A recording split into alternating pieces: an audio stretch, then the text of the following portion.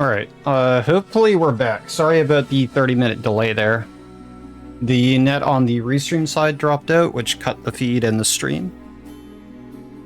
Unfortunately, ripped this VOD, but thank you for chat for immediately responding and letting us know. So we can go ahead and resume the timer once things are ready to continue.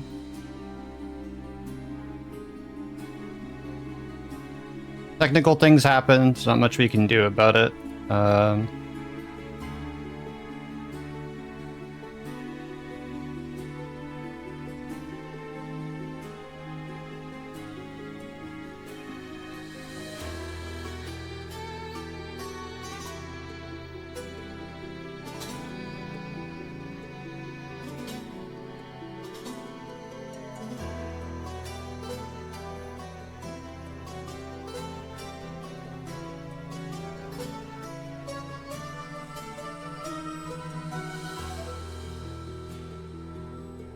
Yes, please stay hydrated.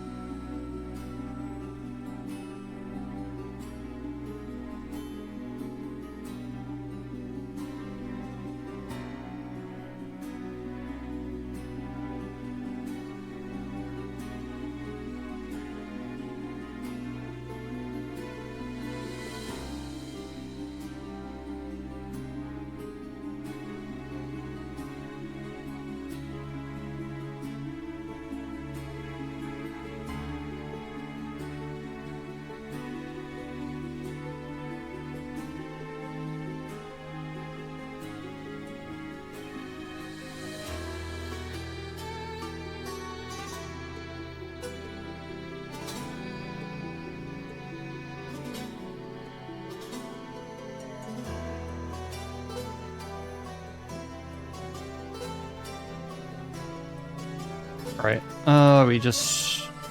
we're finishing up a commercial break. I'm gonna continue here as soon as the commercial break's over, unless we're changing gears here. But it looks like we're gonna continue.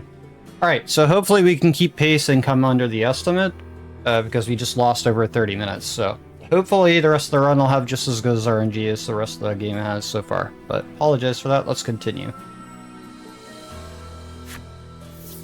Unfortunately, the pieces left to you are so mangled that no one would rightly identify them as parts of a bridge.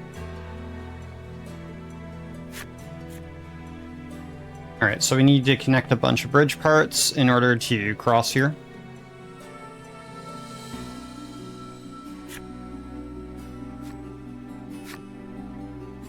So we're going to lay these out in a particular order, so we're going to go with 1. And lay out the second piece here. Oh, that's the wrong piece. Doesn't connect, I'm afraid. Right. Perhaps you should try another. Piece. You've joined these two bridge parts rather skillfully, if you do say so yourself. Polka, however, looks concerned.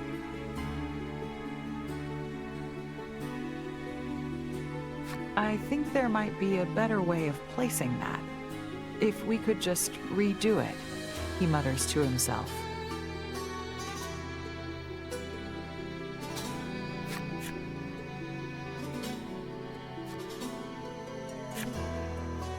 We're gonna have to build a bridge to get forward here. With the steel primal's help, you safely cross the lake of fire.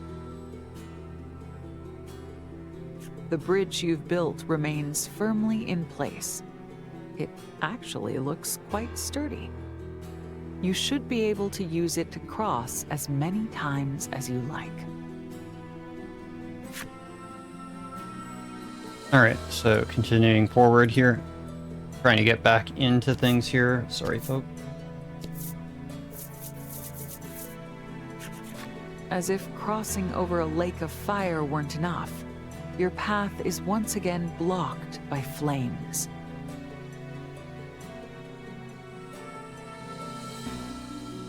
You quickly survey your surroundings and see more parts you might be able to fashion into a bridge. You call upon the steel primal once more and prepare to improvise another bridge.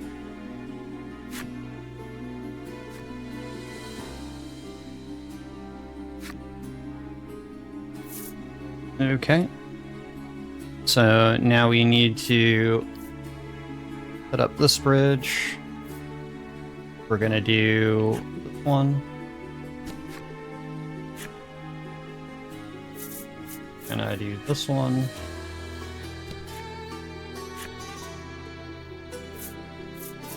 This one. And this one.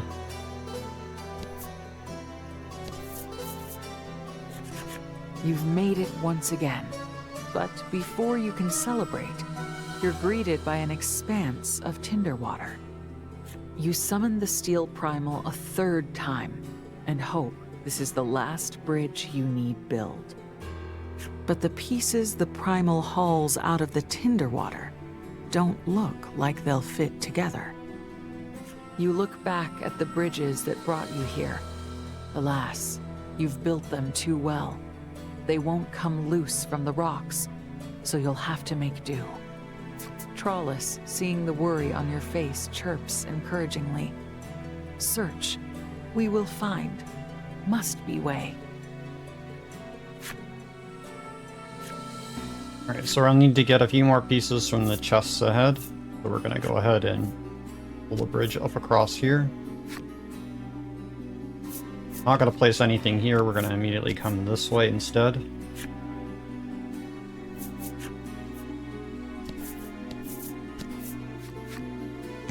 Inside is impossibly a bridge part.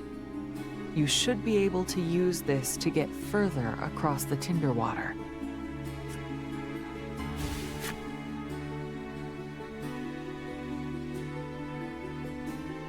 Okay. I'm going to remove this piece. Head up here to grab another ring. We'll need that for the upcoming boss fight. Then we're going to lay our pieces out forward here. Trollus gazes intently at you. She's noted your mastery of the steel primal's power. She explains that ever since she was picked up by the circus at a young age, she's trained as a beast tamer. However, as she puts it, she has not managed to improve in the slightest. I wished and wished. Wish didn't come true. Understanding each other very hard. She asks you to give her some pointers on how to get monsters to obey. And you reply, There's not really any trick to giving an order. I just do it. Alright, so we do have the boss fight coming up here. So we're going to go ahead and equip the fire stay rings that we have. We're going to be putting on both these rings on both Trellis and Toolkit. Is there the other characters that we want to have those on?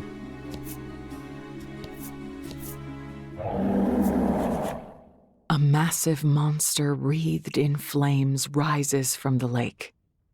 It's shrouded in such heat and fury that you can scarcely turn your eyes to it. This is, in all likelihood, the Flame Primal. Your party readies their weapons and prepares for a fight.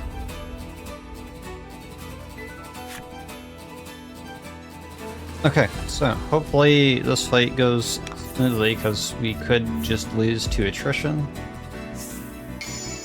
slay this beast. For the children! For the children. But yeah, we're going to take damage per turn, and it's going to get increasingly more damage the longer the fight goes on. So we want to try to get through as quickly as possible.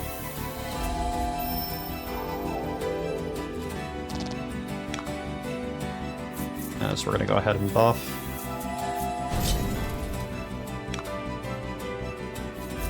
And then there's 8 damage there, so we're just going to use... good crit.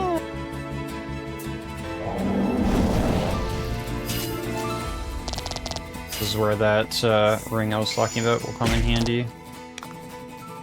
You can't tell if it has something to do with the primal, but poison is slowly coursing through you.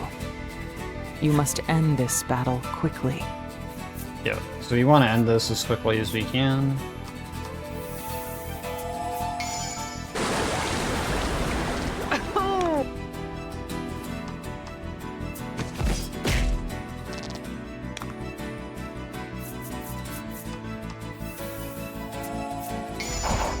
Good crit. Sometimes you get lucky. And we're gonna go for a heal here. I'm gonna keep everybody like above 25 ideally. He's gonna get an attack buff, 30 extra health. And he's gonna have that going forward. Gonna get our gems back up here. The attack buff is kind of scary.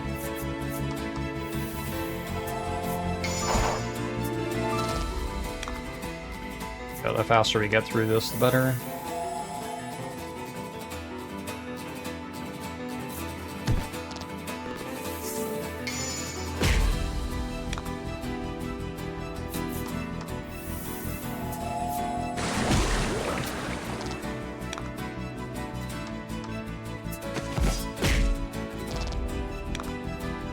We're gonna go for a heal.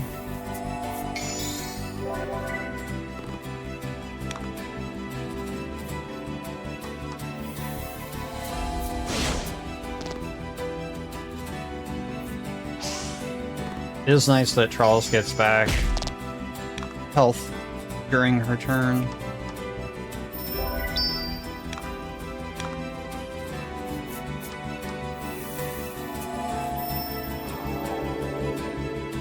Alright. Good fight.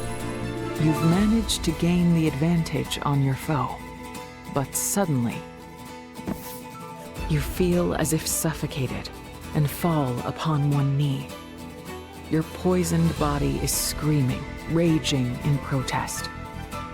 The flame primal clearly isn't going to let this chance pass it up, and it begins amassing power. Not good, Allie. Watch out. And we're gonna dodge. Clearly thinking, you go right, attempting to dodge the primal's attack.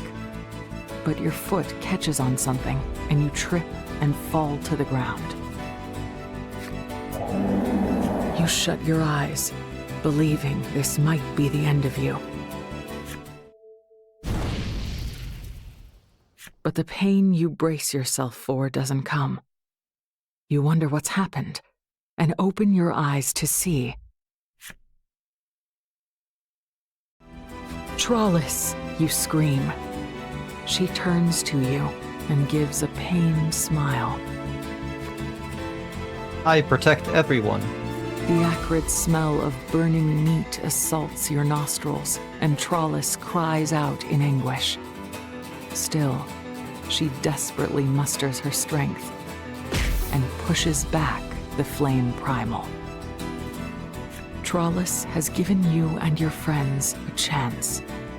You stand, and together you and your comrades attack the primal with all your strength.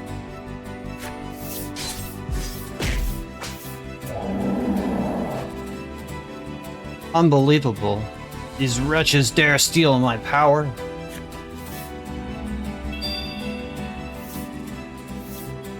You've done it. You've beaten the flame primal and sealed it within a card.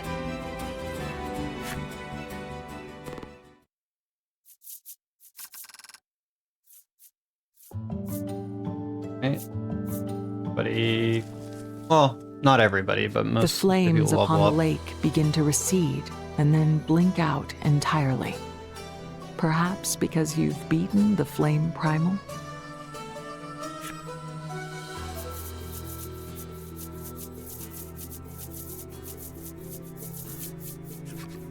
You see Trollis crouching on the ground and run over to her. "Are you all right?" you ask. She totters to her feet. Having rather shrewdly managed to gather some of the flame primal's bodily fluids during the fight, Polka immediately sets about inspecting it to determine its composition. What could this mean? To the great surprise of all, he does not detect any trace of poison in the fluid. Could something else be the cause?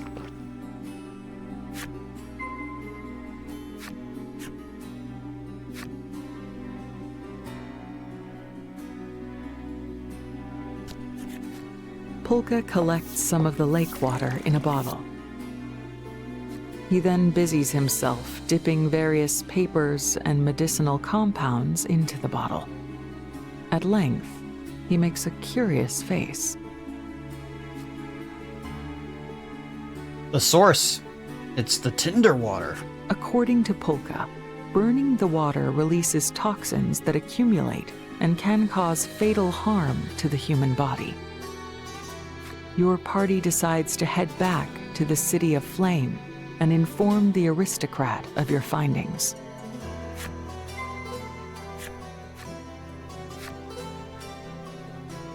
We're gonna head back now.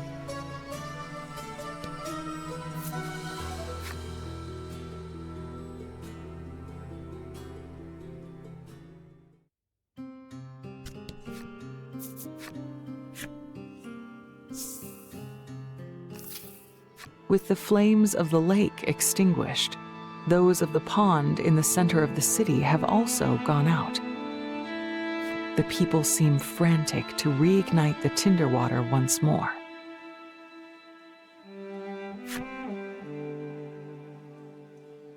All right, so now we're gonna go back and talk to the aristocrat.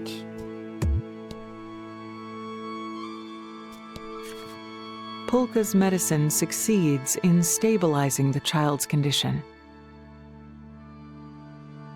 However, he is quick to indicate that it is but a stopgap measure. Polka advises that, should they wish to prolong the life of the child and of all those in the city, they must stop using the tinder water.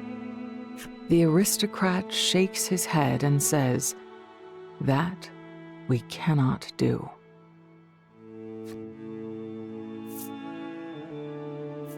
It would benefit your child too, you assert. But he shakes his head again, unmoved. He explains that the tinder water is the basis of all life here in the city. The city would fall into decline if they were to stop using it, and most of the citizens would be set adrift, with no means of supporting themselves. I am in charge of this city, and I cannot stop our use of tinder water, even if it costs the life of my child. Polka's voice is quiet. I cannot claim to understand how those who rule over others make their choices.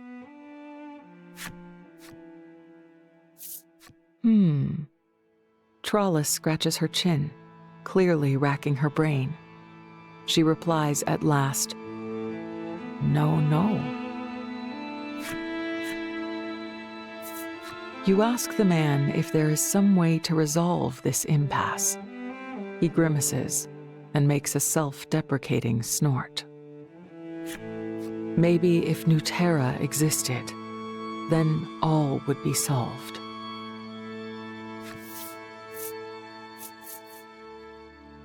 You ask if Nuterra is some kind of place, and Polka nods. Polka explains, Nuterra is said to be a mysterious land abundant with all manner of resources. The aristocrat picks up the thread. Scholars claim it exists beyond the river to the northwest, but none who go there ever return.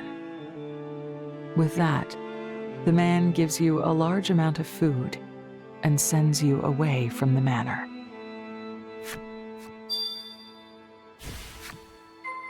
Alright, so we're gonna bring the food to the orphans. Fortunately, the aristocrat mayor does not want to stop the tinder water, which is very bad. You hand the food out to the orphans. "How did you get this?" the boy asks. You explain that you received it as a reward from the aristocrat. Hearing this, the boy blurts out, "I'm going to use the burning water to get rich too." The boy mentioned that his parents died due to illness. Likely they were stricken with the toxins from the tinder water, just like the aristocrat's child. You tell the boy that the tinder water isn't good for him, but he replies, "I don't care." The boy thanks you for the food and runs off with his sister. Polka has a difficult-to-read expression on his face. "Let's at least hand out the medicine," he suggests. You nod without uttering a word. We're going to give the villagers the medicine. "The fire in my heart has gone out with all the rest," the man mutters before sinking to the ground, his arms hanging limp. You offer some medicine to the man, but he keeps repeating, "No, I'm good," as though in a delirium.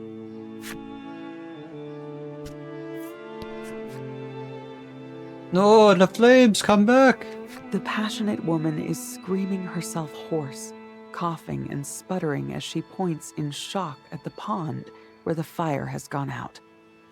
The woman accepts the medicine from you. With a pained wink, she says, "Not that this medicine could cure love sickness." "I'm gonna get rich and buy my sister all the yummy food she can eat," the boy tells you. You offer medicine to the children, but their faces drop. "This won't fill our tummies," they say with considerable disappointment.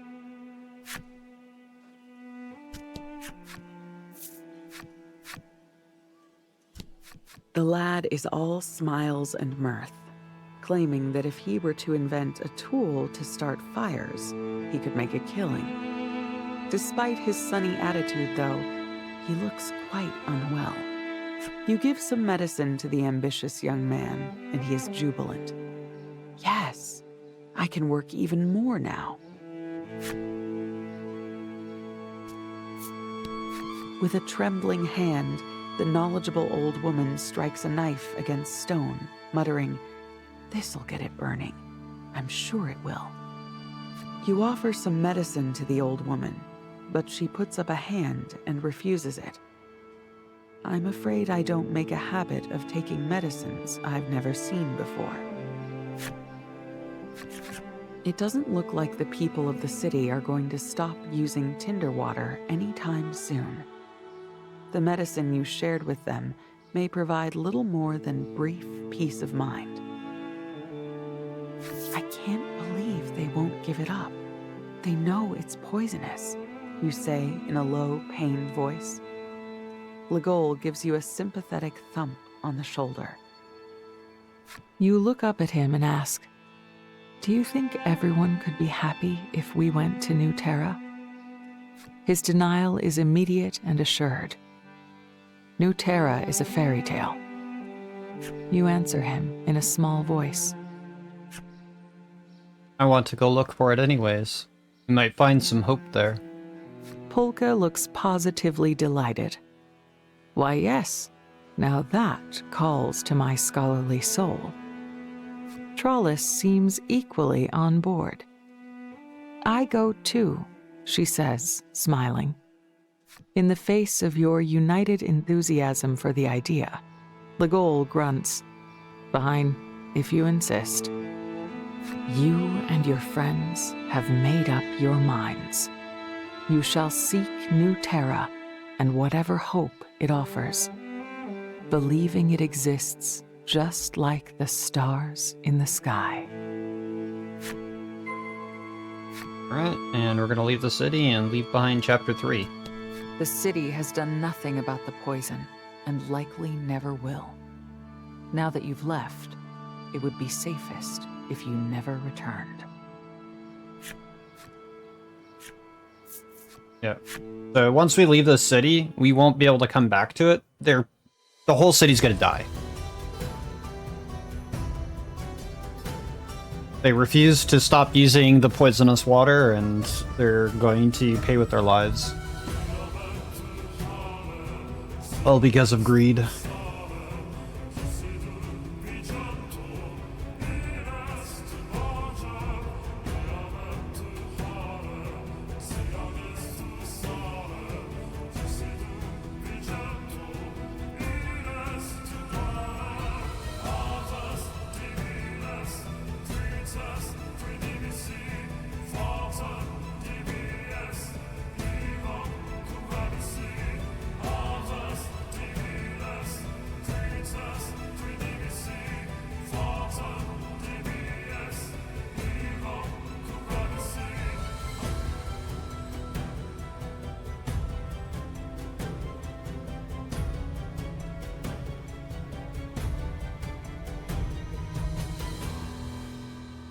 Alright, on to Chapter 4.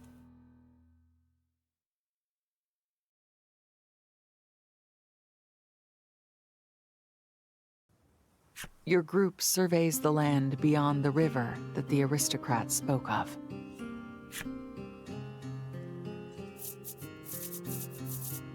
He claimed that none who go there ever return, yet you've little choice but to brave what lies beyond.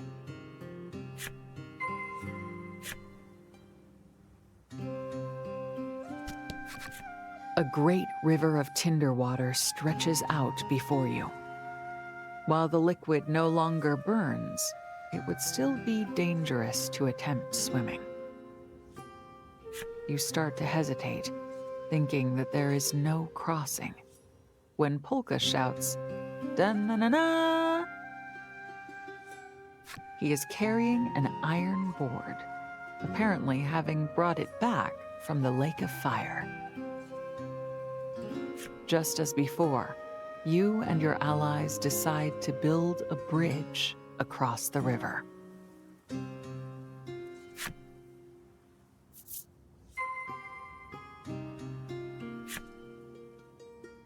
We're gonna go across. The Soothstone here. Your group crosses the river, and as you celebrate, you take notice of the tough, rock-studded expanse of land stretching before you. Your sand skiff was made for moving over the sands, so it'll be difficult to go any farther aboard it. We're gonna You propose propose remodel. remodeling the sand skiff, and Polka is first to agree. Legol's face is uneasy as he mutters, "Don't do anything weird to it."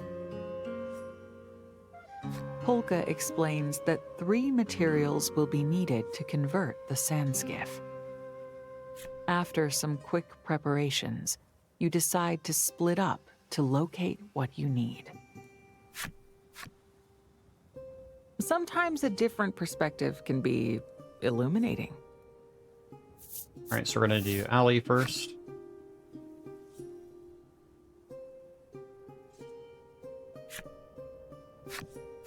Polka asks you to locate a long, sturdy pole. Trollis dashes off to the south, so you decide to head north so that you all can cover more ground.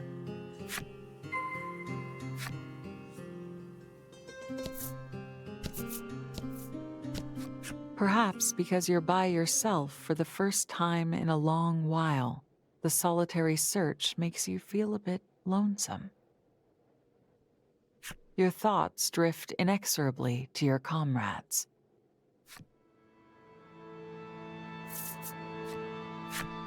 Your thoughts turn to Legol. Legol can be somewhat brusque, but deep down he's a supportive person. He seems to care for Polka and Trollis too. From time to time, though, you spot a lonely, sad look on his face, perhaps due to his difficult past being treated like human livestock.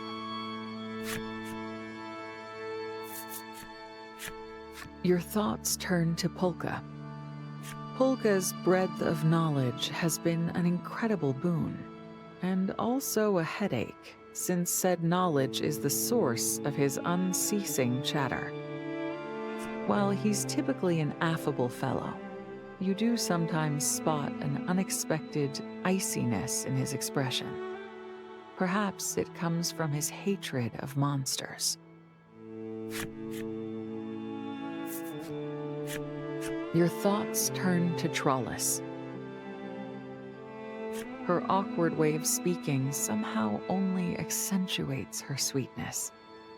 On top of that, she cares deeply about her companions and has tenacity to spare. And this is why we love Trollis. And back when you faced the Flame Primal, she pushed herself so hard to save you from certain death. You can't help but be a little concerned about her. Your crew of friends has grown little by little, but with them at your side, you no longer feel as lonely as you once did. While you were lost in thought, a monster has found you. You decide to summon up all your courage and fight. The monster brandishes a weapon whose handle is a long, sturdy-looking pole, the exact kind Polka needs. Right? Time to beat up this ogre.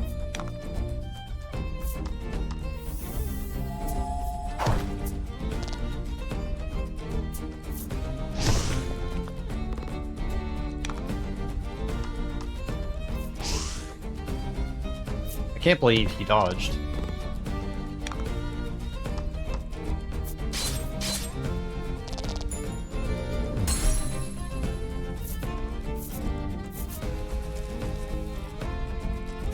Your battle with the monster has landed you a long, sturdy pole that Polka should be happy with. Having done what you set out to do, you decide to head back to the sand skiff. We're gonna go check up on Legol.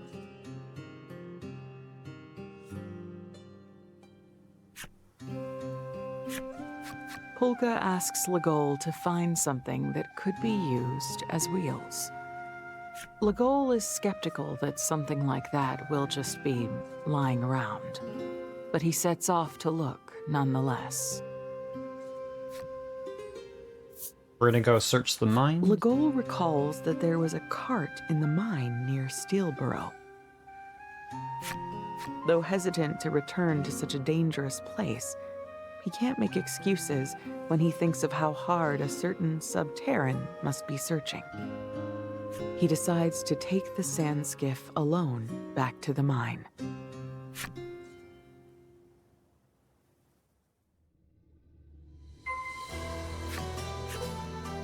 Alright, so we're gonna go steal some wheels off the minecarts that we found earlier. There is indeed a cart in the mine, as Legol recalled, and, as one would imagine, it has wheels. Legol attempts to remove the wheels from the minecart. But suddenly, a monster emerges from behind it.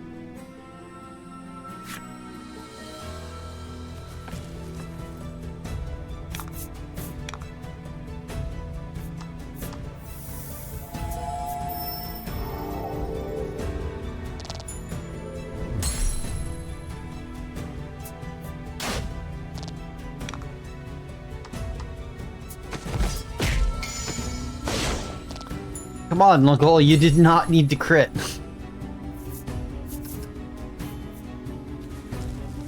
Really angry at that puffball. With the monster defeated, Lagol collects the minecart wheels. The slain monster's eyes are wide open. Lagol gently closes the monster's eyes.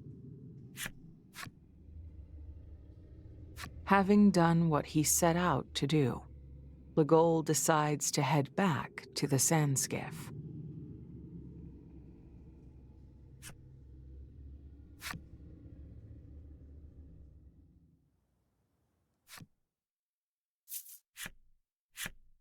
Alright, time to see what Trellis is up to.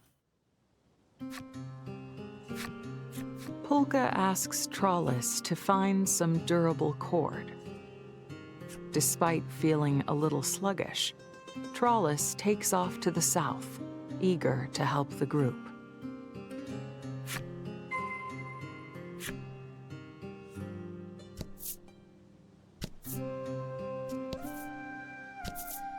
Trollis wanders the area, searching for some durable cord or rope, but turns up nothing. Trollis rummages through her possessions, looking for some durable cord. Inside, she finds a whip from her apprenticeship. She must have brought it along by mistake. It once belonged to the ringmaster of the circus. Looking over the whip brings back memories. Ringmaster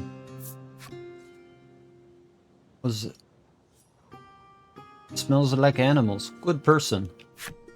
Trollis spends some time reminiscing as she gazes at the whip, but then realizes, "Not cord," she says, tossing it away. I love you, Trellis.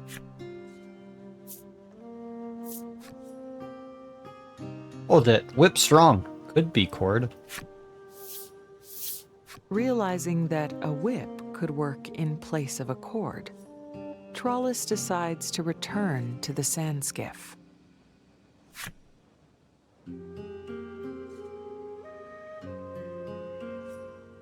With what Polka requested in hand, you beat feet to meet back up with the others.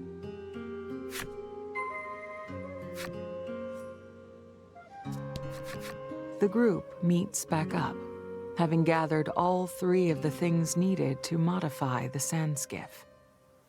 You've brought the sturdy pole, Lagol has the wheels, and Trollis has the whip.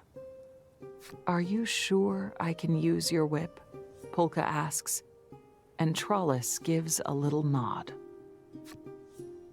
I accidentally brought lots of Ringmaster's whips.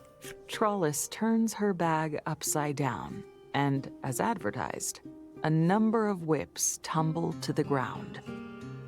"Doesn't your ringmaster need these?" Lagol gets a distant look on his face. A bit of pep in his step, Polka starts zipping around the sand skiff, making modifications.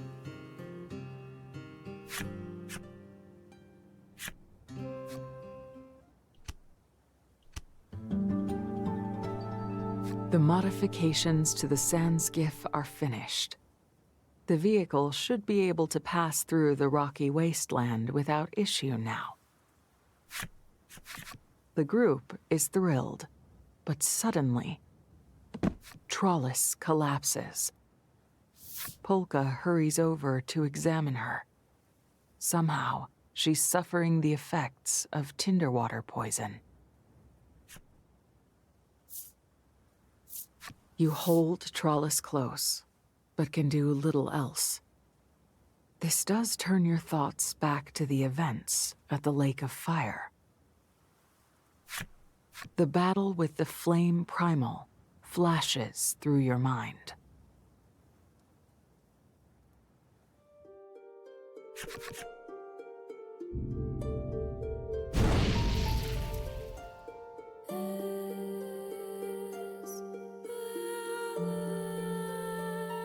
During the struggle, Trollis threw herself in harm's way to protect you from the primal's attack.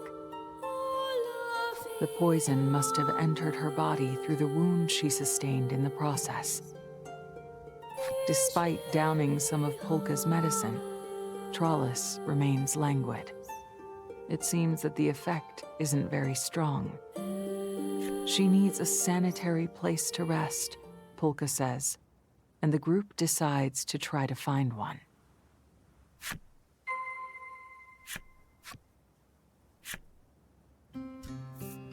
Alright, time to go find a place for Trollis to recover.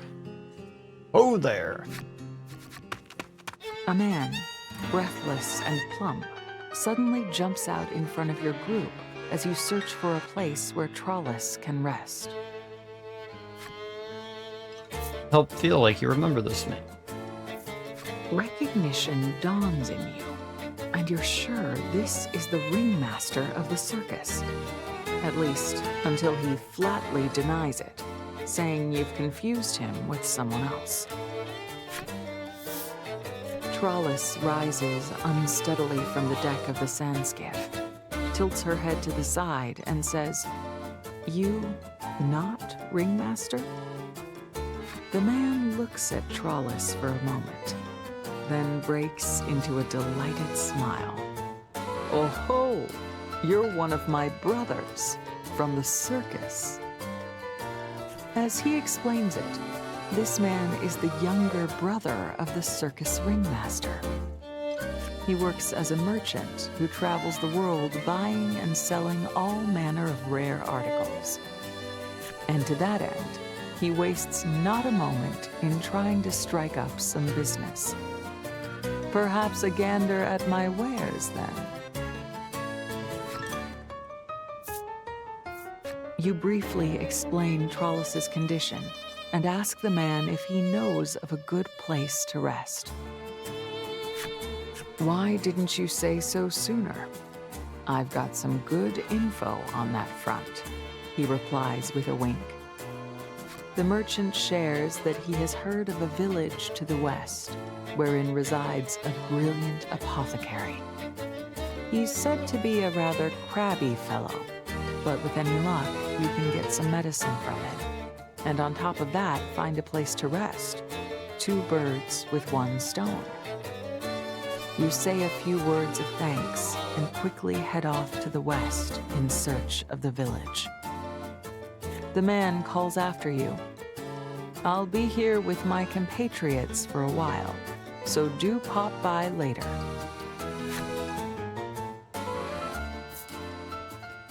Alright, so the roving market will be useful later, not so much right now. You spot an open-air stall with a sign reading, "Good." You enter but this'll determine how good the money is, she continues, It's revealing terrible. a single die in her hand. We have.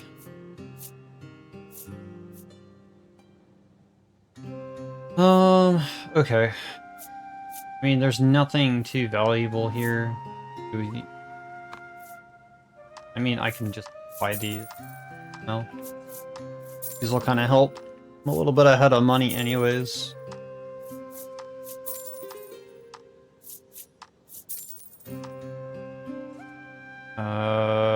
That's not worth it. Yeah, we don't really need much of anything else for now. I don't remember how many of these we have.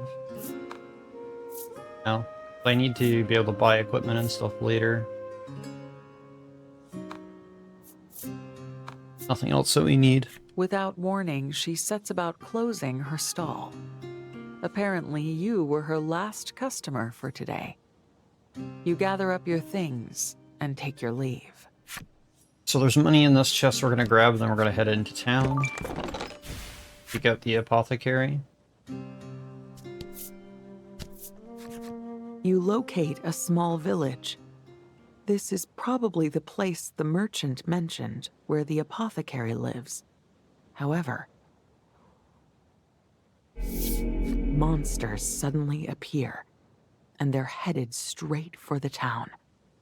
You can't let them attack the town, for Trollus's sake too. You take off running to stop the monsters. Alright, so we're down a party member. Not a huge deal here. Get him! Going to deliberate. We're gonna try to set up, deal damage to these guys. They're quite beefy. They have quite a bit of armor.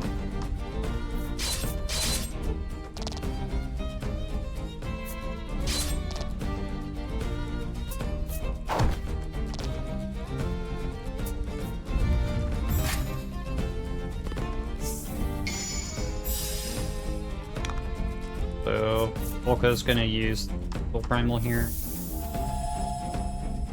Would have been a better roll. They'll lower their attack. That'll help with survivability.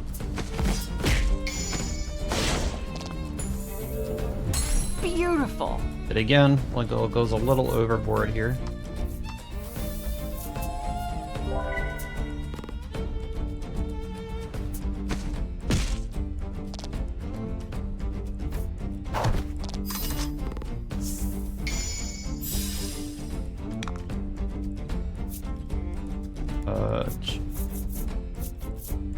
Generate here. The goal doesn't have a lot of damage here to help out.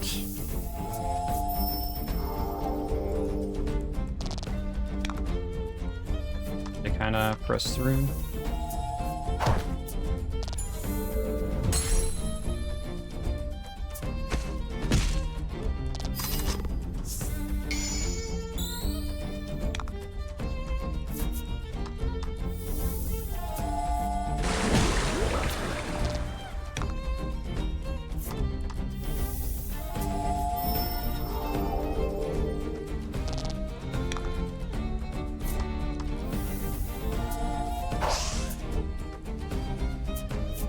Looks like he dodged.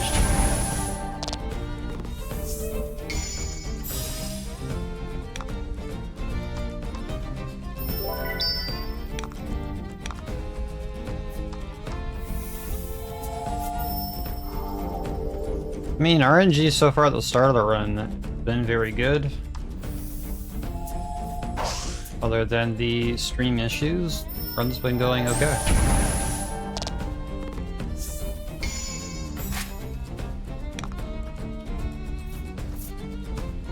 So we're just gonna end the fight here.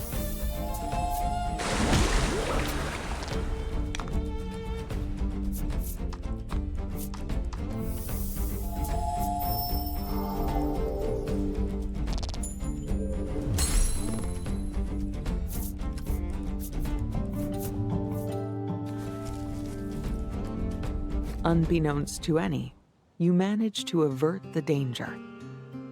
Now Trollus needs help. Hurry into the village. Alright, we're gonna say no very quickly, and then we're gonna go do that side quest that we picked up earlier. This place feels eerily familiar. You open your pack and fish out a scrap of paper. You knew it. This is where the map says there's hidden treasure. You feel around on the ground for a moment and soon discover an unnatural swell in the dirt. We're gonna get a ring of compassion from doing this. You claw at the earth with reckless abandon. Success. Buried treasure. Ecstatic, you fling open the lid and stash its contents in your bag. That's gonna increase our crit chance. Since Lagol loves over-critting when we don't need it. You and Lagol enter the I'll village, just tell it happen leaving more often. Polka caring for Trollus on the sand skiff.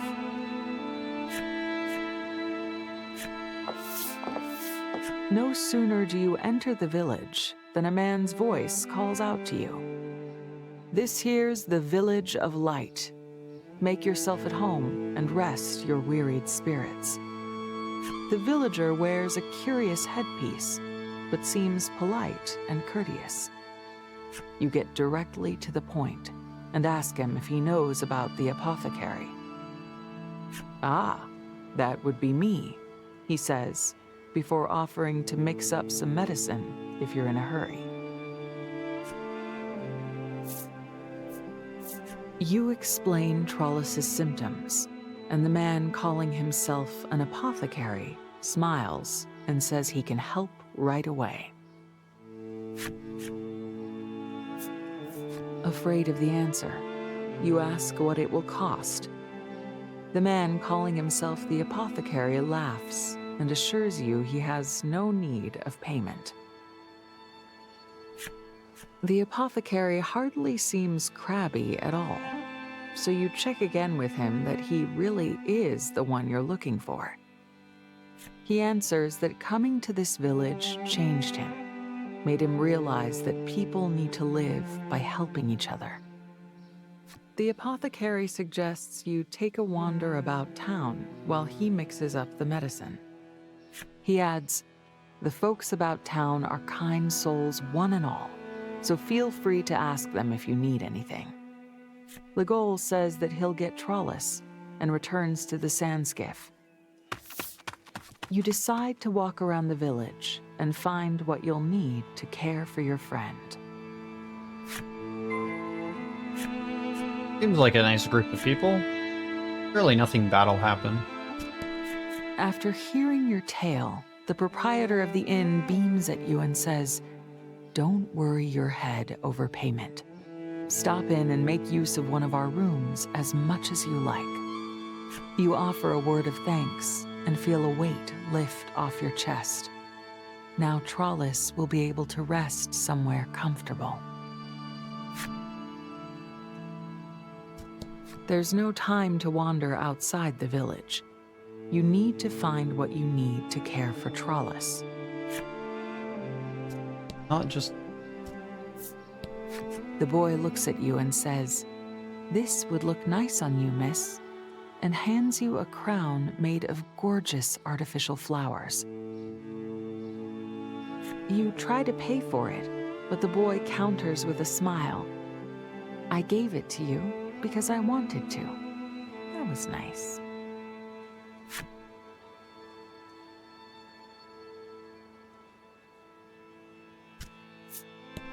After hearing your tale, the woman hands you her food.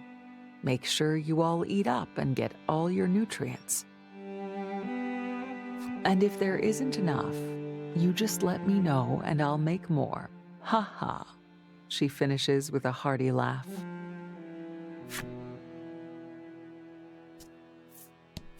The old man says, "No person is an island.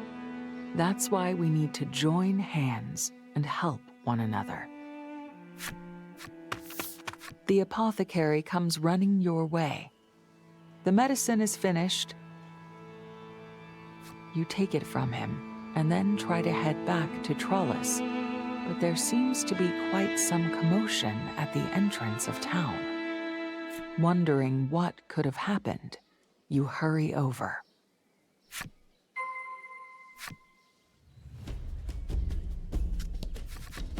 A crowd of villagers has thronged the entrance to town. On the opposite side are Legol, Trollus, and Polka. Their earlier kindness seemingly an implausible memory, the group shouts, "Get out, now." You realize that the villagers are staring daggers at Trollus. They seem somehow furious at her. Even the apothecary, who only just handed you medicine for her, has an expression of utter rage on his face. You attempt to intervene and protect Trollus, but the villagers continue to bellow their anger. Suddenly, you hear a serene voice call out over the crowd. Stuff. At the sound of it, the people fall incredibly quiet. A mysterious girl, young in years, emerges from within the awkwardly silent crowd.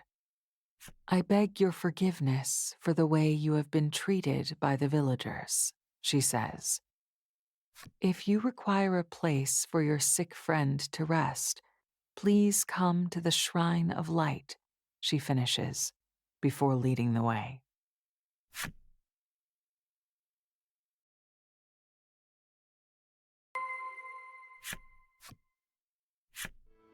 Alright, so let's go talk to the guru.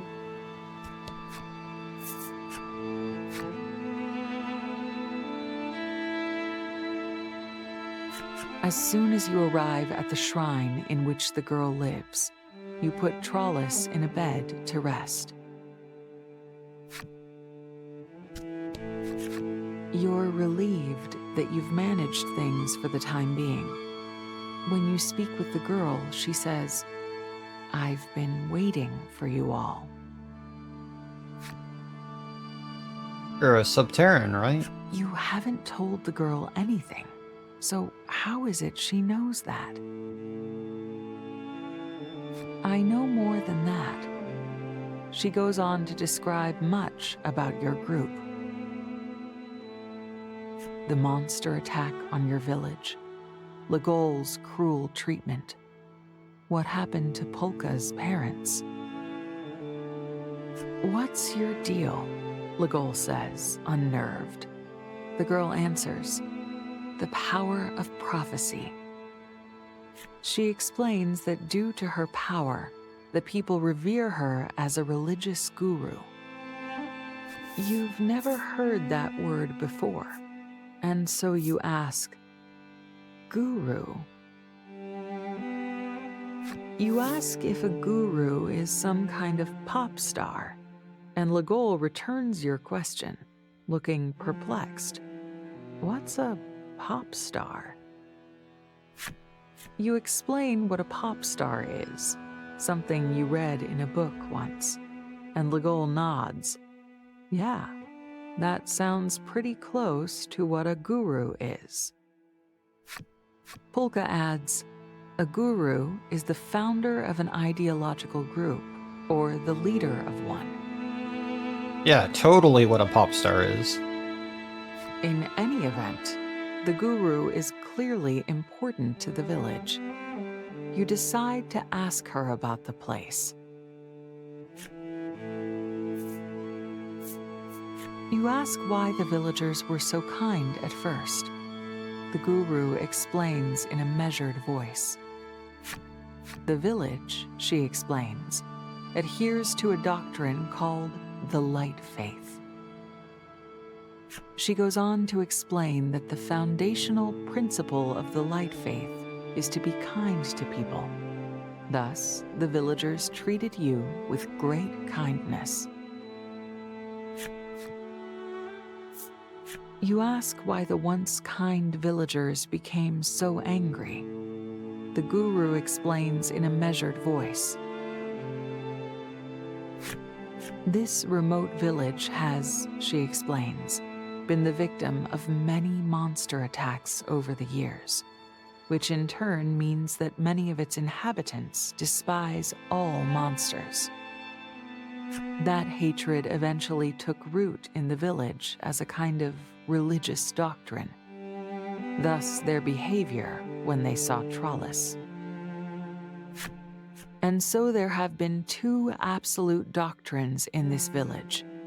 Be kind to people and kill monsters. She gazes at the room where Trollis is sleeping and asks, "Your friend is a monster, yes?" You don't see her as that. You state in no uncertain terms that Trollis is not a monster. However, you cannot deny that you had a vague suspicion of her true identity. The guru amends her words. "Forgive me. Perhaps that expression wasn't quite appropriate, since she is also human."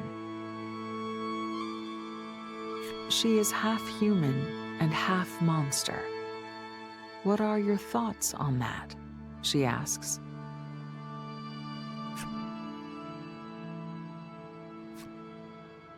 What is Trellis to us? Friend to be treasured. It's true that monster blood may flow in Trollis's veins. Monsters, things to be hated. But as you've traveled together,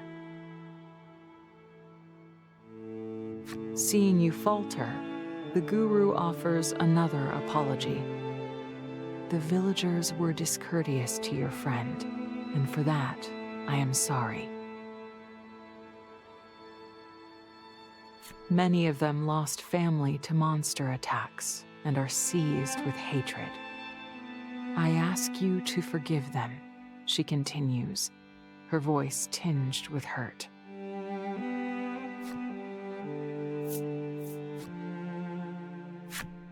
Ah, right.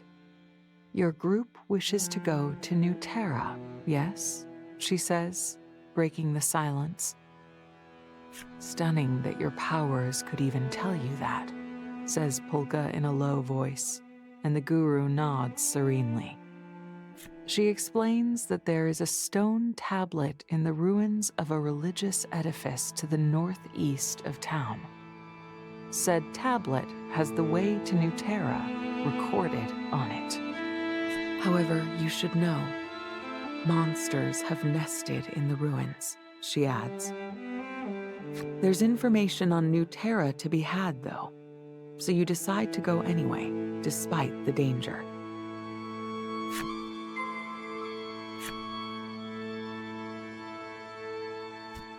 You're worried about Trollis. You should check on her before heading out to the ruins. Alright, time to go check on our girl. Trollis is sleeping soundly. Quite relieved, you thank the woman watching over her. She seems annoyed, but when you inform her that you're headed to the ruins, she quickly turns her attitude around and bows her head.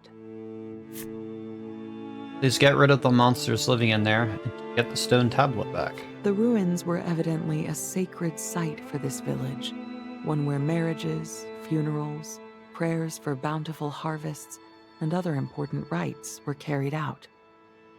And the tablet was used in those ceremonies. You accept the woman's request, explaining that you were planning from the start to retrieve the tablet. You've no sooner gotten your response out than Trollis's eyes fly open, and she bursts out, "I come too." While she is a little unsteady yet, the apothecary's medicine seems to have done its work.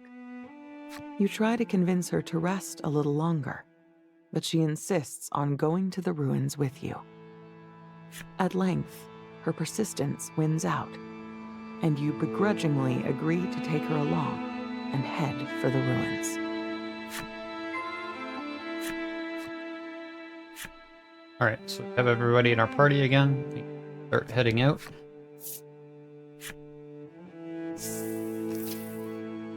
Alright, so first things first, check on our party. We're going to set up skills. We're going to give Allie some stuff here. Alright, so Allie, we want to give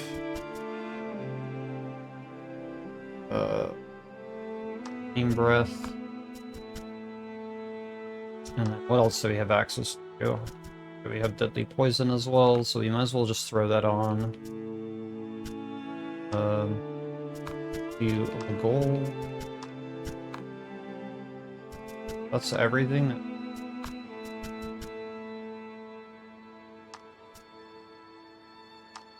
We're lacking on skills right now, but not much we can do about that.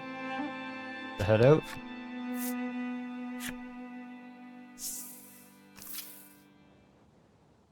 Oh, yeah, we have the Flare Punisher. I forgot. We need to put that on Trollis.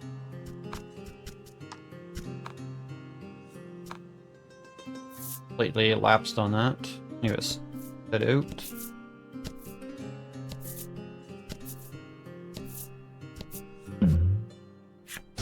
Ominous clouds swirl above you, darkening the sky.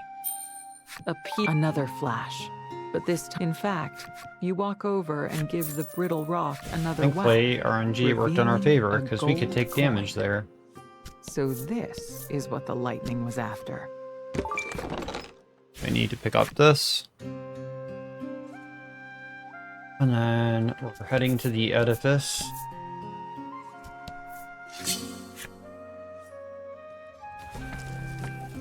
We're gonna go pick up a nugget worth 2,000. We go in there as well.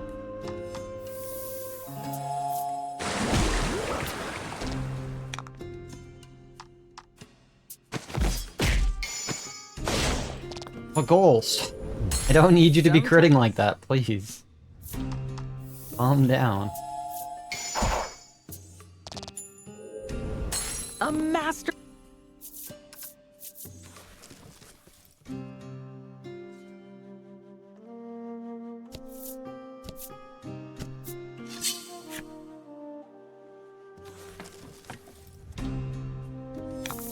Get him.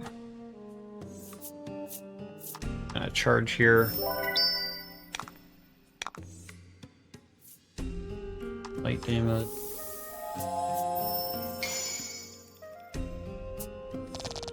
Alright, that's a good crit for you.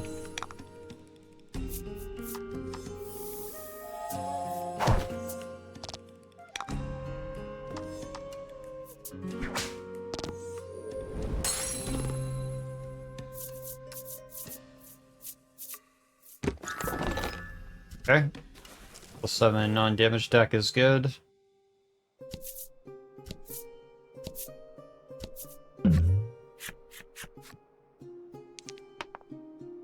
And nope, The bizarre rock transformed into a fear didn't get rock. luck on that. The only way out But of nice this to get the fight money. is through it. We can just do this like quickly because we have enough stuff to jump over the armor anyways.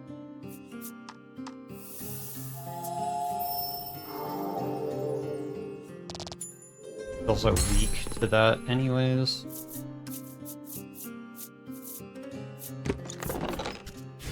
Man, that would have been a good skill to pick up. Oh well.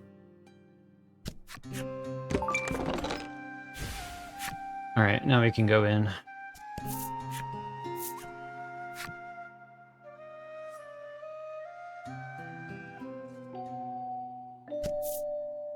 There's going to be items that we want to grab in here. Ominous Elf that we're going to be going to get in a chest.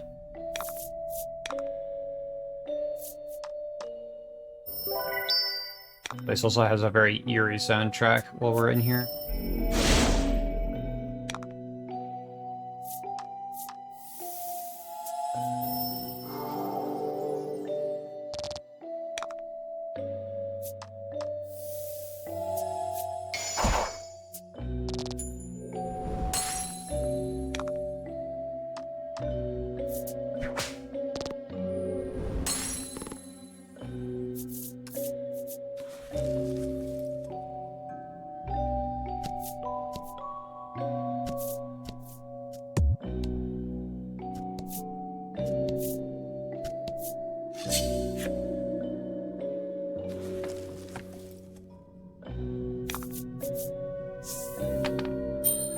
Battle time. Okay, so everything's gonna roll on crits.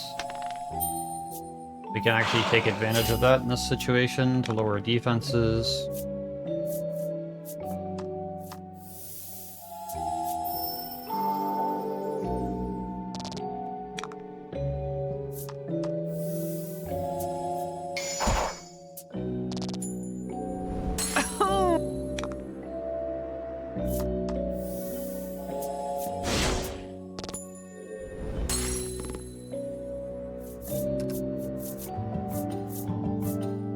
Level up, that's good. Wrong way. Fortunately, I always get confused when I go through this area.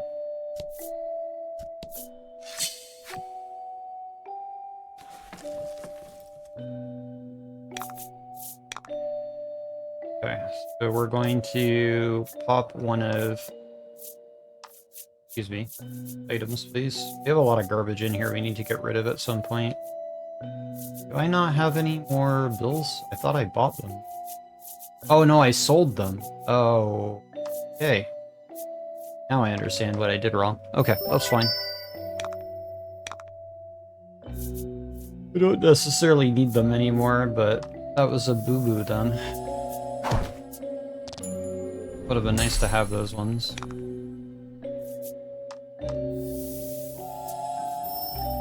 It's fine, we still have lots of inventory to clear out anyways, because I'm going to be stocking up on stuff as we go through.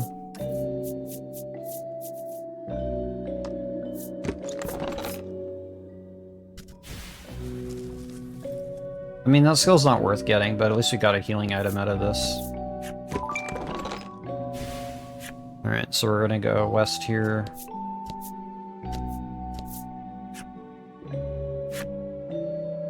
To where we need to head.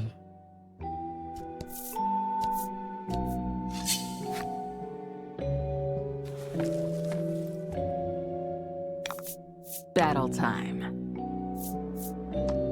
Generate.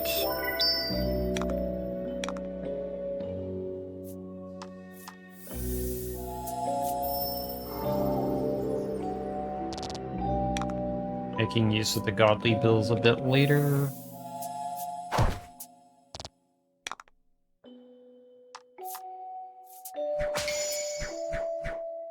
Okay. Didn't need the crit there, Trellis, but I'm glad that you're putting your effort into everything.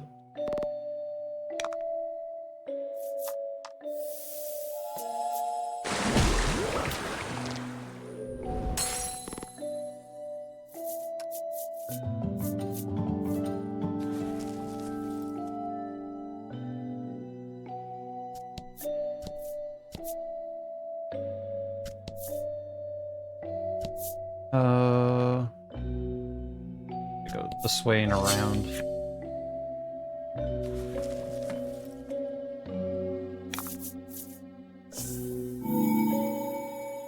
Battle time. That is a nice thing to see. So we're guaranteed a drop out of here.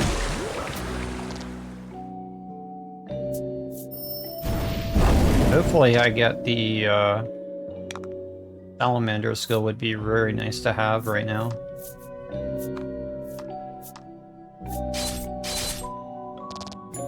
If I was to get any of the skills, salamander would be very good to pick up.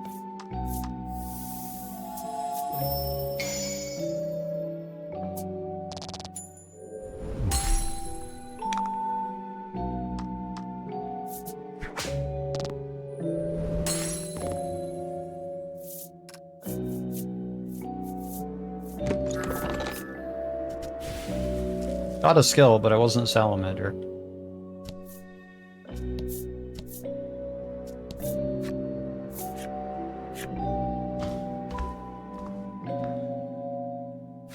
You look at Trollis and ask, "You okay?" She gives a vivacious bounce, assuring you that she's as fine as she looks and that you don't have to worry. Perhaps she then realizes what you actually mean, so she continues to speak with some brightness in her voice. She reminds you that she has the circus troupe who accepted her without discrimination. And on top of that, she has kind friends who worry about her and do their best to nurse her back to health when she falls ill. So of course she's all right. So we'll do my best. Be big girl for troop and for friends.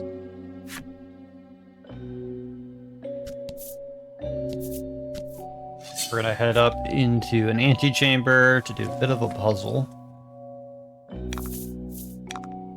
And this area does have quite a few nice skills that we can get if we missed any, like Frenzy, for example. We're gonna go ahead and deal with the skeleton.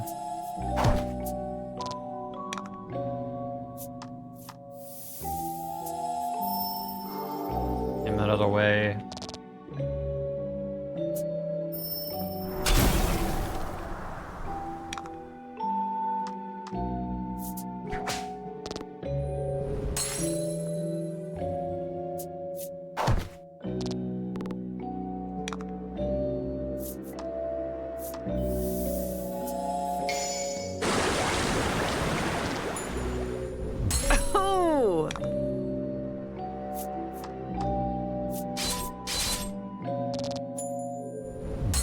That's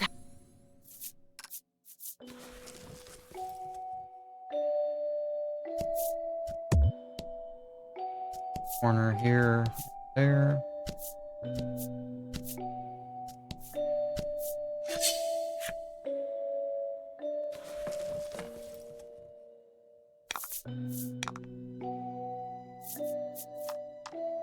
We're gonna deliberate. Would like to get the skill off these gargoyles, would be kind of nice. There's no guarantee that we'll be able to get that without rolling a bill, and I ain't gonna be spending my godly bill on these guys. Worst case, we can get the skill later. Almost missed. Or we can buy it.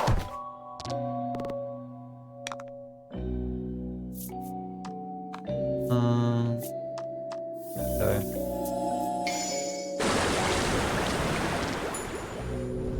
We're getting a lot of unnecessary crits, and I don't even have the crit ring on yet.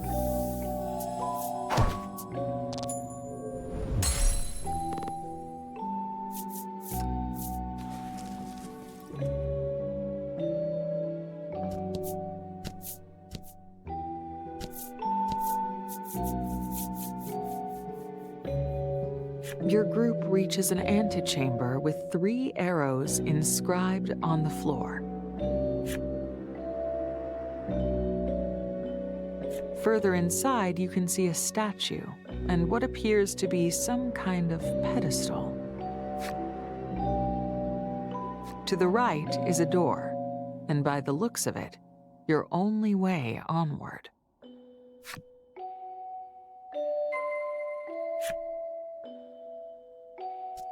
The floor sinks slightly when you step on the arrow, and then... why, the statue moved. Apparently, it moves in the same direction as whichever arrow is stepped on.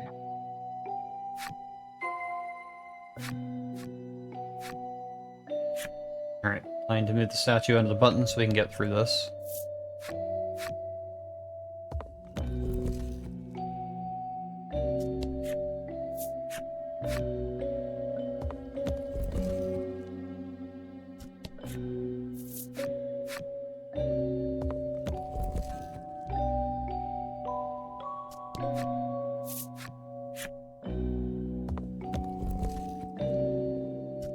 The floor is already recessed, and stepping on it again has no apparent effect.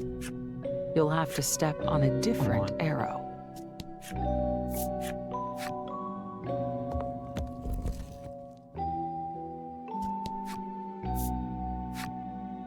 Really hate that you can't just repeat on the button, we have to do it this way. The statue slides on top of the pedestal, and in that instant, with a groan, the door opens. Relieved that you can finally move on, you decide to head through the door. Okay, we're gonna be getting a lightning stay ring.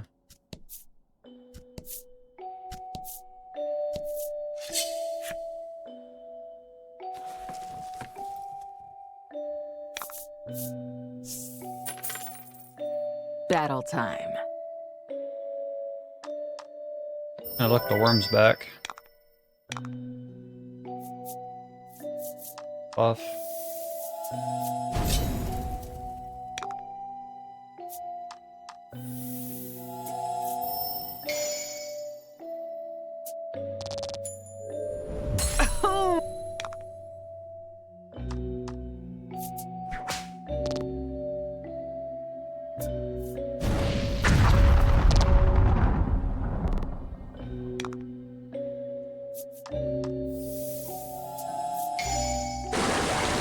Thanks, Polka.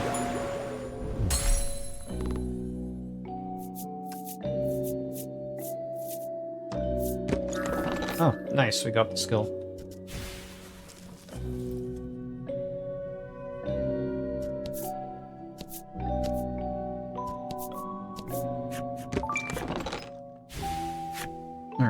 gonna head back up this way.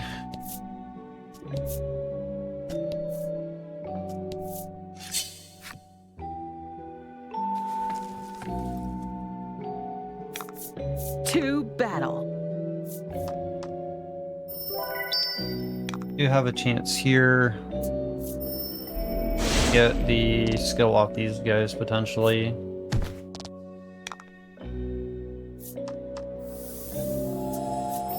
If they decide to drop. We'll have a forced encounter here with some enemies coming up.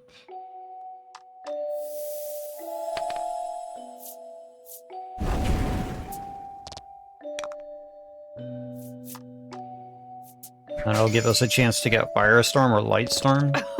This is something that I mentioned that I kind of would like to get. Either from the Salamander or the Gargoyles. We'll have the option of getting one of those.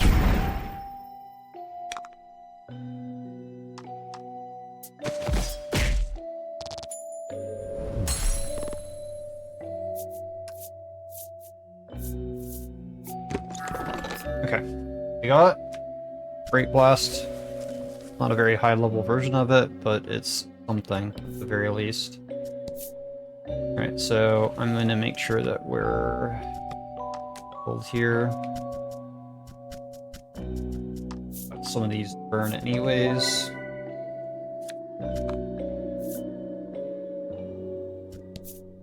Monsters block the way.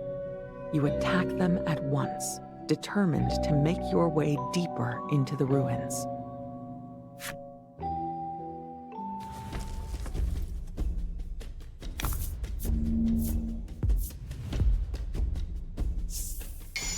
Battle time.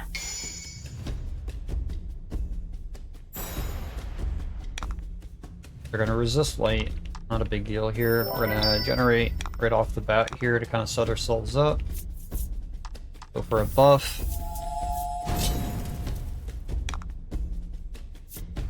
Go for a regular attack here.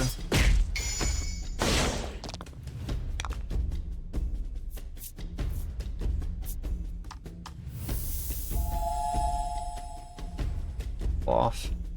The Salamander first.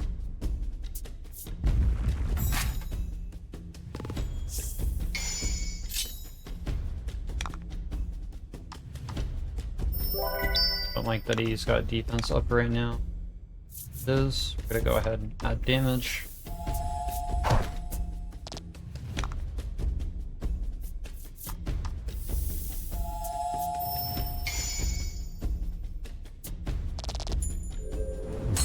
Alright, let's see what we get.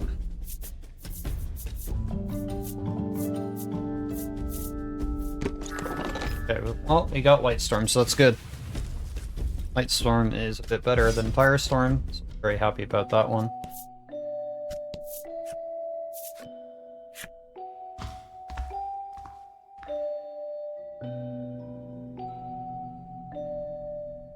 Alright, so we're gonna do skill setup here. Alright, so probably get the poison. We're gonna be taking Lightstorm as well.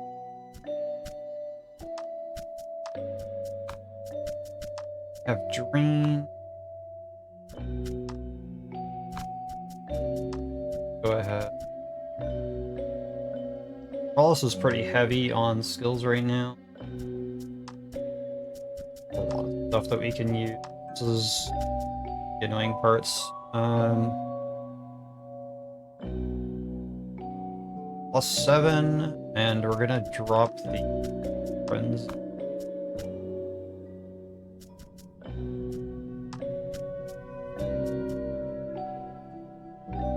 Gotta take the poison over that heat.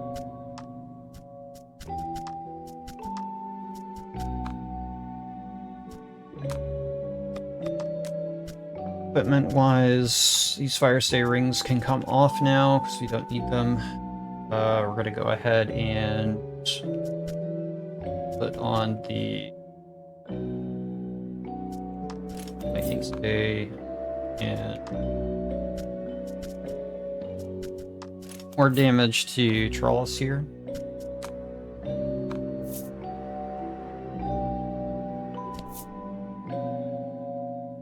Alright, so we're gonna go south, and we're gonna get into a fight coming up.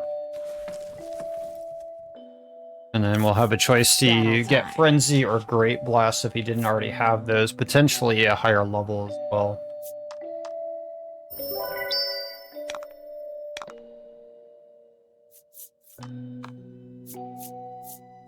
This.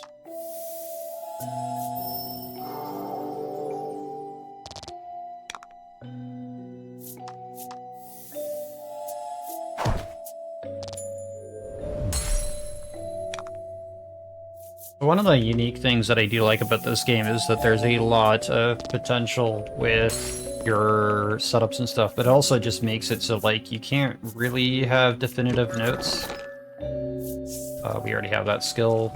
Wasn't an increase, so it's unfortunate. But on useful items like the Panacea there.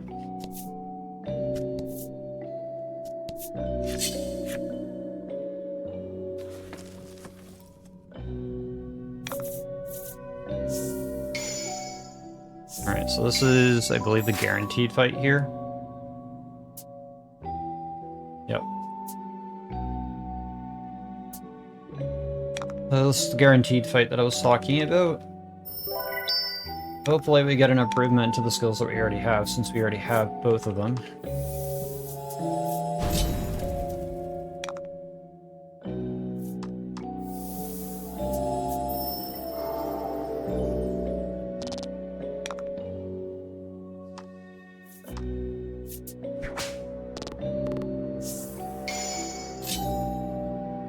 The monsters make no move to attack you, and instead seem to be focused on quiet prayer.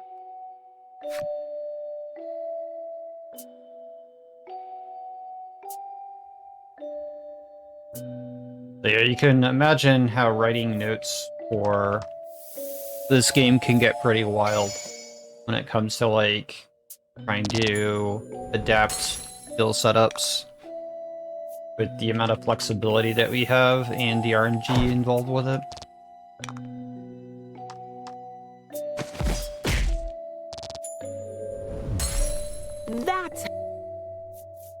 But it does make for this particular run for voice of cards to be pretty interesting. Okay, so unfortunately that wasn't an increase. But it did lower the cost of Frenzy at least to 3. It's actually more usable.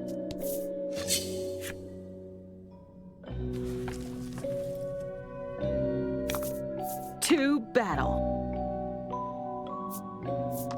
Generate here.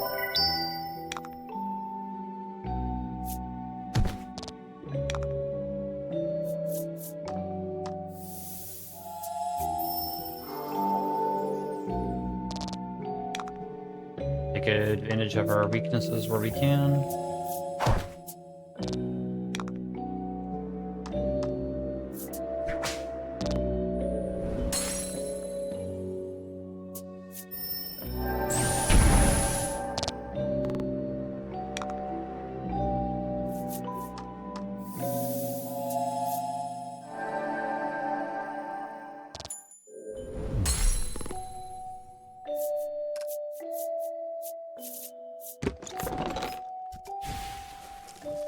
Good that we got the healing item, because stuff would have been practically useless.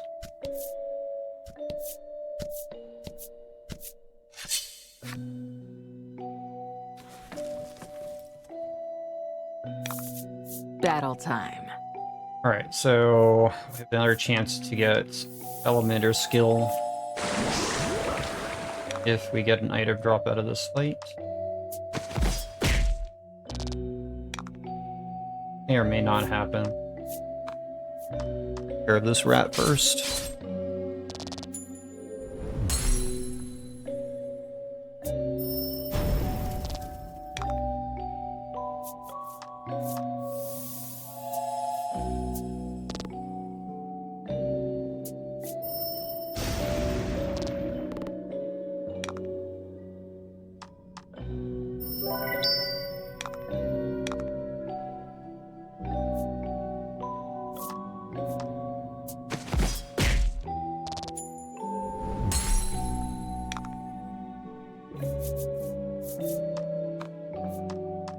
bad if I used the flame breath there.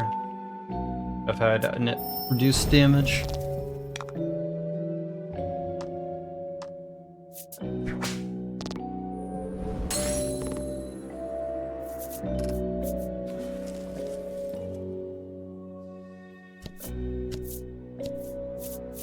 Alright, so we have a matching puzzle to do.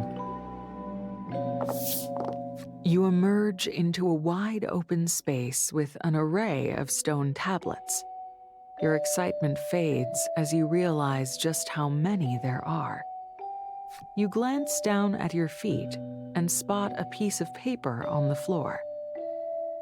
The scrap has a note written on it. To proceed, align the tablets with matching patterns. Well, that's simple, Ligol says. He approaches the tablets, but then...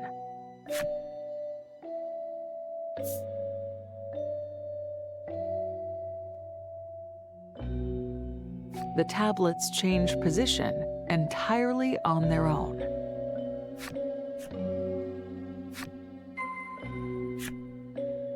Alright, so good old-fashioned memory game.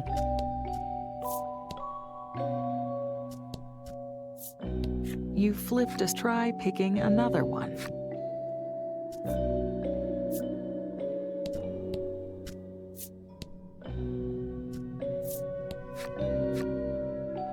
Alright, so we know where these two are now.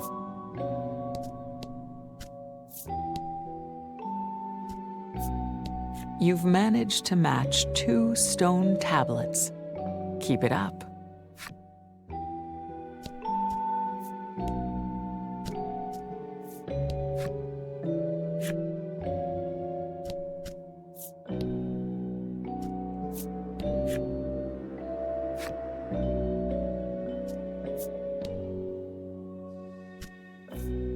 You've successfully flipped all of the tablets.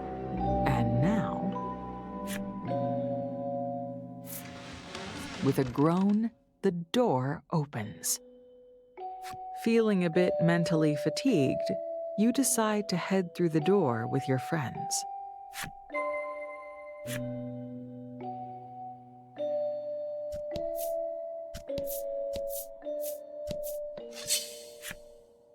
Alright, so there'll be another light stay ring that we can pick up. To battle.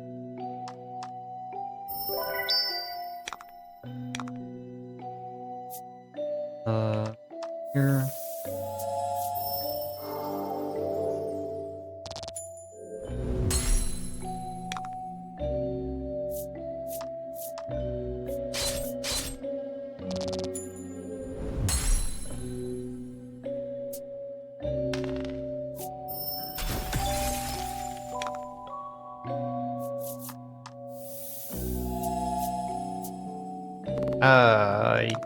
That like that they missed.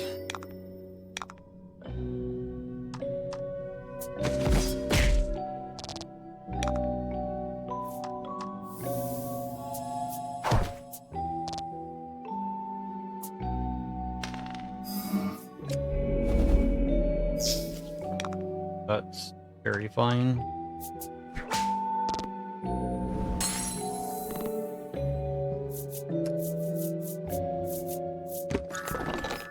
Okay, 2 times damage on Frenzy. Frenzy is becoming more usable.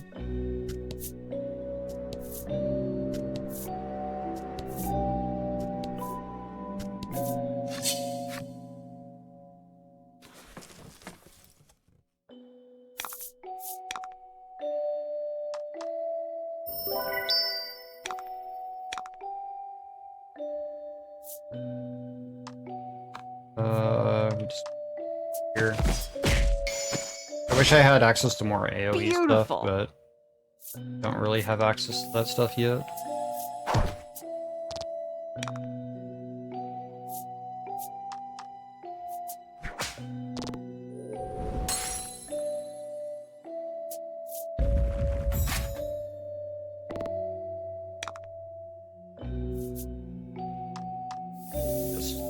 flat damage here.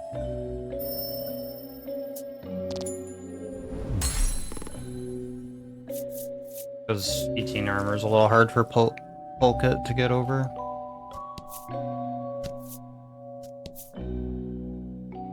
What am I doing here?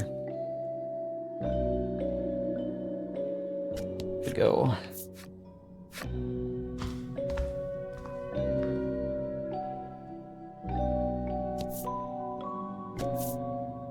We want to head into the next room. We have a boss fight coming up.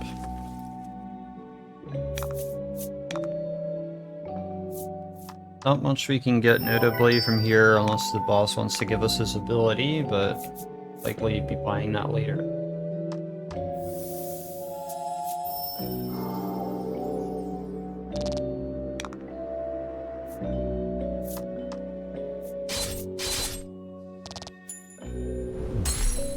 Okay, Charles, you need to hit, please. Don't let him dodge.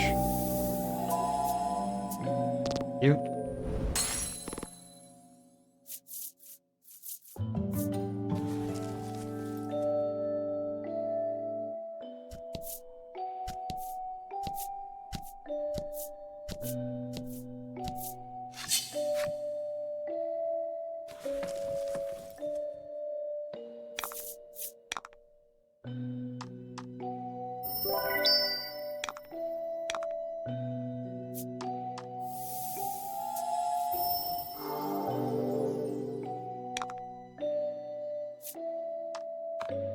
Get up here.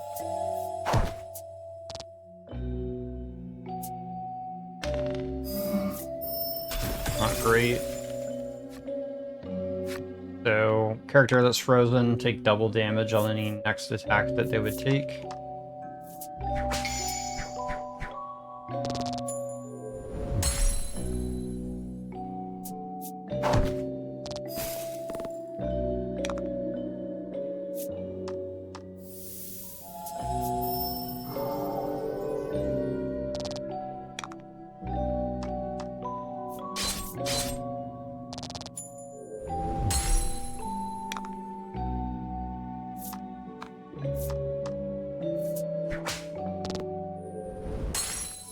That's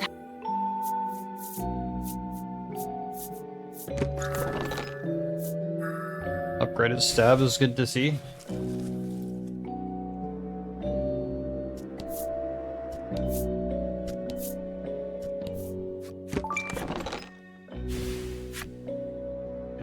Putting this on full kit now, which is better than the current ring that they have on. It gives them a bit more armor.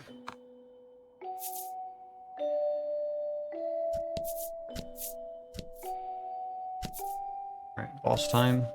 You've discovered the stone tablet that has information about New Terra recorded on it.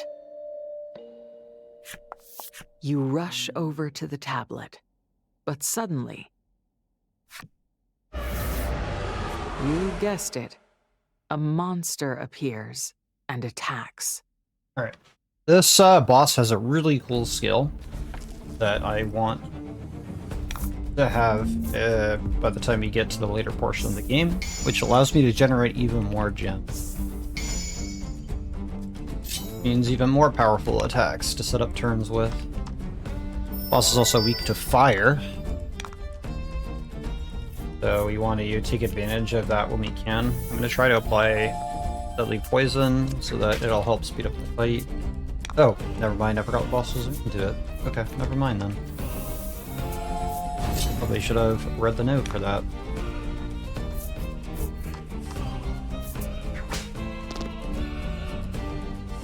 It's hard to know what bosses are immune to what in this game because there's not really too much consistency. But that is fine and dandy. So for flat damage here, a very good roll with a crit. Beautiful.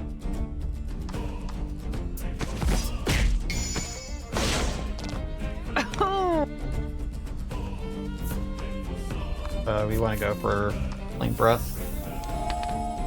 Good roll.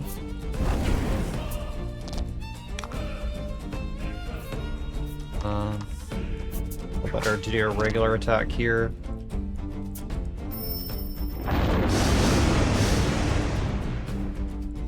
That is a lot of damage. Alright, Polka, we're gonna need you to use a healing item. Boss decides to do that again, it could kill us.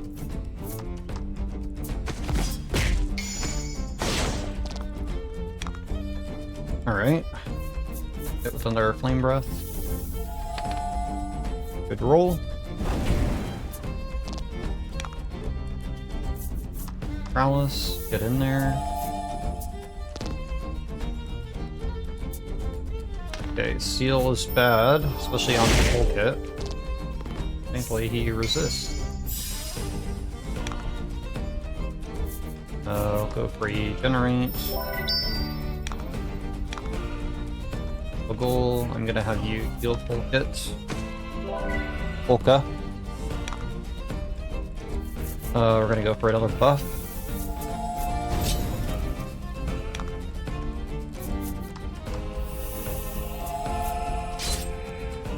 Oh!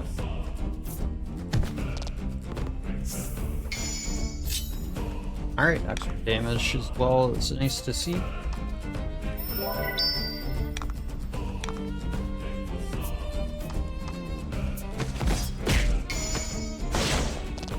Beautiful. Flame breath.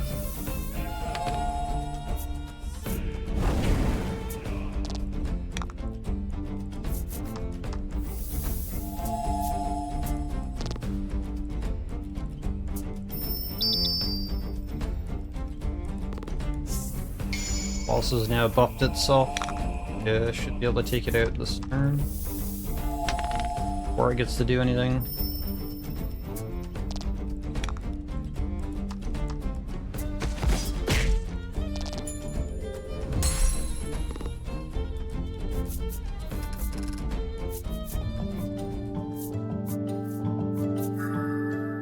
Alright, decreased fire and water damage is very good. There appears to be some writing on the stone tablet. You ask Polka to decipher it, but the script appears to be from a language that even one of his considerable knowledge has never seen. The four of you decide to ask the guru about the tablet.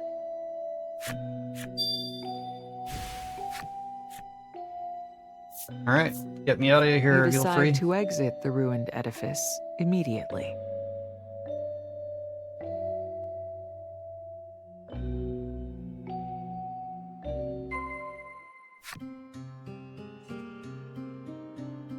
Back to the Village of Light.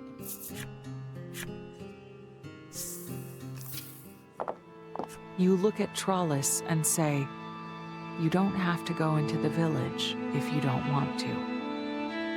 She assures you that it's fine and comes along anyway. As you make your way into town, the apothecary approaches.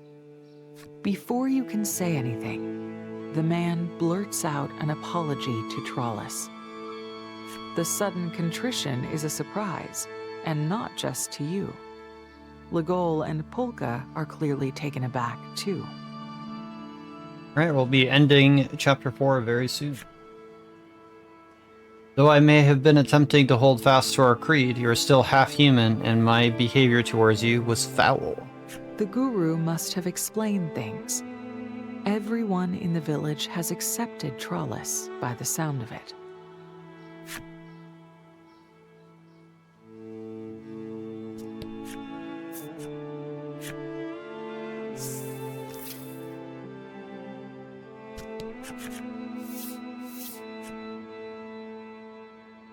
You have the stone tablet, which must mean the monster is defeated, I think. The guru accepts the tablet and runs a loving hand over it. This little piece of stone is an integral part of our town's rituals. One might go so far as to call it the soul of the village. You find it all a little bit unsettling. Hoping to move the conversation along, you ask what is written on it about New Terra.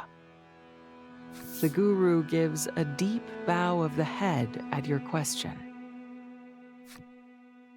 I'm afraid what I said about the tablet having the weight of Nutera recorded on it was a fabrication.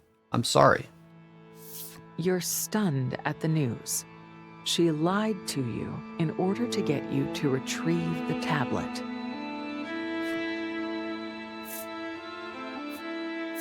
Your shoulders droop, and you struggle to get the words out. So, Nutera is... But the guru replies in a solemn voice, "You do not need to worry. Nutera does exist, and I know the way there. It is found to the north, beyond a massive cliff that towers over the land, called the End Wall." She goes on to explain that to get there, you must travel through the cave to the north. With that, she offers a final prophecy. What you seek shall be found in Nutera. Trying to burn down the village? We don't need to do anything to this village. There's something We'll live happy desolate lives. in her expression. They helped us after all, right? Even though they lied to us? Alright, time to leave. We're done here. Time to move on to the so-called Nutera and this end wall. The moment you leave the shrine, you sense that something is amiss. The village is suffocatingly quiet.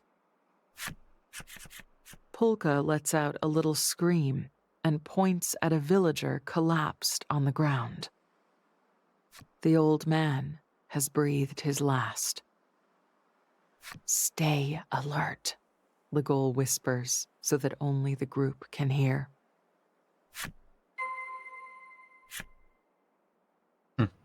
Something happened. The old man is dead, his gentle face frozen. The boy is dead, surrounded by artificial flowers.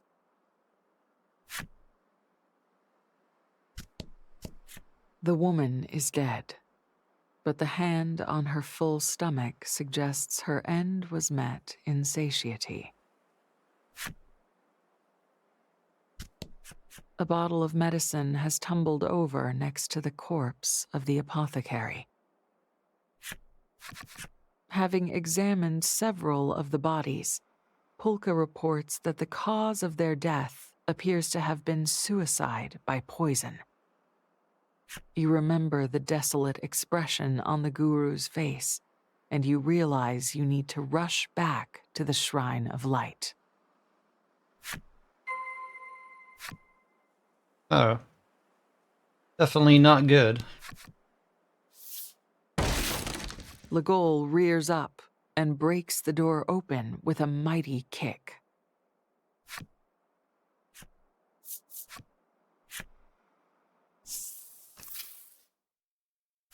The guru is collapsed, bleeding on the ground.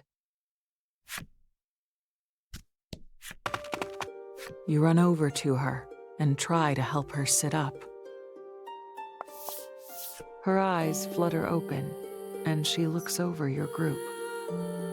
They have all passed without incident then, she says with a feeble smile.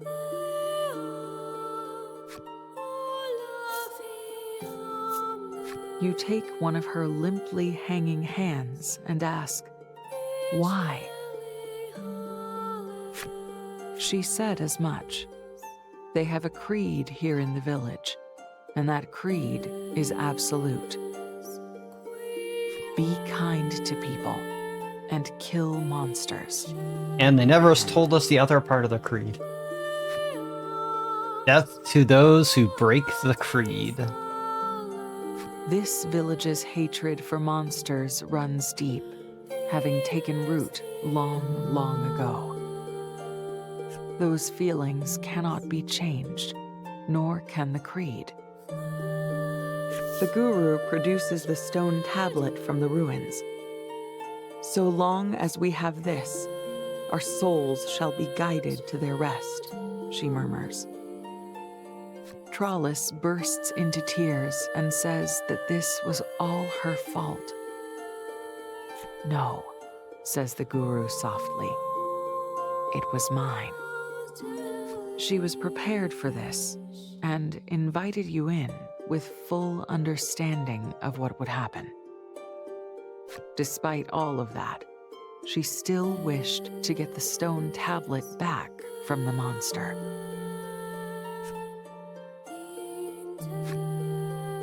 I'm tired now. I can finally see Mother and Father again. They were all tired. The many years of being caught up between their hatred and their creed had made the villagers and the guru alike exhausted with life. With one last word of thanks, the guru gently breathes her last breath.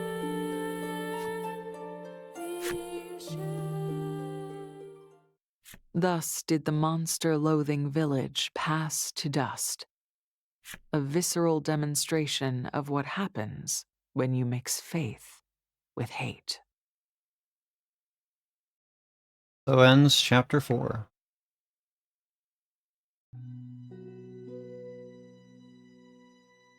Probably one of the saddest endings in one of these chapters so far.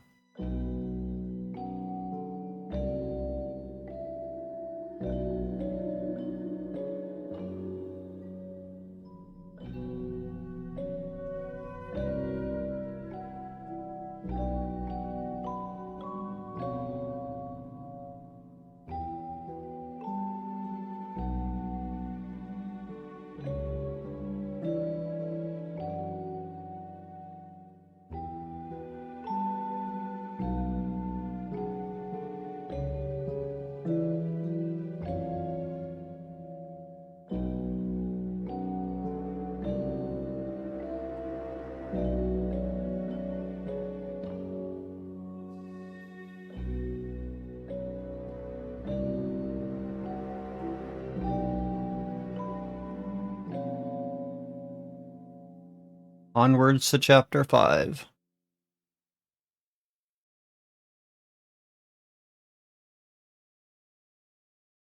You and your companions dig long, deep holes, graves.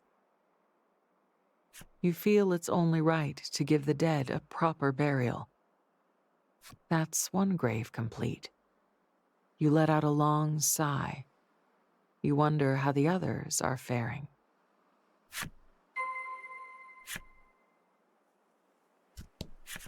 You find Trollis and Legol filling one of the graves. Trollis is in shock. Had she not come to the village, everyone might still be alive. They made their choice. We bear no responsibility for their fate, Legol says, trying to comfort her. Silence hangs in the air. They break ground on a fresh grave. You leave them be.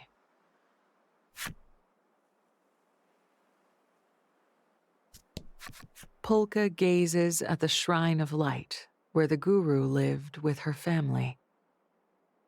You ask Polka if perhaps it was better this way. He shakes his head and says there are many things in this world he does not understand.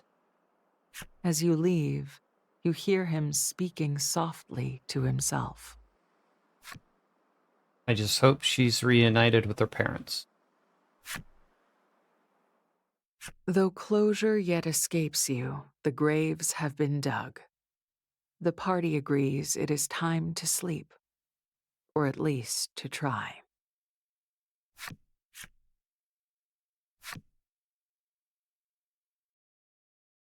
The village is all too quiet as your party rouses from slumber. Everyone sets about preparing to pass through the cave leading to the end wall.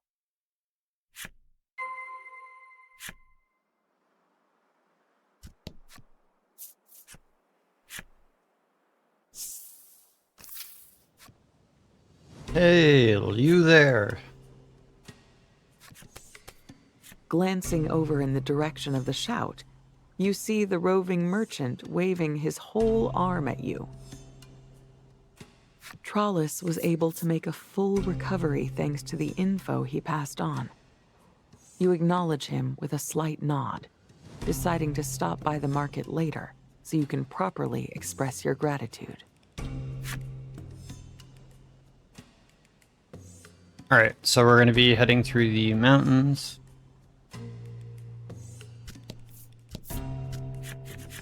The guru mentioned there would be a cave leading to the end wall in this area. The party takes a look around. Polka takes notice of a crack in the snow and ice. Upon closer examination, you realize it must be the cave entrance. It's been almost entirely snowed in. If you can just clear the snow away, you should be able to pass inside.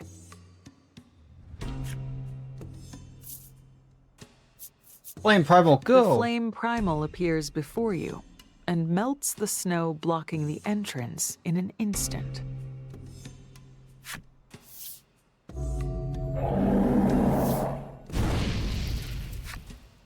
You have to admit you're getting quite good at controlling these primals. In fact, you might be able to control the Flame Primal well enough to keep everyone warm in the harsh climbs ahead. Alright, here you go.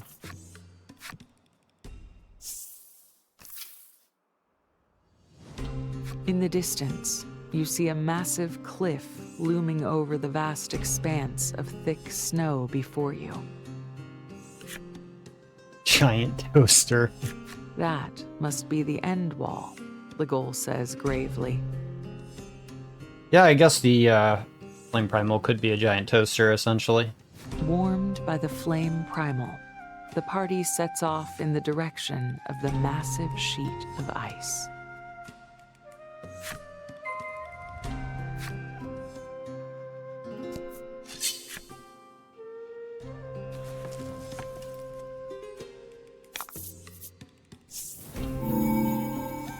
Guaranteed drop, so hopefully we get one of the skills here. Sorry. Damage. Turtles are really beefy here.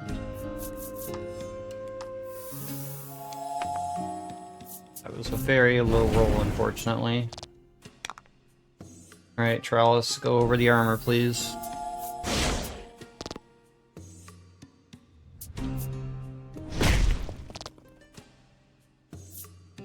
I only have 2 skills that are going to be able to deal flat damage here.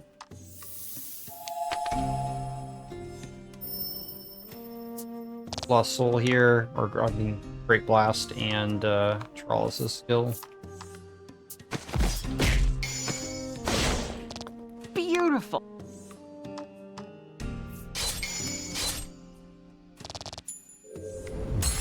Oh!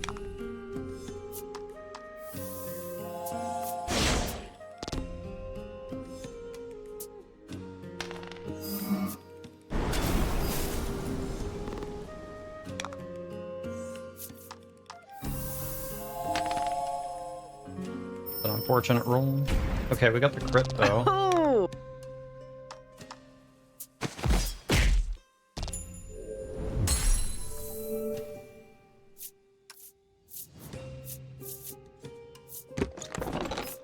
Oh!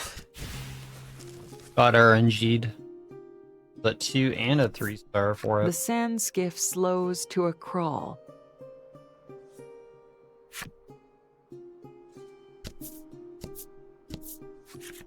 Actually, nope. It's stopped entirely. You peer down at the wheels to find them completely packed with snow. You won't get across the snow in the sand skiff like this. Alright, time to modify the instant. Before you can even get the words out, Polka is muttering to himself and drawing up blueprints.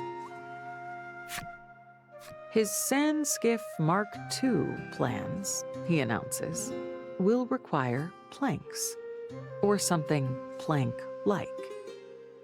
2 long, thin planks of metal, to be precise, he says, giving you an idea. Alright, so steel primal. You raise the card containing the steel primal high into the air. Now, with your primal wrangling powers coming into their own, you think you might be able to get the steel primal to help you. You summon it and manage to make it craft 2 long, skinny metal plates. Though it's not yet effortless, your control over the primals feels more responsive than ever. You hand the plates to a gleeful Polka, who immediately attaches them to the sand skiff.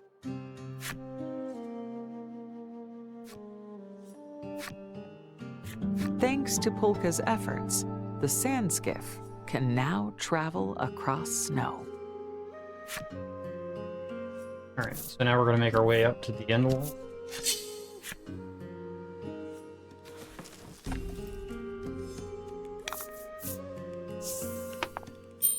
Alright, so any rolls here will always be a 1.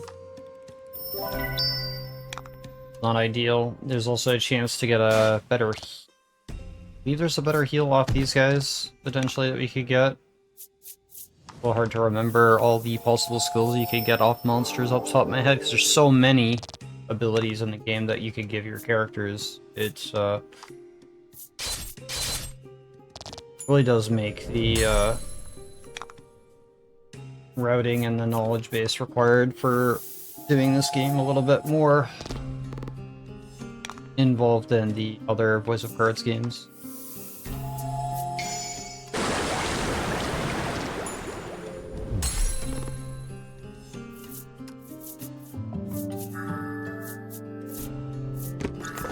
Yep, that's the better heal. Cool.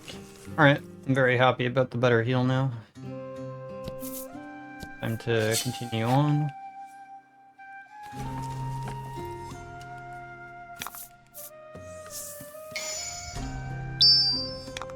Yeah, because usually we wouldn't have a better heal until significantly later. After this chapter, essentially. So I'm very happy that we got a better heal now. Because our current healing skill is not as great as it could be.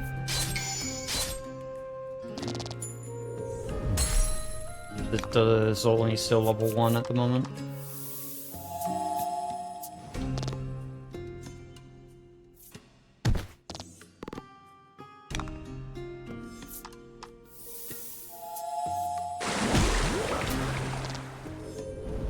A master...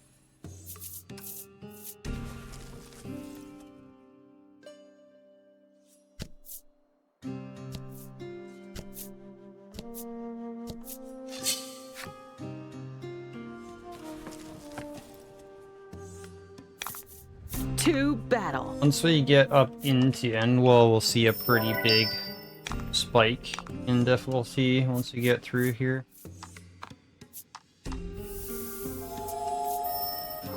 Right now, we're in a pretty easy area.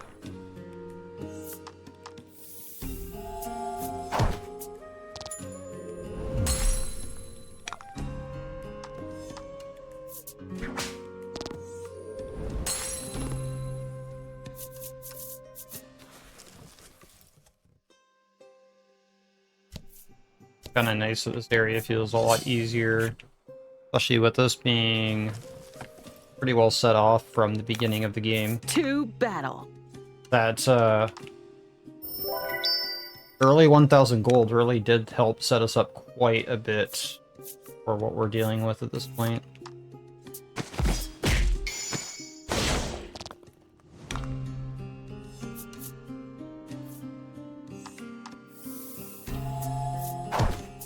Turtles are a little annoying to get through. Fine though.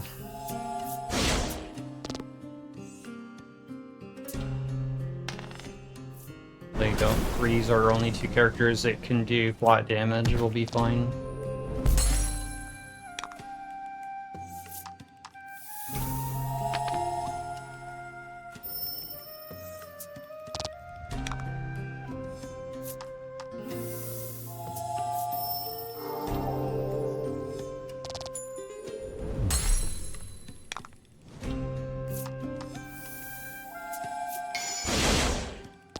Good crit, thank you, Trollis.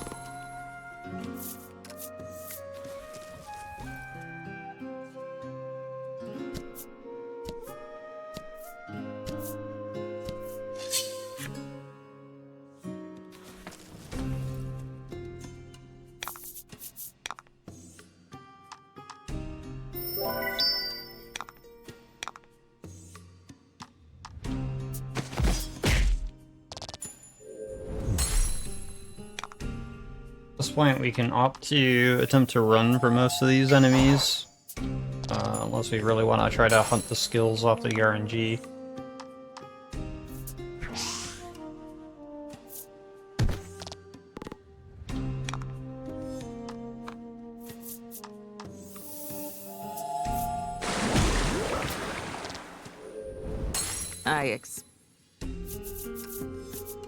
Because we're not going to be getting a lot of money or experience from these enemies otherwise. At last, you've reached the end wall. It is a cliff taller than any you've seen, and its breadth extends as far as the eye can see. It practically defies you to conquer it. You try to climb it, but its face is sheer ice, and your hands find no purchase. But you will not be defeated. You redouble your efforts and scramble partway up, only to see a giant snowball hurtling your way.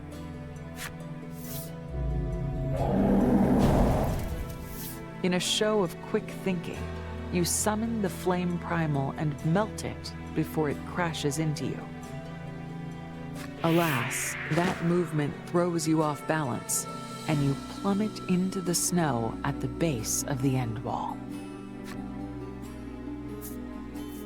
You announce that you won't be trying again, and Legol applauds the sagacity of your decision. He then reminds you that no one even knows if the Nuterra the Guru spoke of is real. Polka doesn't look quite so ready to give in. Nuterra's existence is irrelevant, he says, noting that the Guru said it was simply where you'd find what you seek. Trollis reckons she can climb it and leaps at the end wall. The party is divided. Legol opposes any attempt to advance, but Polka and Trollis insist on scaling the wall. Thanks to the flame primal's warmth, the debate carries on for some time. Suddenly, your vision blurs. You've drawn upon the flame primal's power for too long, and your body has reached its limit. The flame you called forth blinks out of existence, and a piercing chill sets in once more. Between your exhaustion and the cold, you feel yourself growing faint.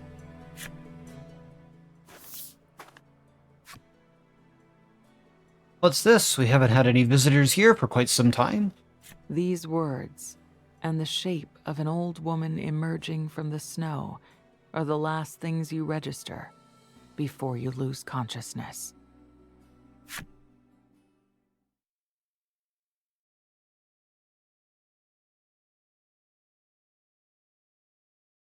Your eyes open, and your surroundings come into focus. You're in a bed. Next to you sits an old woman. "Come around, have you?"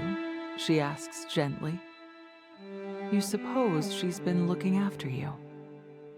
Perhaps drawn by the noise you're making, Legol and the others burst into the room. They all fawn over you in turn. Care for something to eat? The old woman asks, her voice as soothing as any curative. No one could possibly grow crops here, you reason, and you certainly aren't about to go stealing food from an old woman. You politely decline. Modesty is so unbecoming of the young, the woman says, and sets about preparing a meal. The food is simple and warm. It heals your body and mind with every bite. Polka broaches a bit of conversation while you eat. I didn't happen to see anyone else in the village. The old woman says she'll take you to meet the others, and shuffles out of the cabin.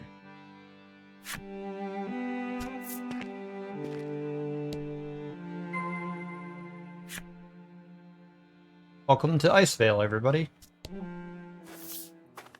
The old woman leads you to the graveyard. They're all gone now, she says softly. Her face creases with profound sadness. Eager to leave a land in which nothing can grow, each one tried to scale the end wall and reach New Terra. But not a single one returned. Eventually, the old woman was the only one left.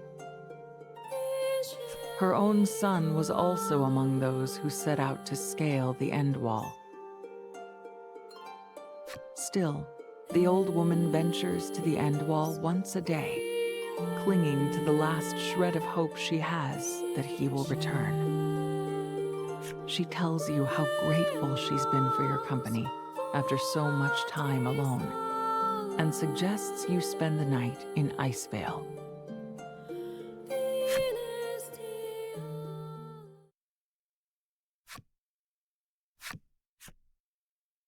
Yeah.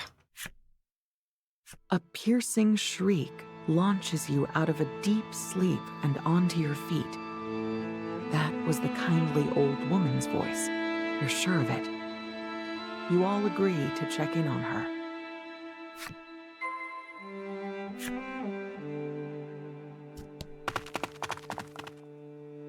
The party hurriedly piles into her humble abode,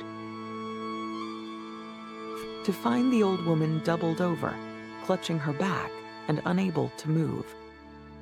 She's thrown her back out, Polka says matter-of-factly. There's a first time for everything, I suppose, he says. I'll have to perform surgery. Wish me luck. Absolutely not, the old woman protests. Perhaps sensing no small amount of danger to her life, the woman remains where she is and informs you that there is a curative that will ease her suffering. One derived from solnivias, rare flowers that bloom across the snowy plains. She's fed you and provided shelter. You must find that flower for her. Find the Olivia.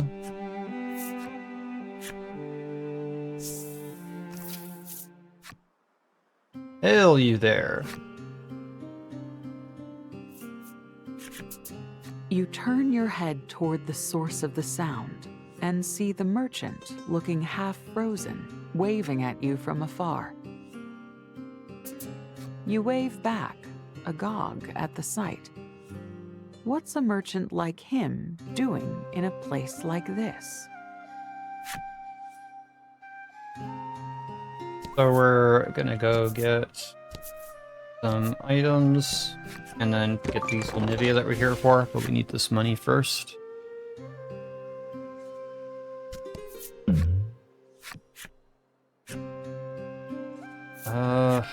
Check the stall. So she wants to buy our stuff. Got a good deal. Now we can get rid of some of that junk that we have. Nuggets are worth more, so we'll get rid of them, because we need to clear inventory anyways, because we're going to be doing a shopping trip with the roving very shortly.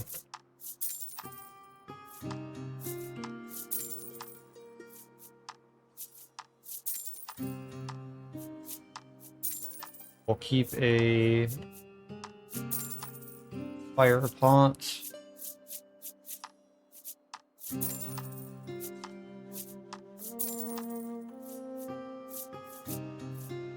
Be good for now. We don't need the bombs, so we can get rid of that. Get rid of any old equipment. We're gonna be getting new stuff. Take advantage of the stuff where we keep. That's it. Alright, so she's done. We need the Solnivia. Go. You spot a small flower poking its head above the snow. Surely that must be a Solnivia. There are several jutting up from the snow, but you pluck just one and resolve to return to the old woman.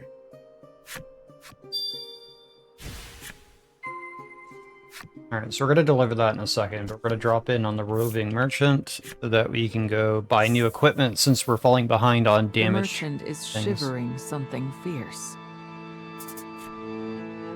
Thought for sure I'd find something rare and unusual if I followed you all, but this is ridiculous. There's not even a single customer in sight. Please, you lot are my only hope, he pleads, and lays out his wares. Alright, so we're gonna head to the armor shop. Alright, we need to buy equipment for Allie here, so we need to buy the mercenary blade. Stay flush with cash for now, but that's quickly gonna disappear. We also need the minstrel.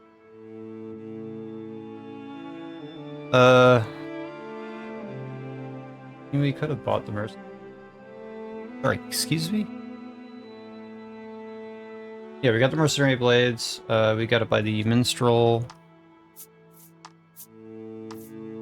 And then we buy Thunderstaffer pulpit. And then Trollos, we want the Femme Fatale's whip. So basically all our money's gone at this. We'll have a little bit left over. Could buy armor, but I'd rather have the damage right now. There's not a whole lot we can.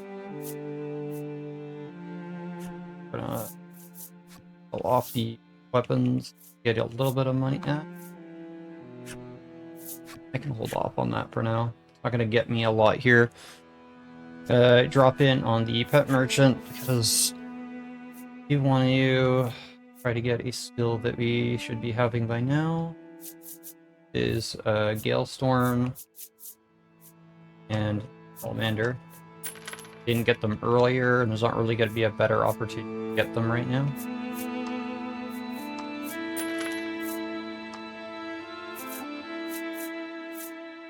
And yeah, that's it for now.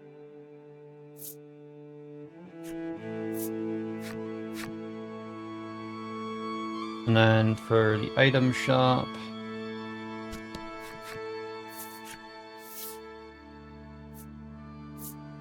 we're going to want to. How many of these do we have? We have 3. Are these?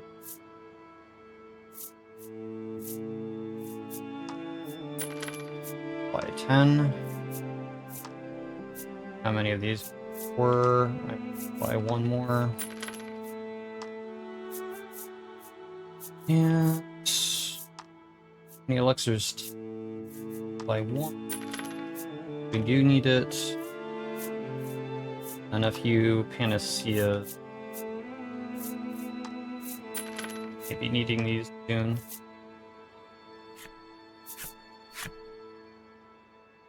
Alright.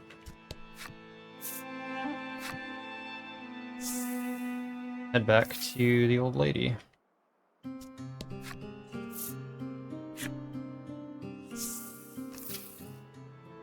Give me a moment. Break here.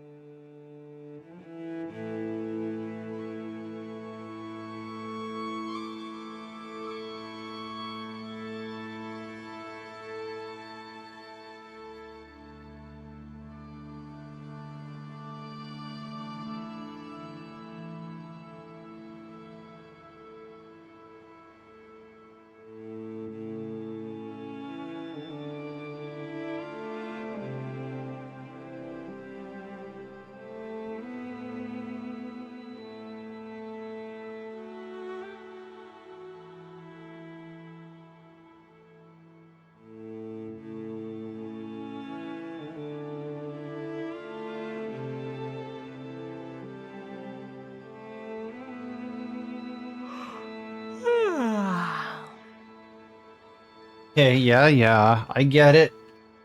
Alright, we'll continue Green Gilfrey. Alright, let's go. You burst through the door, Sol Nivea in hand. Polka grinds it according to the old woman's instructions and spreads the resulting salve on her back.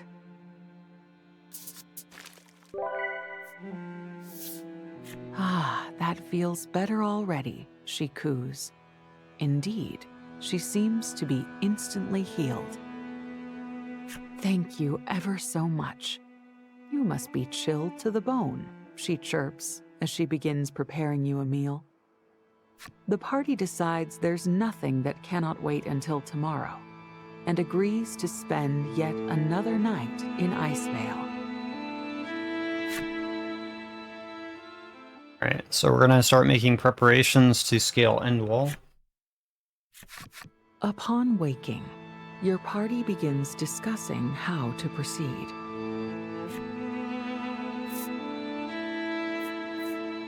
Sure, you gave up on scaling the end wall yourself, but you didn't have a plan then.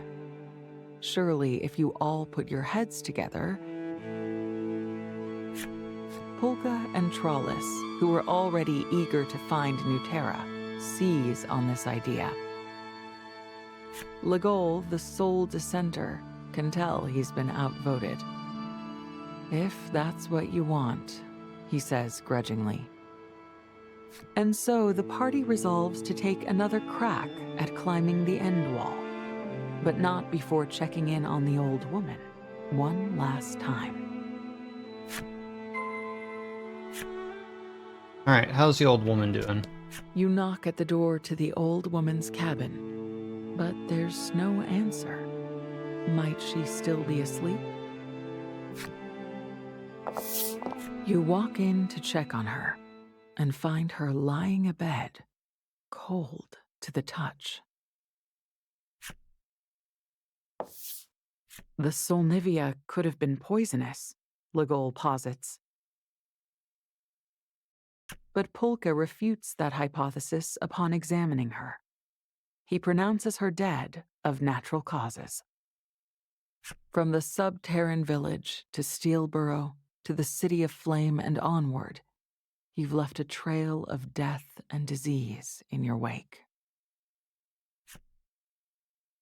I must be pestilent incarnate, you say quietly.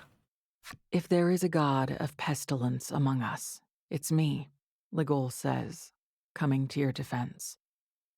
Polka counters that were you a god of pestilence, the continued good health of the entire party would be inexplicable and, frankly, illogical. Trollis gently strokes your back and suggests you all give the old woman a proper burial. I mean, there has been a lot of death through our wake through the game. You decide to bury the woman beside the other graves in Icevale, if only so she won't be lonely in death. You wish to mark her grave like the others, but you see no wood from which you might fashion something to do so. Didn't we see a few tree ants on the way here? Polka proffers.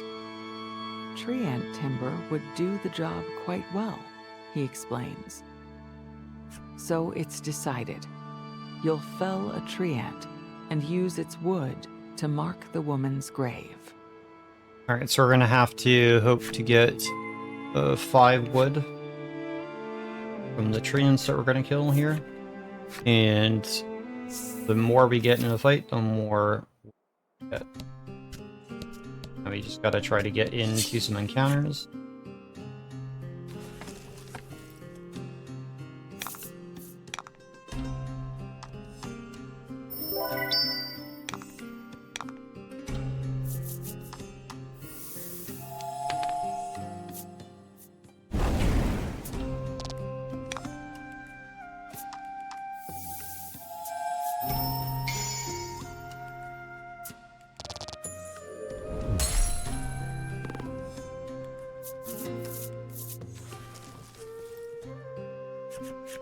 Legol efficiently breaks down the tree ant, Out of nowhere, Polka starts. "I've just had a brilliant idea," he yelps. "Polka wishes for you to collect more tree ant timber." "Are we building a whole house?" Legol grouses, side-eyeing Polka. The target of his ire, however, is already off searching for tree ants. Alright. Need to go get 5 more.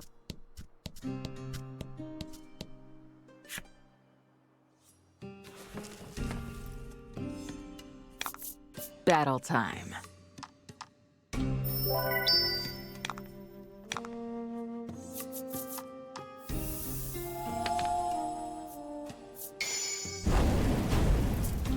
Beautiful.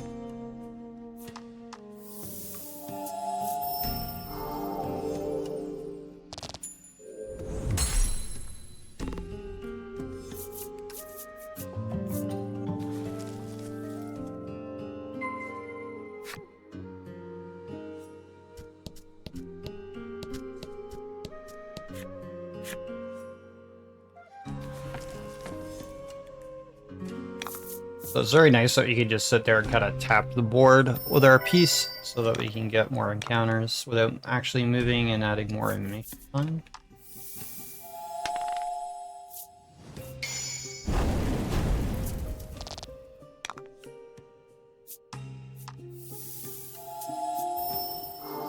We'll let Trellis finish off the other one since she has the flat 9 damage.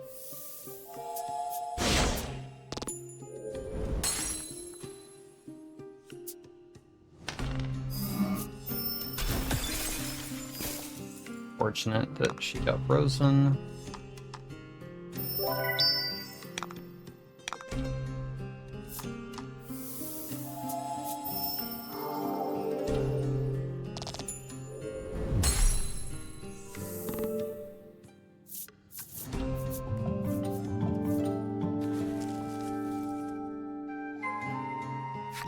Need 2 more.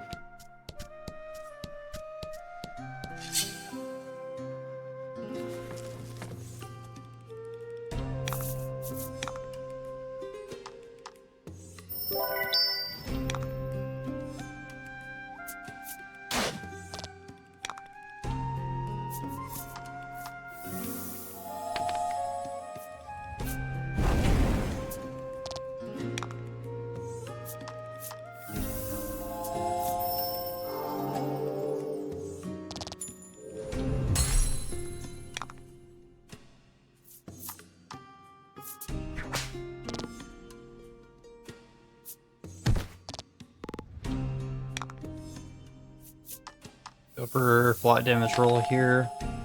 Very low roll, unfortunately.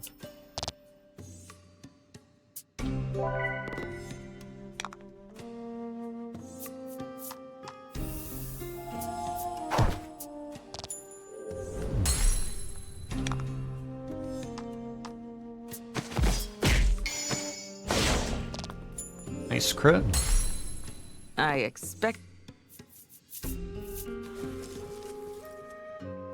This ought to be enough wood for our purposes, Polka announces with a satisfied nod. Trollis suggests you stop by the old woman's grave and place a flower on it. Alright, so we're gonna get another Solnivia.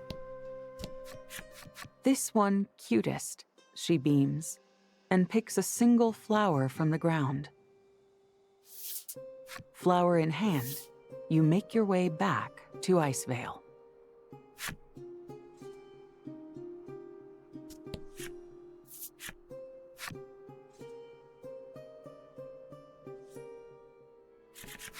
You fashion the wood into a fine marker for her final resting place and place the flower atop it. You clasp your hands to pray, but no, something's missing. Polka. Where did Polka go? When did he? You're certain he was with you right up until you returned to the village. You have to find him.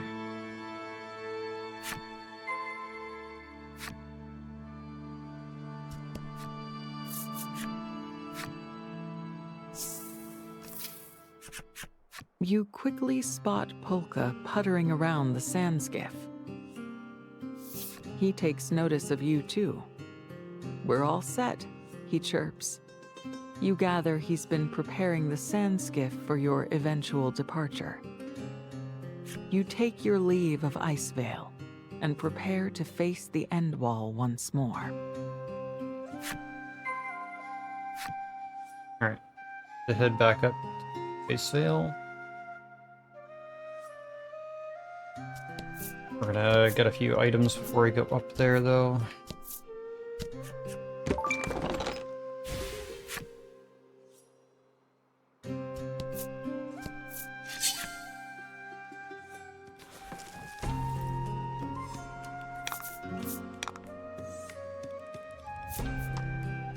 We can run from this.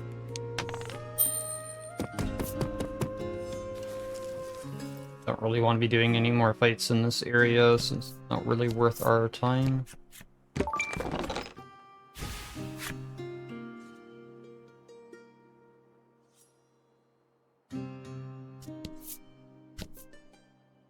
Not you.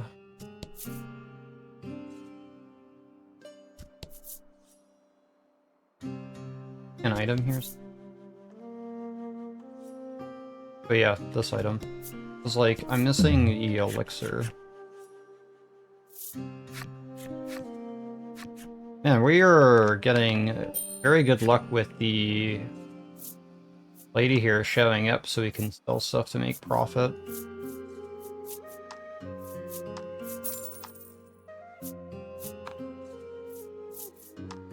And we can sell that old equipment for profit. There were lots of... We have way more... a lot more money than I'm normally used to having, which is very good for us.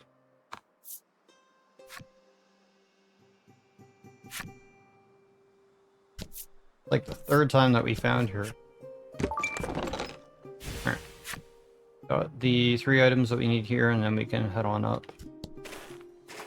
As you approach the end wall, you're intimidated once more by its preposterous scale.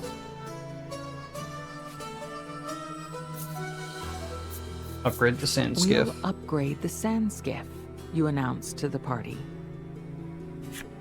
What sort of upgrade? Ligol asks. You give him a smug look. You say all you need to do is make it fly.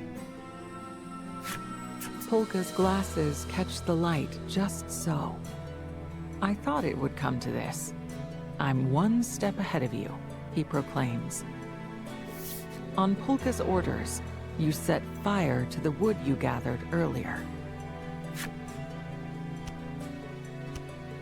The balloons now attached to the sand skiff inflate as the hot air fills them, and the skiff softly lifts off the ground. Yeah, we flying now. I swear I've seen something like this before. Trollis is utterly delighted by the unexpected flight. Her joy is tempered by violent gusts that grow more intense as the skiff climbs.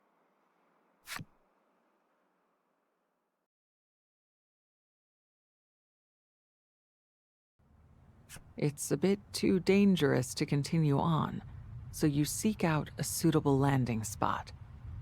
You strain to see through the blizzard, but you're almost certain there's enough space to land on a protrusion partway up the end wall. You bring the sand skiff in for a landing. Surveying the area, you see that there's an opening in the end wall big enough for everyone to fit through. In we go.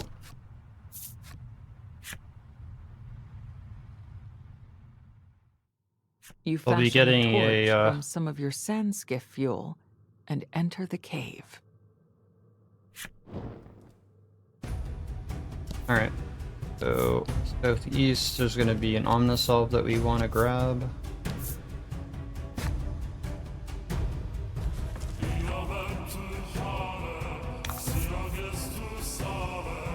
I'm going the wrong way, unfortunately, because it's been a while since I've gone through this area. Also, a chance for a lot of very useful skills to come out of here.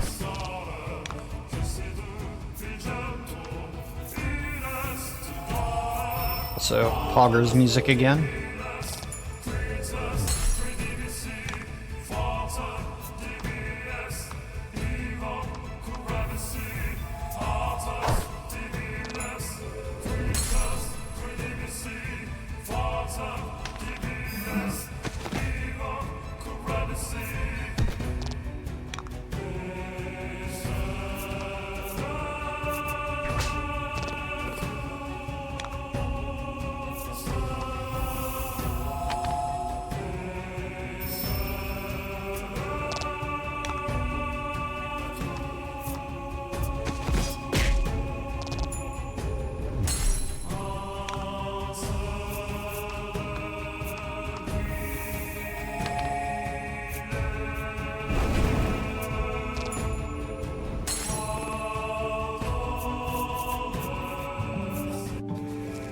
Didn't get a drop out of that, that's fine.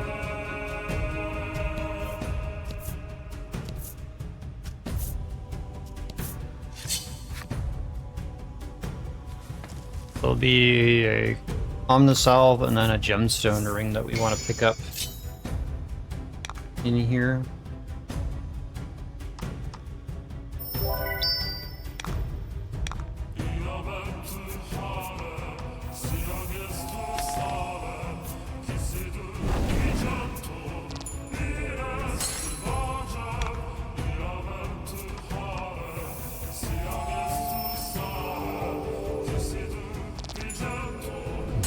Hopefully, I get some upgraded skills while we're in here as well. Okay.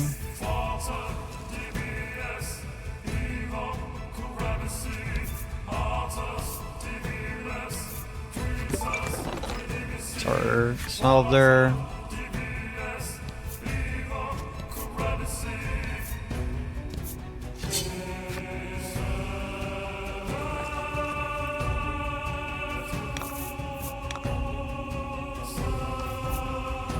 I can actually run from this fight.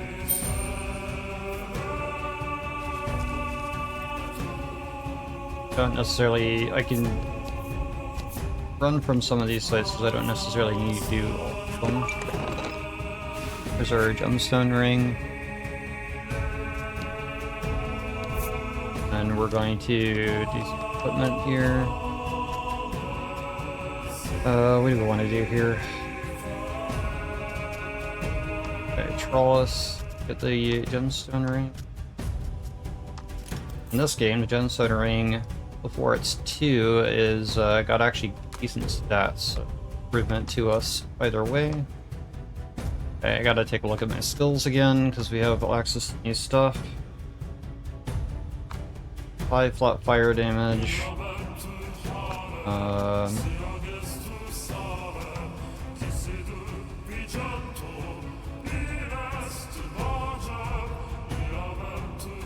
And we have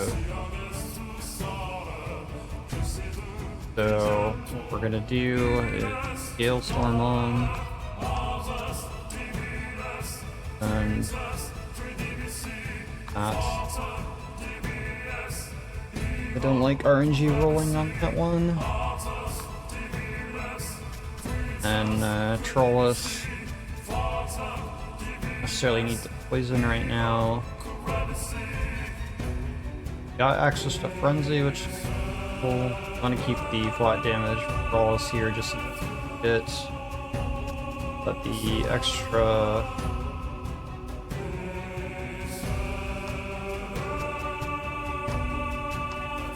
we'll put that on. And then we'll go on to, I can give you one more skill.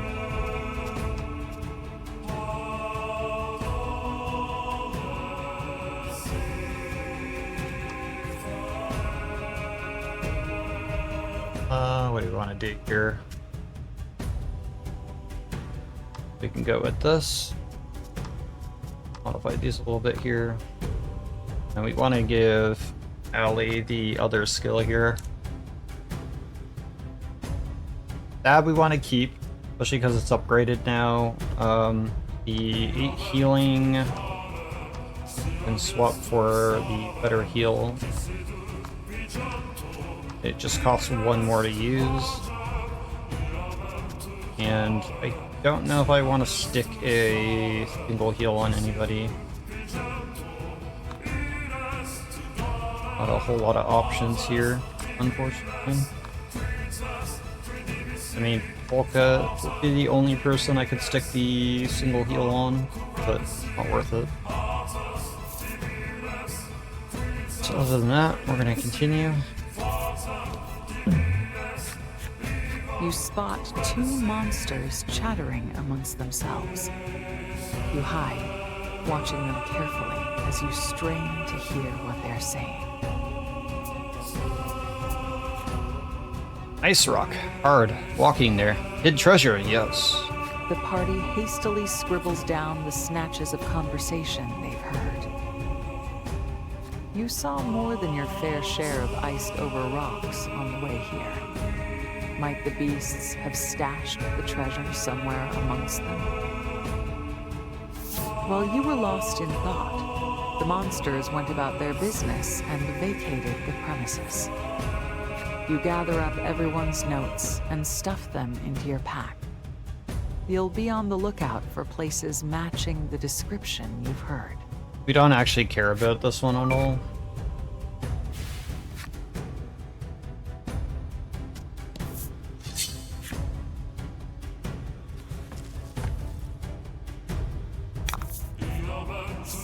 But at this point, we essentially have everything we kind of need at this point. Run from the plate.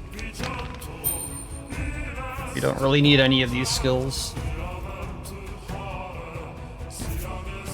Like the buff increase would be nice if we get a higher level one, but not super necessary. Alright, so we're just gonna head south here.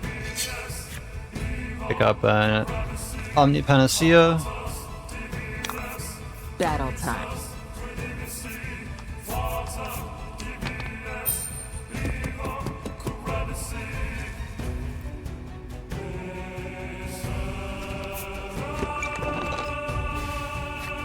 And then we have a guaranteed fight coming up.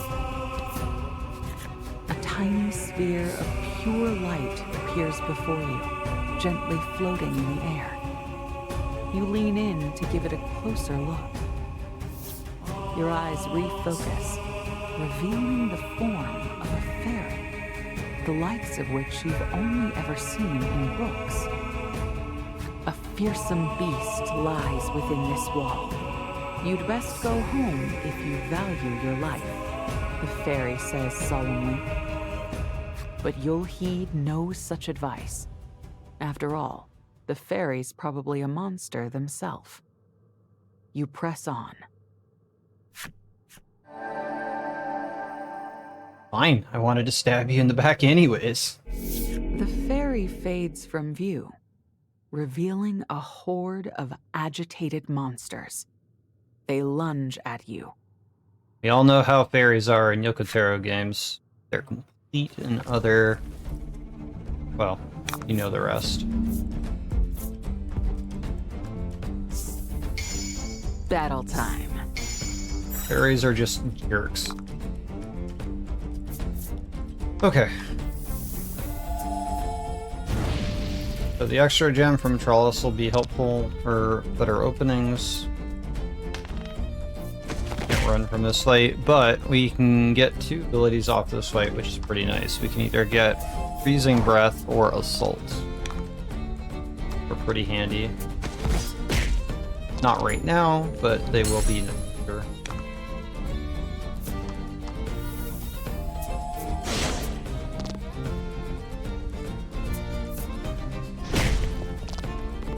Freezing Breath ideally is the skill that we want to get. As I said, we might not actually get that skill. We're gonna breath here.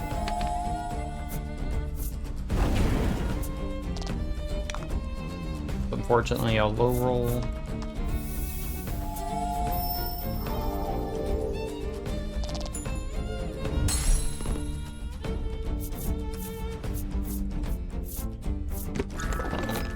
We didn't get freezing breath, that's unfortunate.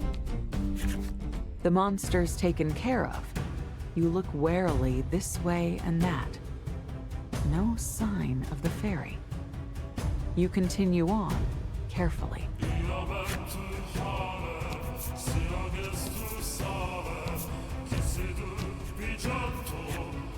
The midpoint.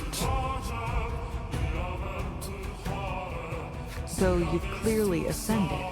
The cave has brought you once again to the end wall's exterior. The only way up from here is straight up the end wall's sheer face. Get up.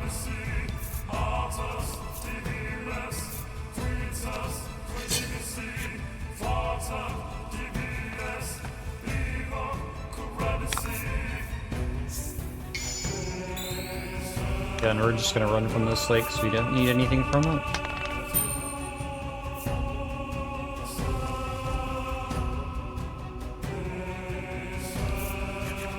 You take notice of a light above your head as you clamber up the wall. In time to see a massive snowball hurtling toward you. You somehow manage to dodge the snowball, only for the sound of someone snickering to reach your ears.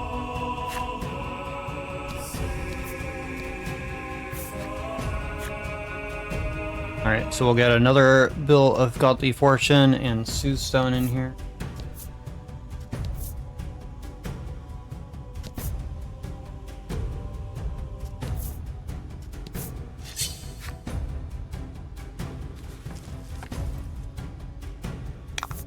To battle.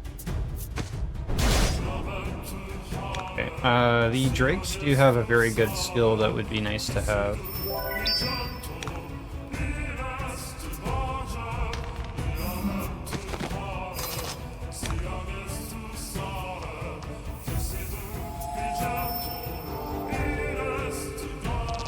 But I'm not too worried about if we don't get them at all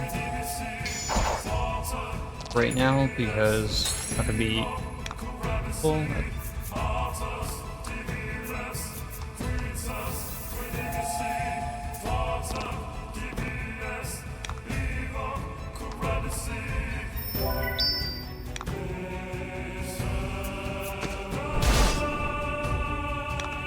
But yeah, we would kind of want its skill there.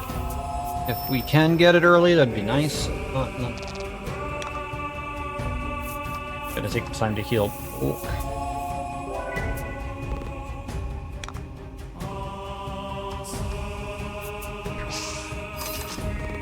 Damn. Dodged. Dodge this.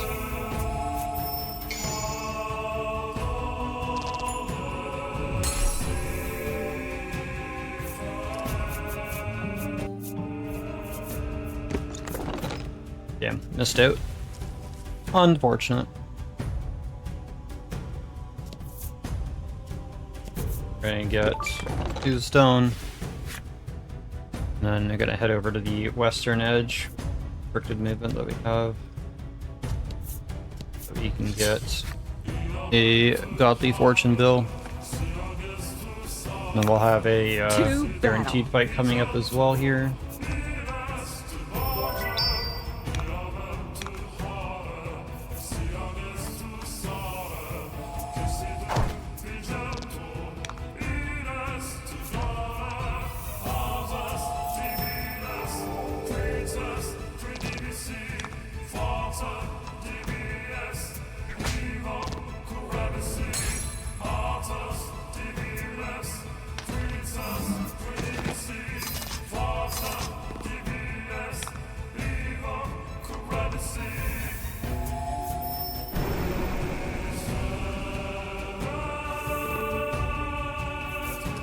Music is going very hard in this area.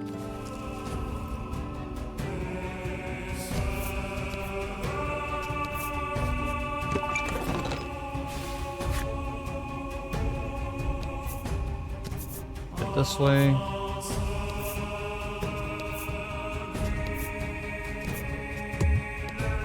Trying to cut the corner here. And then the next guaranteed fight that we get, we have a chance to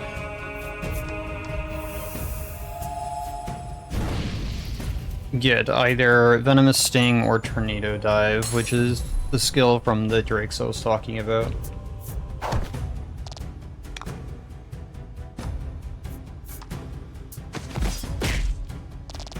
Also, that Shroom guy has a really nice skill that would be great to have.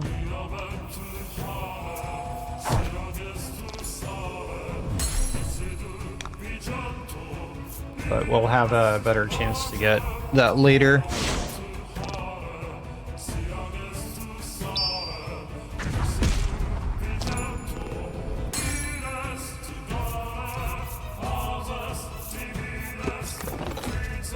Missed out on that skill again. Game's teasing me. The path before you is littered with bones. Polka picks one up and examines it. They are indeed human, he says grimly. So humans did make it inside the end wall and died. Just then, another ball of light appears before you. But this one seems different than the last. The Frost Primal lives here. I think it'd be wise to turn around and leave, the fairy says, clearly trying to be helpful. That sure sounds like a trap to you. The party readies their weapons. Frost Primal is real, I'll have you know, the fairy says. The fairy fades from view, revealing a horde of slobbering monsters. They set upon you at once.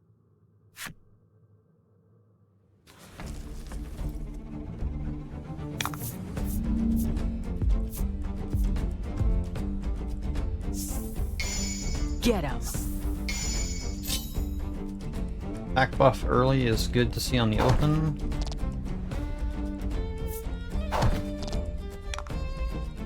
Alright, we're gonna go for Light Storm. Very strong. Need to get Polka's damage up a little bit more, ideally.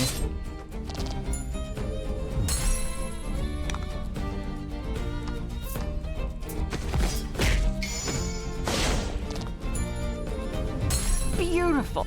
He's a bit behind the rest of the party.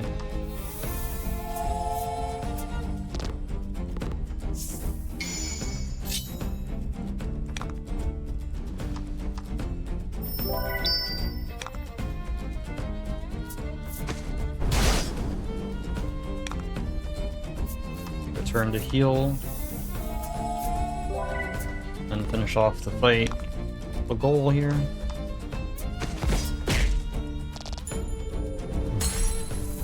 Alright, let's hope we can get Tornado Dive. Nice. Okay, well we got a higher level Venomous Stinger, so that's not bad. Damage plus the chance to get Deadly Poison, so it's better than the other skill we had. Were they all the fairy's hapless victims? Among them may well be the remains of the old woman's son. One thing's certain. Next time they appear, you're not letting those fairies get away.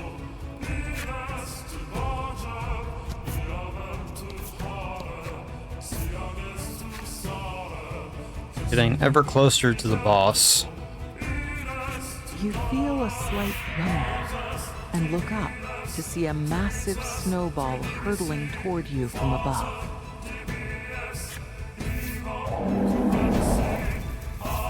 You summon the flame primal and melt it before it hits you. You lock your eyes on the top of the end wall.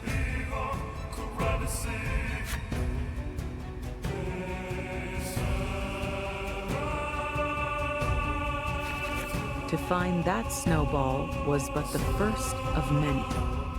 You can't possibly hope to melt them all. You'd bet your card case this is those fairies doing. We'll just have to avoid them as we climb, Legol says, perhaps concerned after you overextended yourself in Icevale. Alright, so we just need to avoid the snowballs. Been a while since we've made a save, because we've been on pretty good track. But we're gonna make a safety save.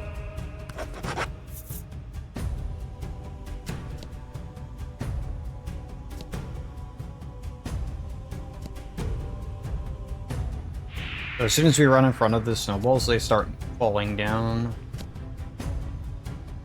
We want to just dodge them as we go up.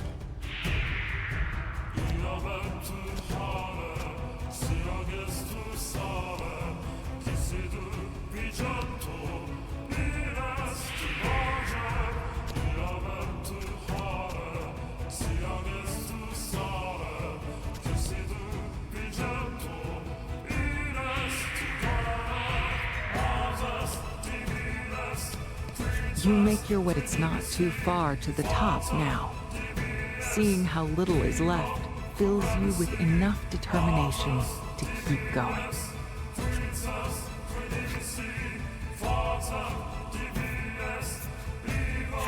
Alright, so time to head on in. We're going to pick up a Ring of Sharpness.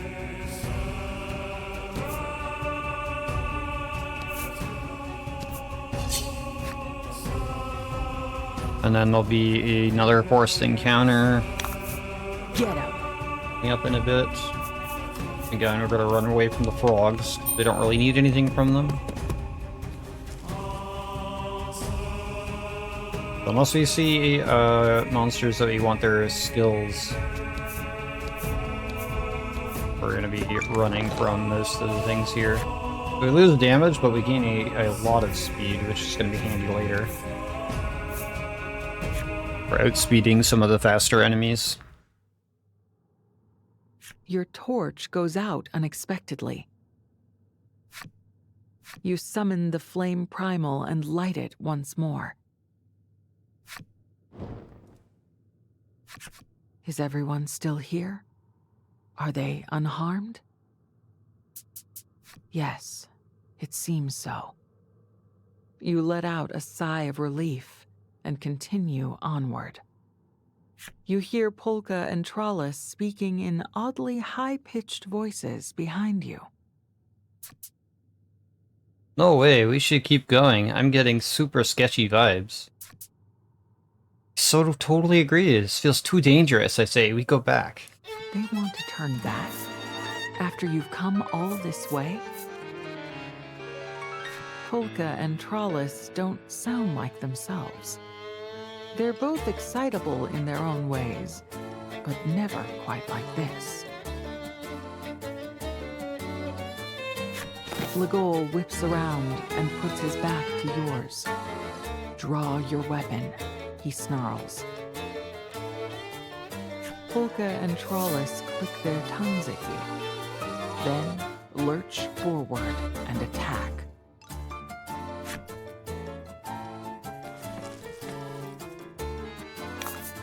Alright, so something's not quite right with our compadres right here. I want to know where the fire comes from. It's the world's soul ablaze.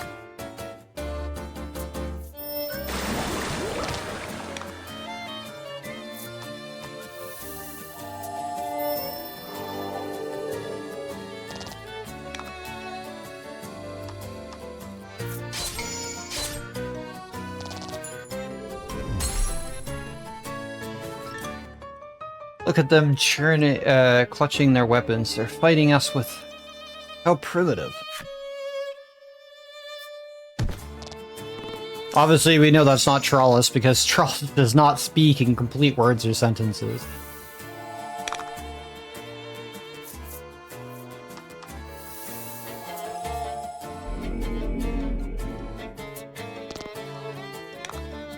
We're gonna take the turn to heal here. Just so we don't have to spend any healing items yet. Ugh, you're such a freaking pain. Can you just, like, die already?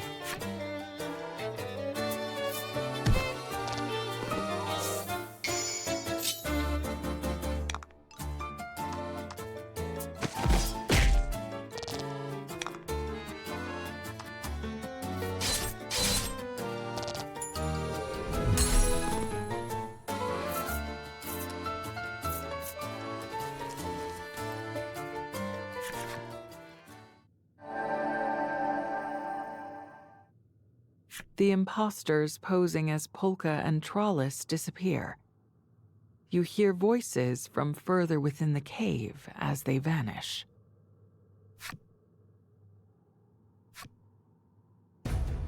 Frost Primal watches over this cliff. None may pass. Intruders turn back at once. Frost Primal? You repeat, your brow knitting in confusion. A confusion interrupted by the sight of Polka and Trollis walking briskly to your side. Okay, not hurt.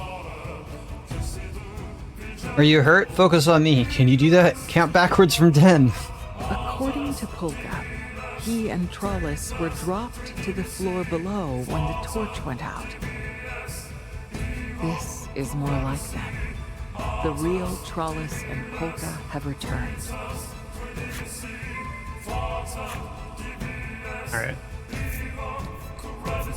Alright. So first things first, we're going to make sure that we're healed up and ready for combat here, because we have quite the difficult fight coming up. Gonna keep dropping out these 10 heals.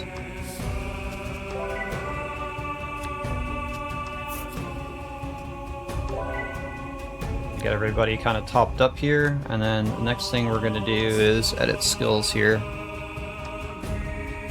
So I want my slash, I want my healing skill. We're going to need flame breath, and the stinger is going to be useful as well.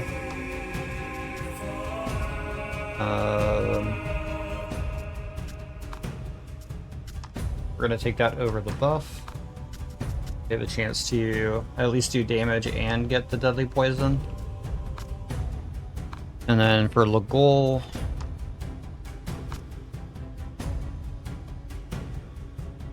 let's see here, what do we want to do here?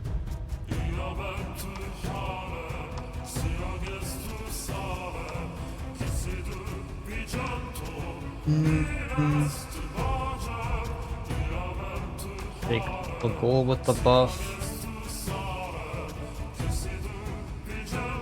Defense down will be useful, potentially.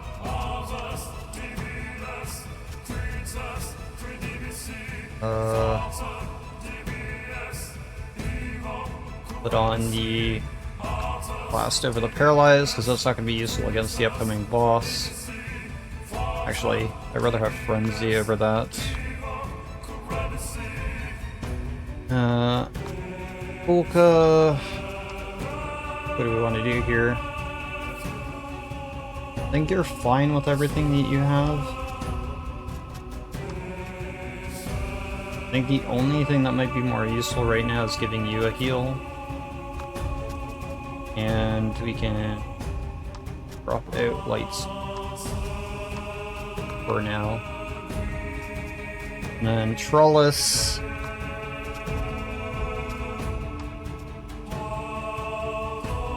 Trollis is already pretty good as we got her set up. Not a whole lot we can really put on her. Okay, so we're good. We're gonna go save.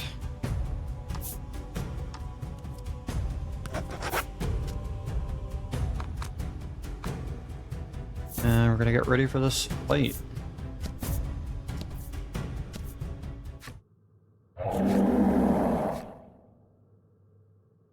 You dare defy me, the Frost Primal? I shall not allow you to pass. Your hand flies to your weapon instinctively. There's no turning back now. The rest of the party follows your lead and prepares for a fight. You would do battle with me, the Frost Primal? Gladly. You signal to the rest of the party and charge into combat. Alright, so this fight can be pretty difficult. Hopefully it goes smoothly, because I really don't like this fight.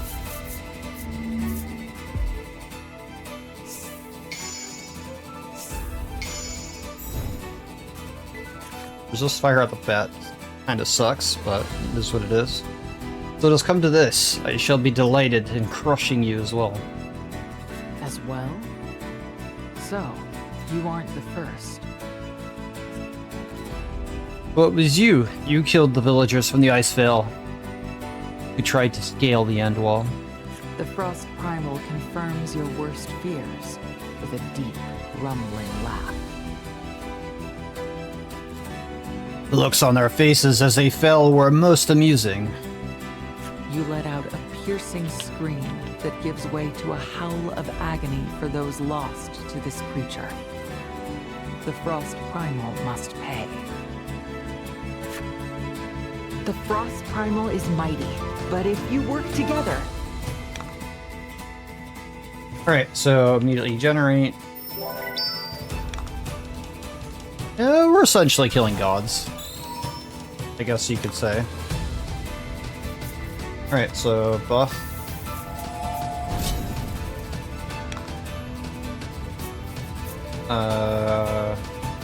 We're gonna go for the deadly poison here so we can kind of counteract the recovery while we have that on.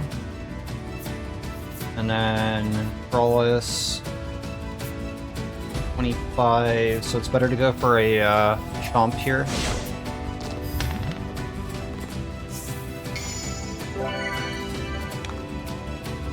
Alright, so next thing's next.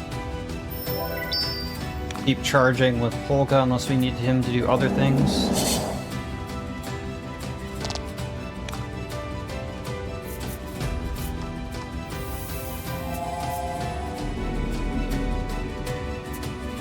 You're just not gonna let me buff, are you? Fine.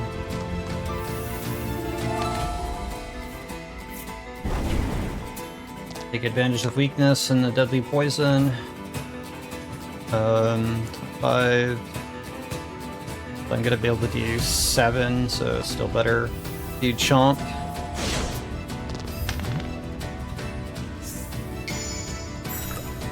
We're gonna want to reapply that deadly poison.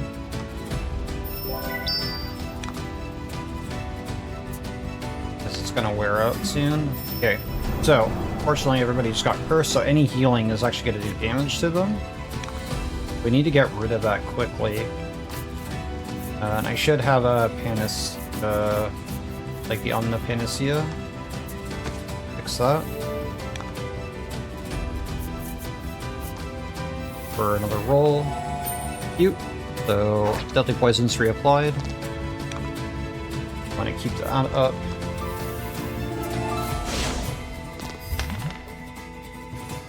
Because he's going to be healing 20 per turn, which is very rough to get through. Generates.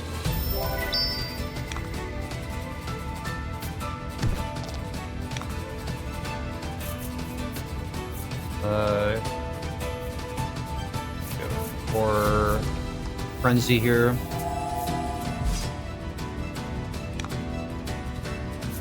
And go for another Flame Breath. Good roll. And a crit.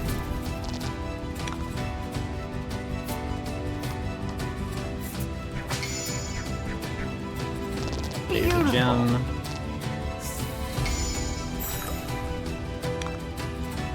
Kind of want to make sure that we kind of stay above 30 here as much as possible. I'm going to kill Trollis. Just the lowest defense in our group. Well, next to Levol here. Okay, go for a Drain Life. Recover a bit of HP. Go in for another Flame Breath, and then next turn rotation we need to reapply the Deadly Poison. Oh! Doing a lot better now that we're a bit further into the run and we've got past some technical issues near the 3-hour mark of the run. Heal up on Hulk.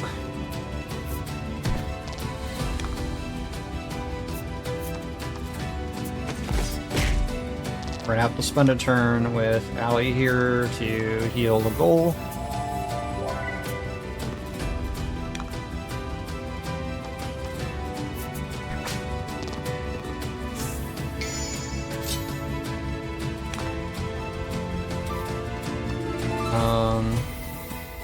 Apply some more healing.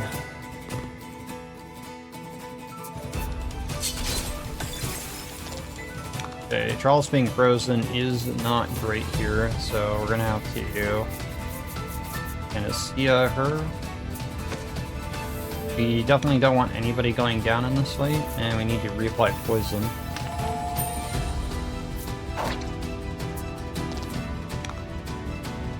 And, Charles, I need you to deal... Well, I'm gonna need you to heal one character. Daisies. Fine. Apasant's coming in to help us.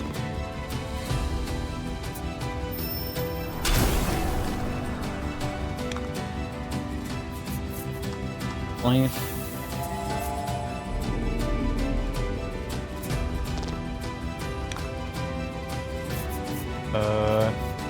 Probably better to do an Omnicell for safety here.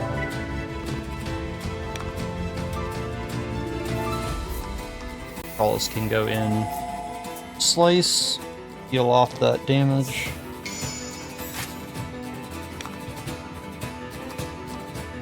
Generate.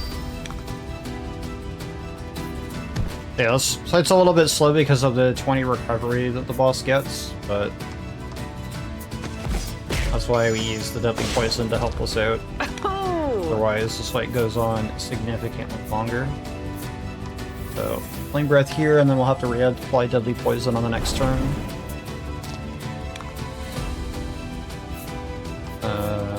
Carlos should probably heal the bull.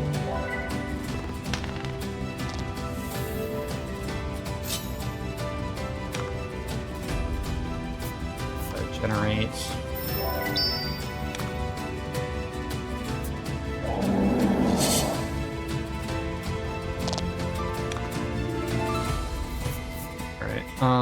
Go in for a frenzy.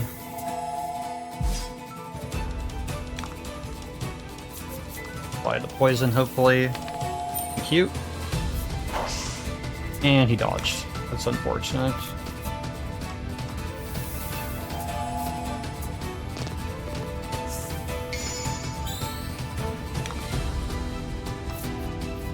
Omnicell with the boost from the happenstance.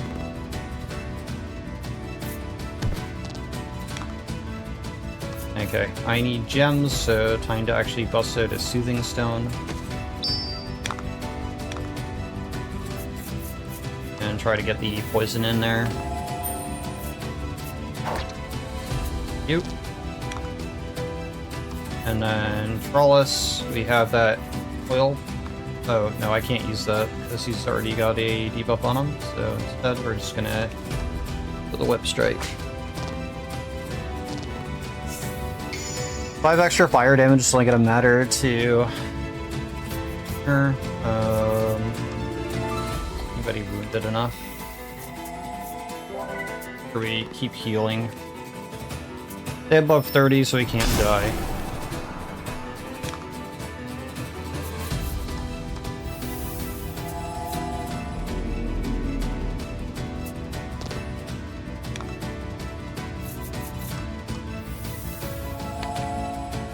So far, this has been a lot smoother of a fight than it usually goes, but again, it's because we've had such a good early game.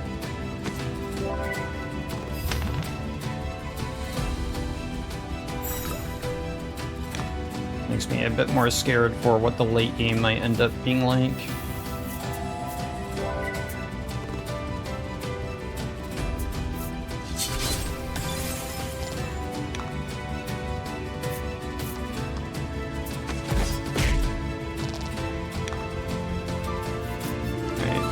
Time to reapply poison. Missed, but we still get damage, so it doesn't matter. Have another turn to reapply it here.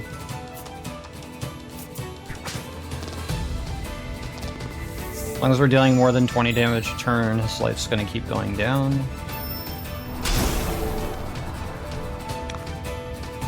Alright, so instance like this. Use another Omnisalve.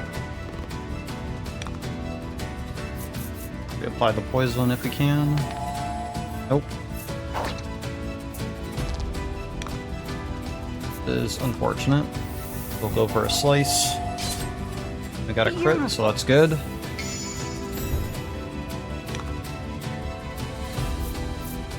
I need to heal.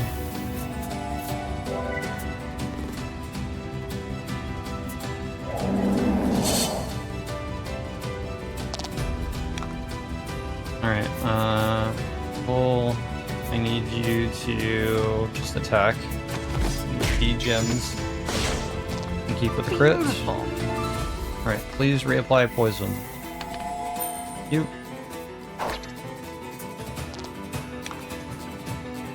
And I'm gonna get you to heal.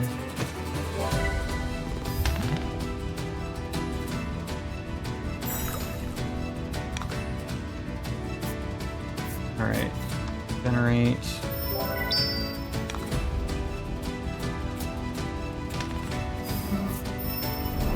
Okay, curse is bad. I don't have another Omnipanacea, so we're gonna have to try to close out this fight quickly. Because this is gonna last 3 turns otherwise.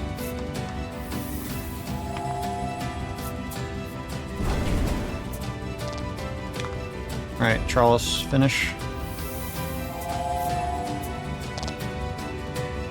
There we go. Thank you, Poison.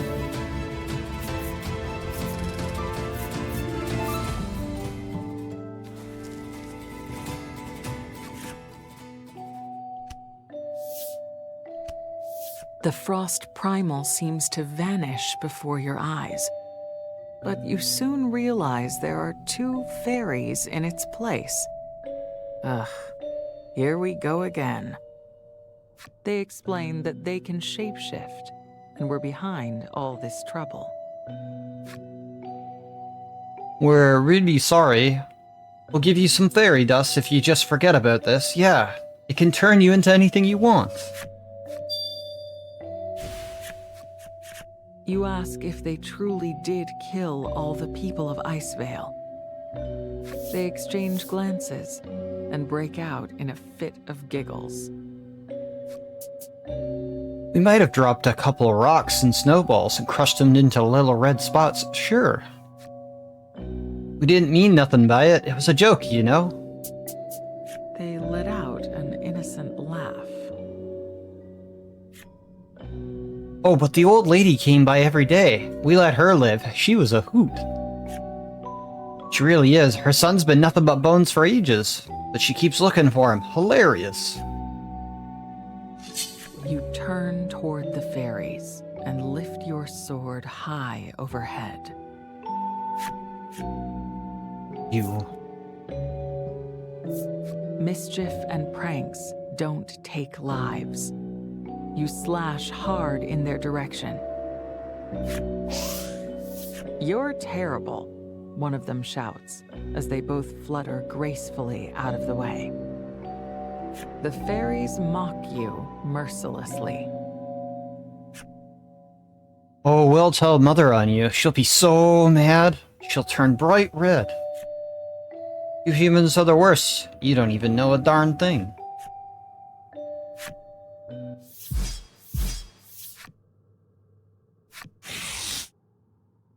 In one slash, Legol slices them cleanly in 2, and their fluttering forms dissipate in the air. That's what I'm here for, he growls. Well, you won't be making cards out of them now that Legol sliced them in half. Still, you have no regrets. You were going to cut them down yourself. Onward. Leaving, Trollis chirps, once again her usual chipper self. Alright, time to get out of here. You work your way deeper and deeper into the end wall, until it seems you can go no further. Polka suggests you return to the sand skiff, which seems as good an idea as any. You agree to head back to the sand skiff as quickly as possible.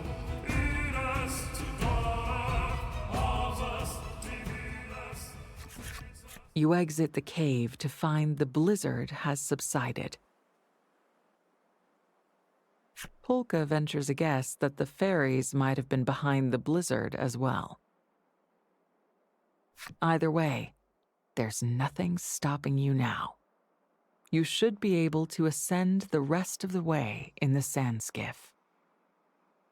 You gaze up at the impossibly blue sky as the balloons inflate, and you gently lift off once more.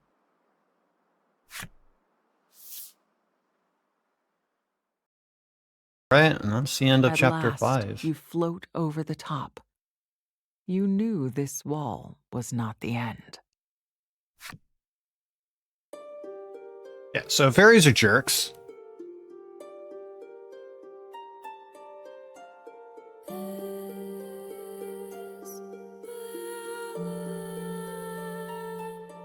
Take a moment to pay our respects to the old lady and her son and all the other villagers that those nasty fairies killed.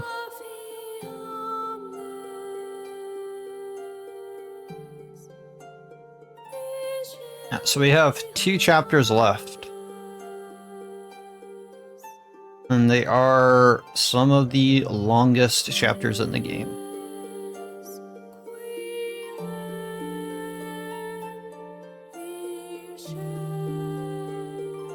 Arguably, I think they are the longest.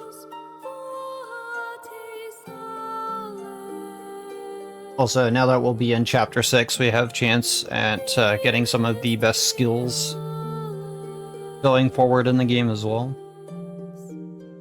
So this is where we're going to start using those godly bills of fortune.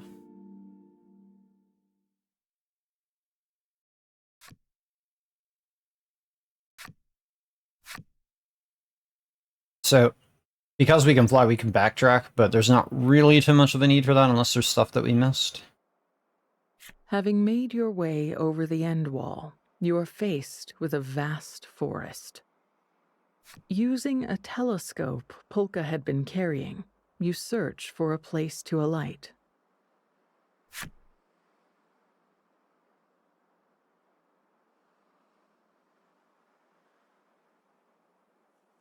From the look of it, there is only one safe place to land.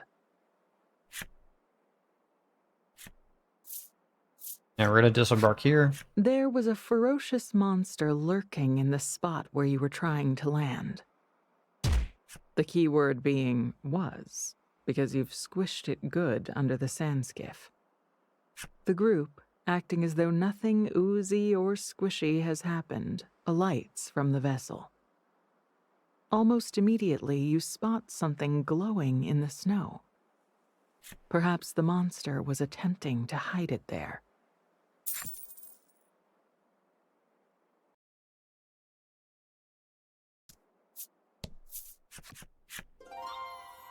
Is this Newterra? Polka gazes at the surroundings appreciatively. He tells you that he has never seen a land so verdant in all his life. You can't argue with him. Greenery swathes the area all around you. Alright, so we're going to be heading northeast. The party happens upon a half-buried treasure chest. Polka boasts of his lock-picking skills.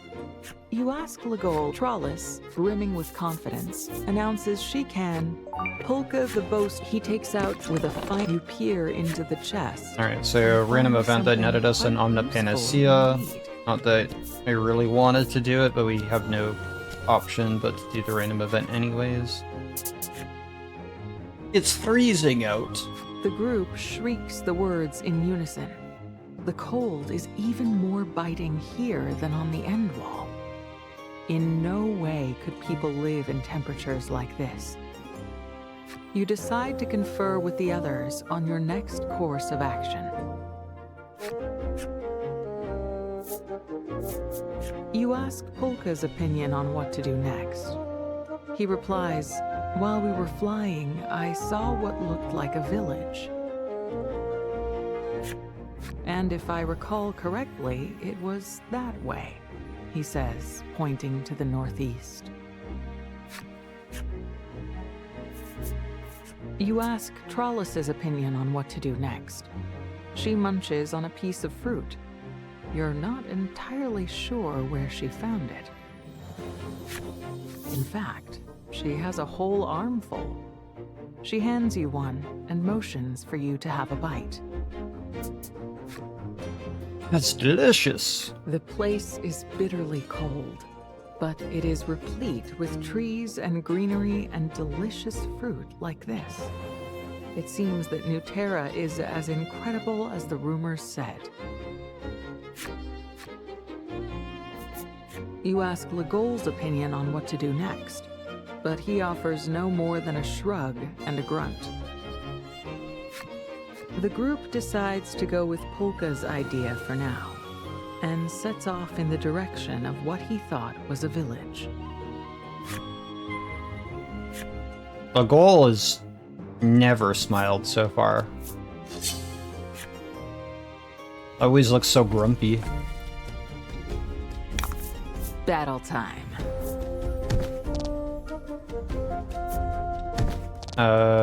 Very good enemies to run into here. I'm going to pop a Bill of Godly Fortune so I have a chance to get the skill off these guys, which is a party-wide heal.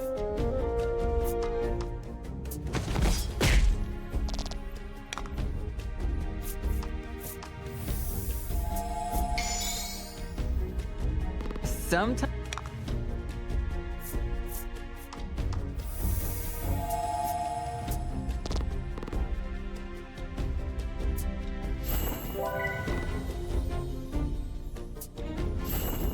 Pop it.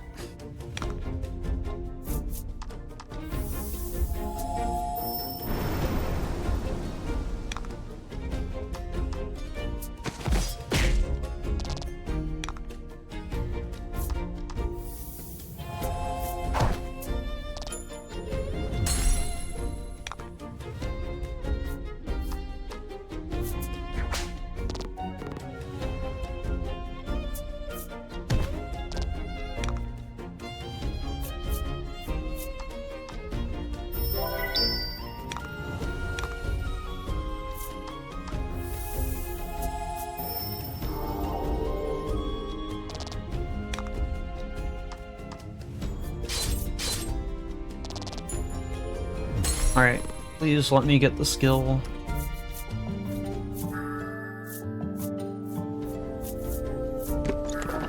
Oh, and we got at least a level 2, so that's good. Be putting that on a bit later.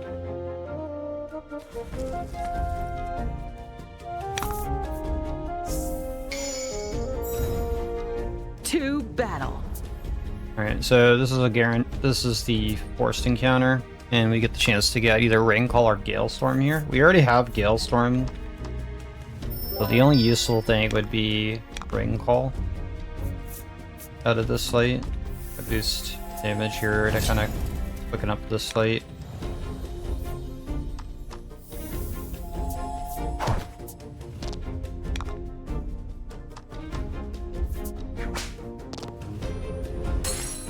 The monsters are hesitating for some reason. Take this chance to bring them down.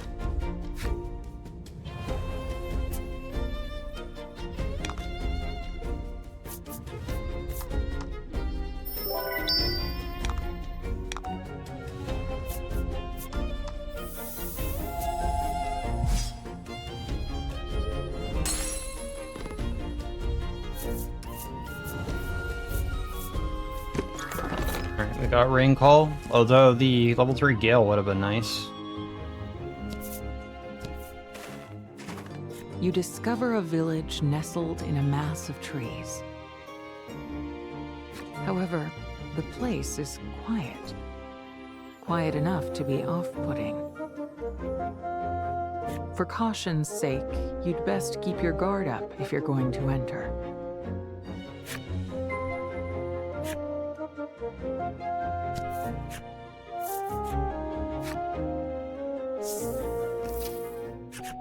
The group enters the village. You can see traces indicating the place must have been inhabited, but no sign of any people. The place is still as death, a ghastly atmosphere hanging in the air. Legol seems to be frightened of something. Might he scare easily in places like this? In any event, you want more information. You decide to investigate the village.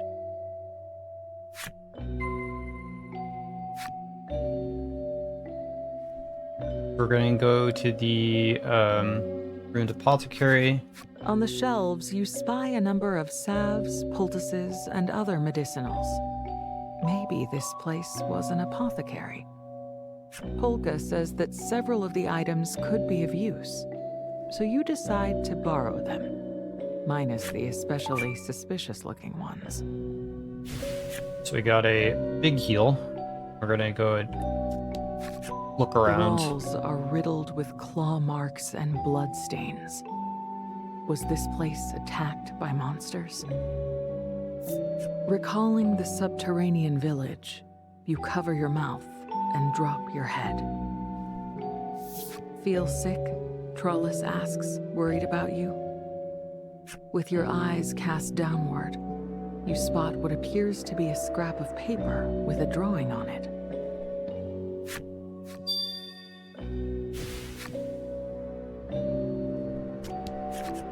This place looks like it was an inn.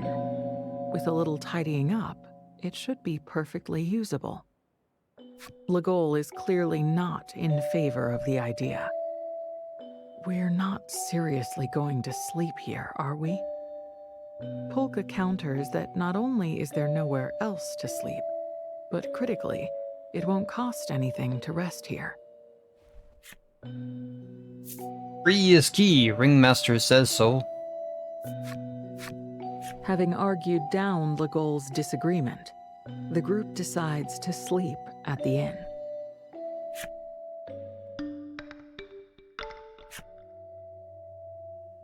After getting a bare minimum of rest, you leave the inn.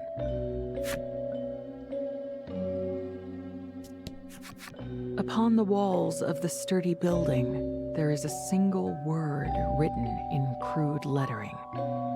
Help. Gazing at the writing, all the color drains from Legol's face, and he looks ready to make a run for it. You reach out a hand to comfort him, but as you do, you spot a scrap of paper at his feet with what looks like a drawing on it.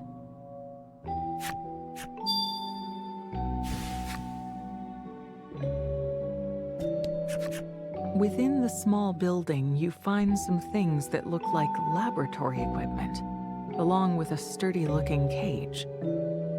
Legol says, "Let's hurry and get out of here." The fright in his voice is plain.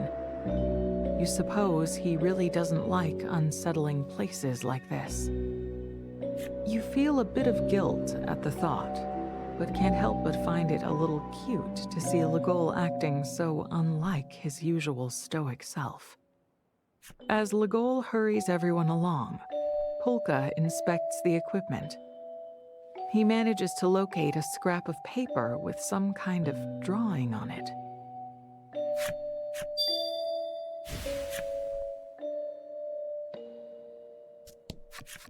This place must have been a weapon shop of some kind.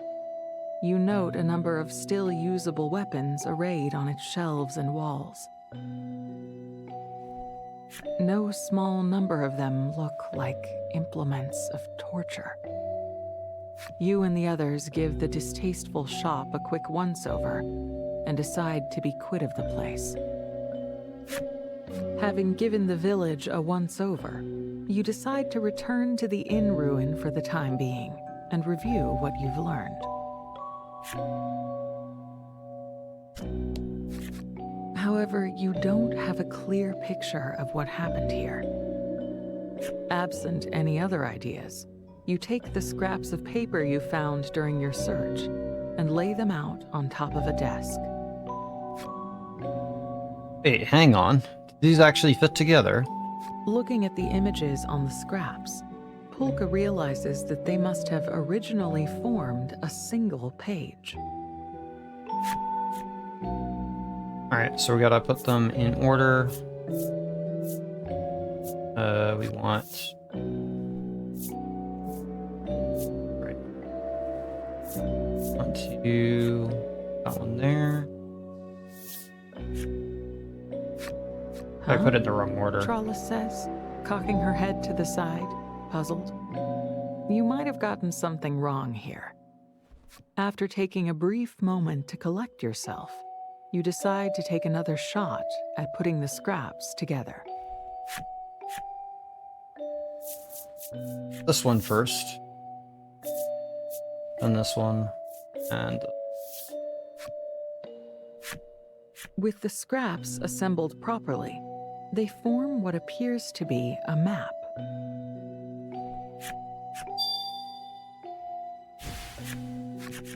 Looking closely, you spot a flower drawn in one particular location.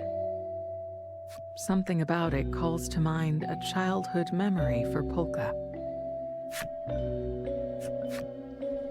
You did such a good job, Polka. You're going to be just like Mommy and Daddy someday. Polka stands dazed and unmoving.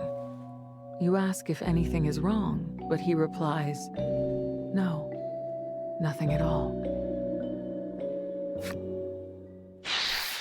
Breaking the reverie, a something black as midnight assails the party.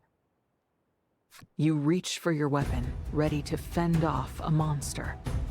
But when you take a look... That doesn't look like a monster. What is it?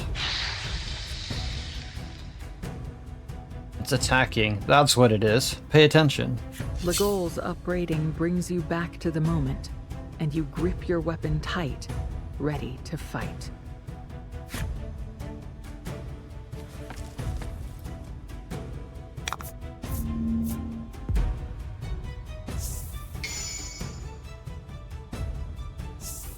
This fella might seem a little familiar if you were there for the previous Wisp Cards game.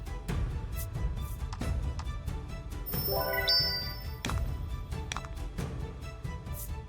so we're gonna dispatch this guy as quickly as possible.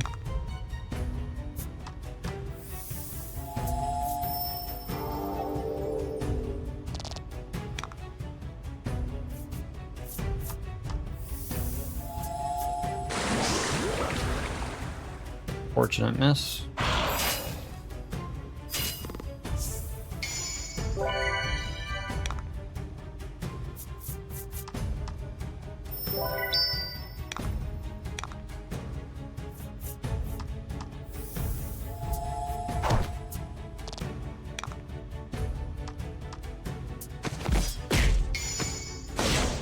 Good crit. Sometimes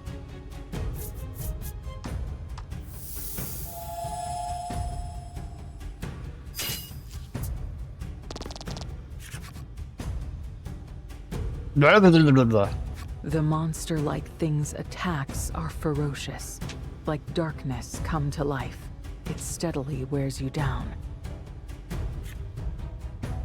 This thing's weird. Trollis seems to be feeling the same unease you are in regards to the creature.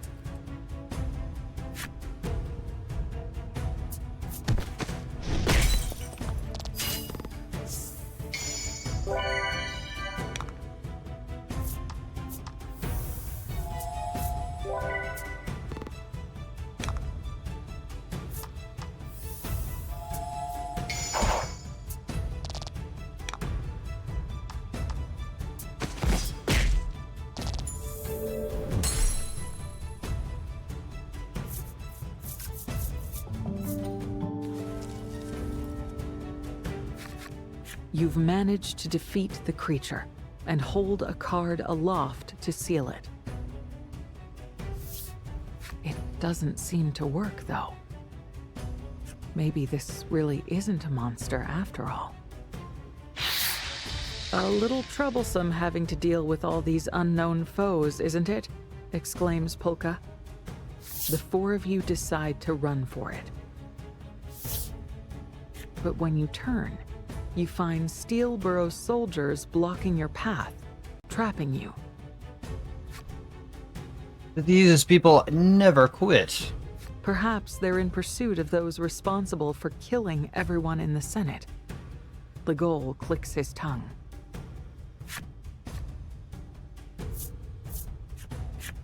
The group decides that it would be better to take on the soldiers than to challenge the black creatures. However, the Steelborough soldiers ignore you and start to fight with the creatures. The thought of just running for it crosses your mind, but the soldiers are still people. You can't just leave them to die.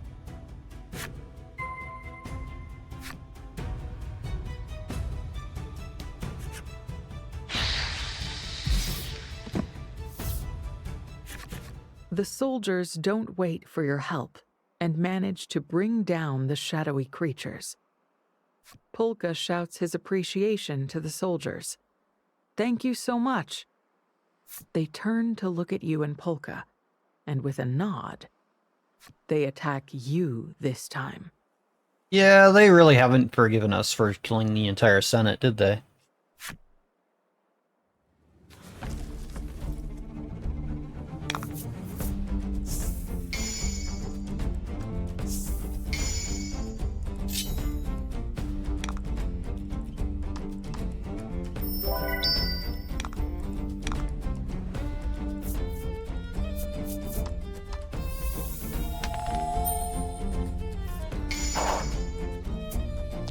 Sometimes you get lucky.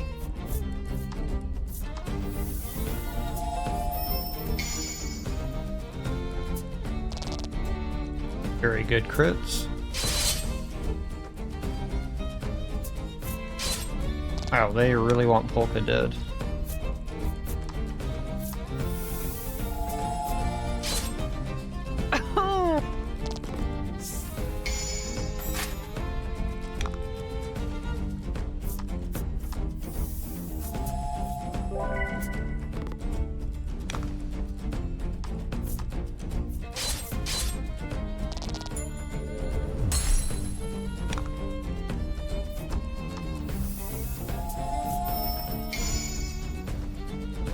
Alright. Good Sometimes crit.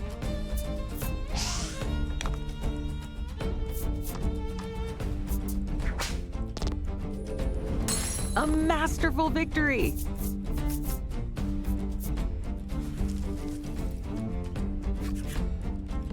You manage to defeat the Steelborough soldiers.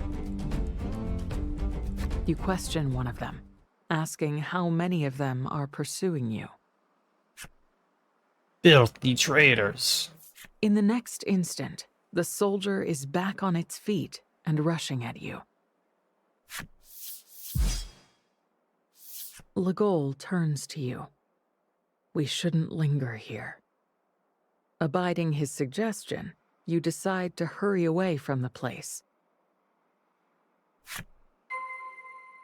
Alright, time to leave.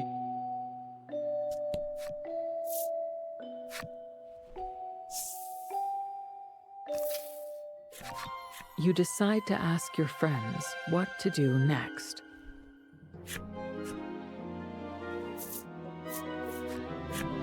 We should press on through New Terra, says Polka.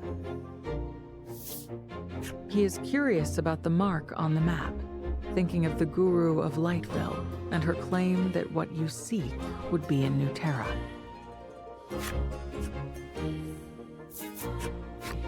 New Terra's dangerous, Legol says.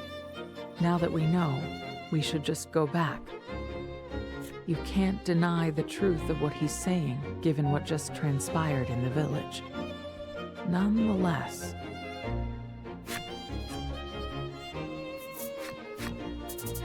Trollis waves her hands about vigorously. Still good to go. And with that, she indicates that she'll follow you. You tell the others, I want to keep exploring New Terra. You're curious about Polka's reaction to the mark on the map. Fine, but I'm going back after we check that spot out, Legol says, with no attempt to mask the displeasure in his voice. Polka looks carefully at the map and determines that the mark indicates a location north of where you are, between snow-capped mountains. Alright, so we're going to be heading up there. We're going to be grabbing a... yes. Some money and then keep heading up.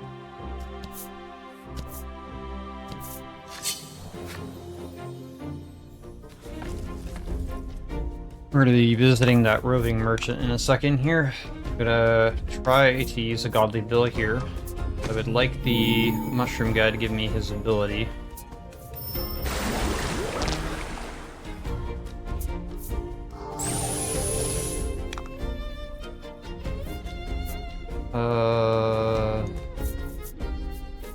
So we're gonna him first.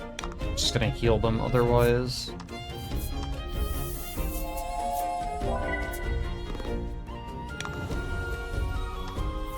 Got him, Trollis.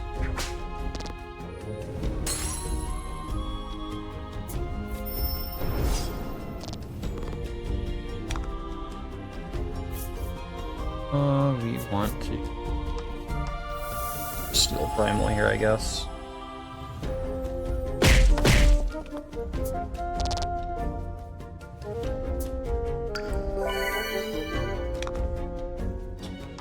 Really unfortunate that Udine can do that.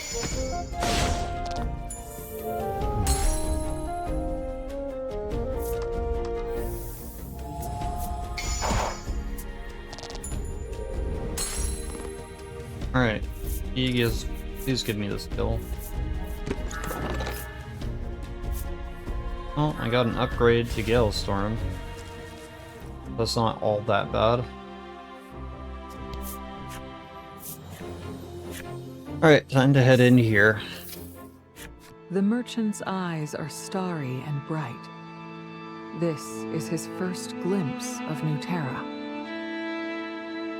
You ask the man how he managed to scale the end wall, and he raises 2 bloodied palms to show you. Wow. Why, it seems as though he climbed over himself in pursuit of your group. He laughs off your surprise. It was nothing, not when there's business to be doing. You recoil a bit, but are nonetheless glad to have the chance to do some shopping. Very determined merchant, willing to bloody his hands just to get our coin. Alright, so we're gonna head into the shop. We're gonna buy some armor. Want to buy the Warrior's Mail. And we're gonna put that on Legol.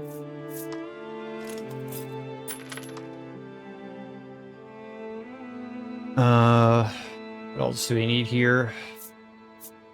Good amount of money. Gonna wait to buy the martial garb because there's still a lot of other stuff that we need to get here. We're gonna go to the pet shop and buy some skills.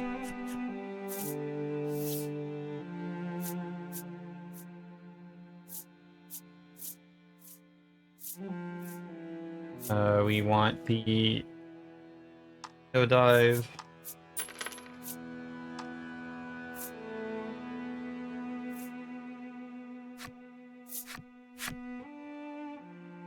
Yeah, certainly dedication to his craft.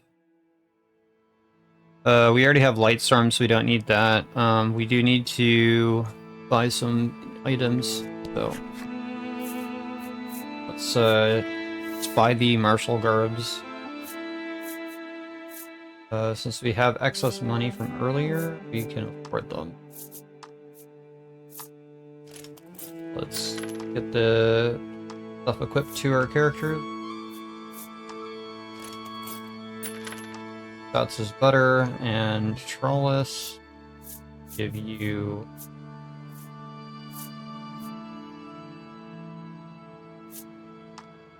guess we can give her this.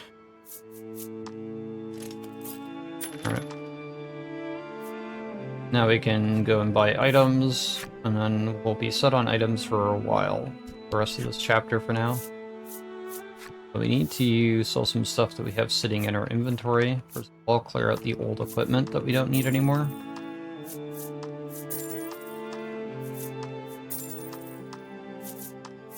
Chances of us seeing the merchant show up again, probably slim to none. I don't need this. Get rid of the nugget. Oil pot can go now. And everything else that we kind of need. Time to buy.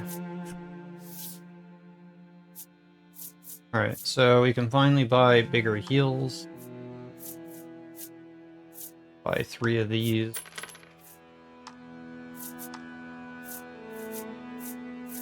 Those, when I have at least 10 here. We're going to try to use the other ones when we can. Another panacea, because we may end up using it. I want the omnipanaceas, but those are a little harder to get. How many revives do we have? Right. And we're gonna hold the rest of the money for now.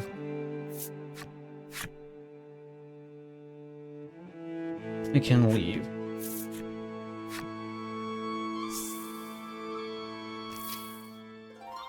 Alright, so next thing's set up some skills here. Okay, we have a lot of stuff at our disposal, so let's take quick stock of the abilities that we have.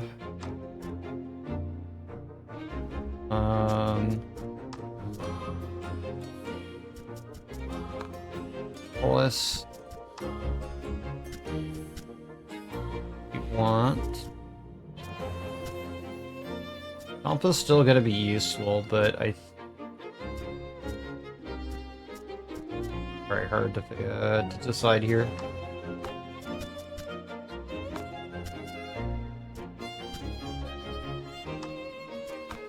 So dive might be a little bit better in this situation here.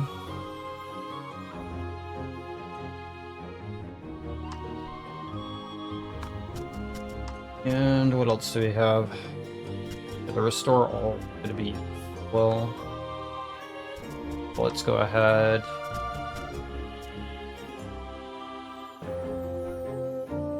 Put the 2 there, that there.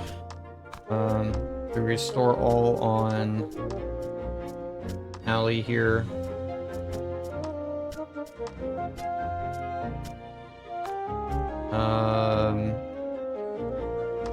Flame Magma. Sure what I want to do. I have too many skills that I normally wouldn't have access to, which creates a bit of dilemma here. Alright, Legol, we need to change your stuff for sure. So we want that on. +4 extra damage for 3 turns can be useful here.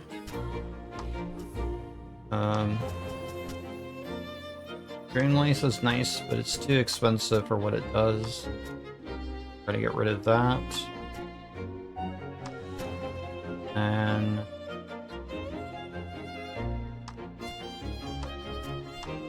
it doesn't need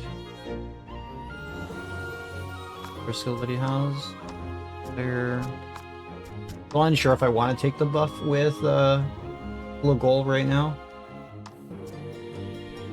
It's helpful for sure, but we definitely need more AoE damage in our party.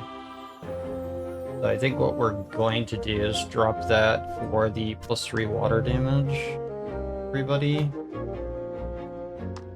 But I'm gonna set up Polka first before I decide that, because he has the 1 heal which we can drop easily. We need to give him a single target damage skill, so it might actually be beneficial to give him the 9 damage skip.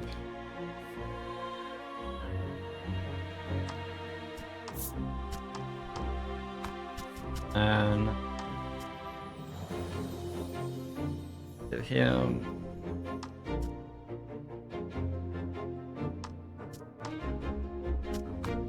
8 flat damage. We don't necessarily need on right now, so we're gonna put this back on. Give us a nice even spread of abilities to use. And then Trollus. What do we want to do here, Trollus? I guess honestly we just give her the Flame Breath at this point. Or we give her the dice roll 3 here. Can't dwell too much on this. So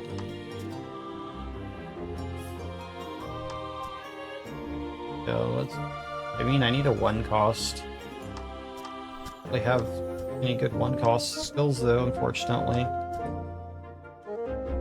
I think like the only option I really have, put this on here. Swap. Should be good enough. Rings are fine. Don't need to do anything there. Alright, let's keep going.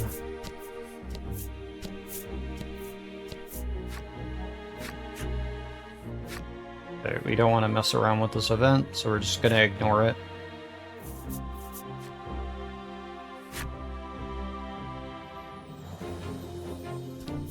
Yeah, they're very fun casual games, for sure. As you forge on through the snow, you come across a tattered doll covered in deep gashes. Gashes the doll appears to be covered in dark red blood. You don't want to think about the fate that befell its owner. The smell of all that blood is going to attract more monsters, the rest of the party warns.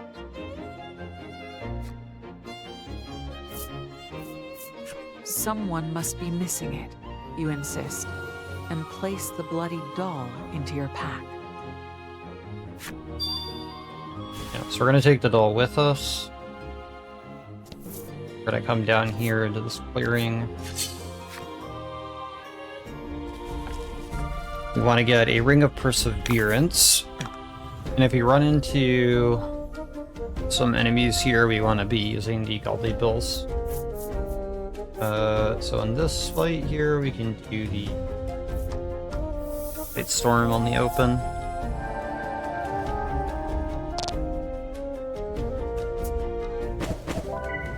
That is one skill that we do want to get, though. That enemy in particular. I would like to have more than one show up, though, so I have a better odds of getting it.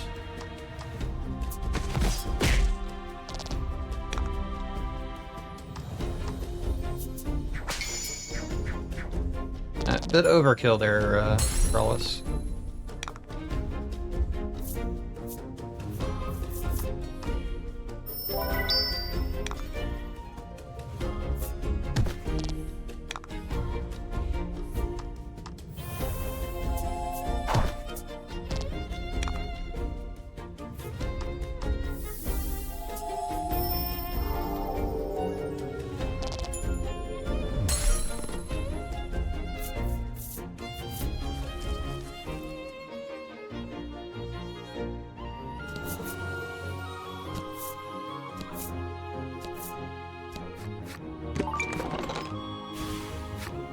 Got the Ring of Perseverance, so I can back up this way.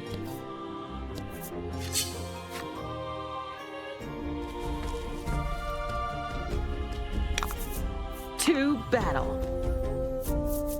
Okay, generate here.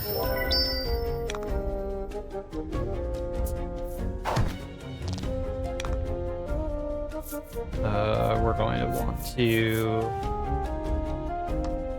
Okay, first.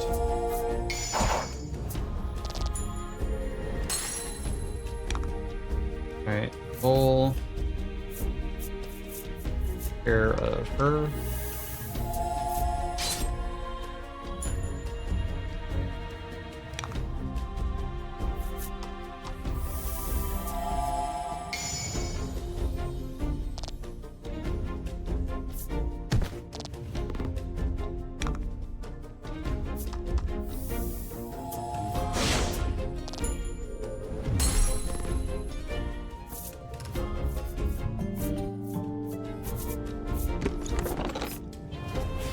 Oh, I missed out on the ice breath attack. It would have been nice to have since we're still missing it. It's not a huge deal if we don't have it, but I do want the healing skill. We want to just kill these guys as quickly as possible. We do have a chance to get an upgraded skill off them potentially. But I would like the mushroom guys heal over one.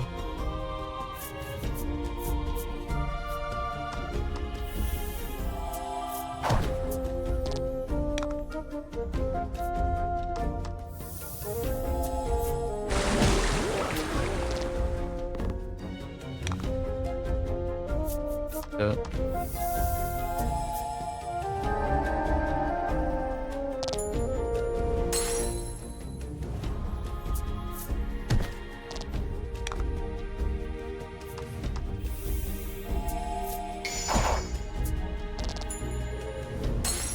A mass.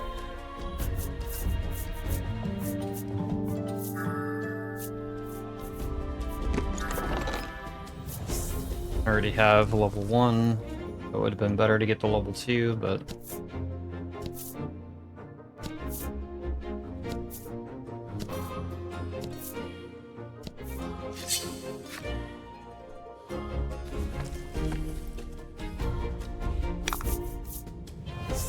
Okay, I don't really want to do this fight here. There's nothing useful off this fight, so we're gonna run.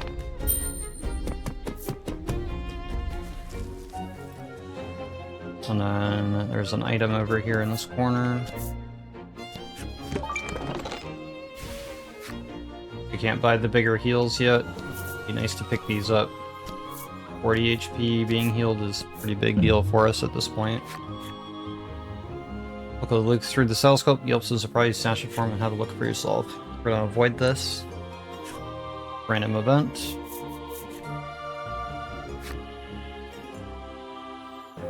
Gotta grab this chest.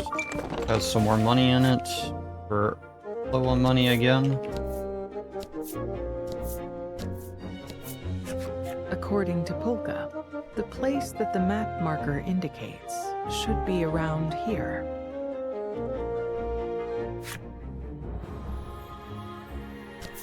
You can detect the telltale signs of life nearby. Could there be a village? It may be worth a visit. You notice telltale signs of monsters, too.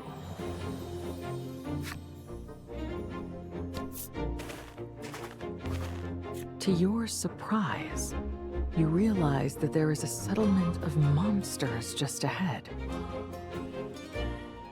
The mark on the map looks like it's pointing to this village. It seems like it could be dangerous to approach.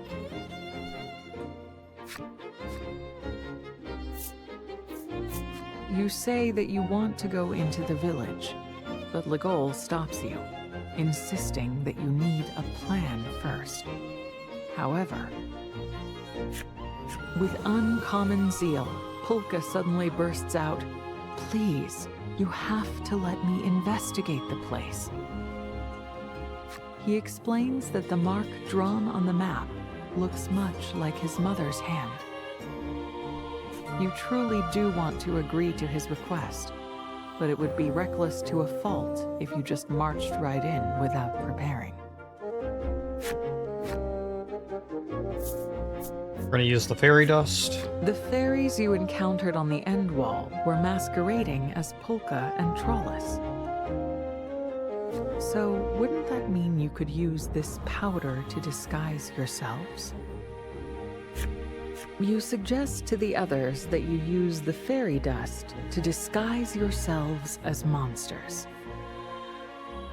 Though reluctant to assume such a form, you're left with little other recourse.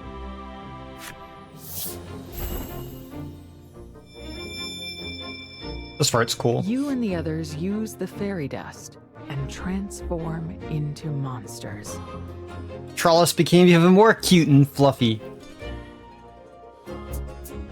Trollis seems somehow pleased with her newfound fuzziness.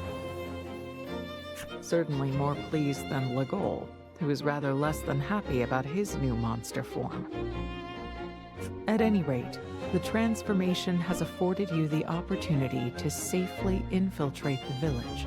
Allie's And now you a set squirrel. off to do so. I think she's a squirrel.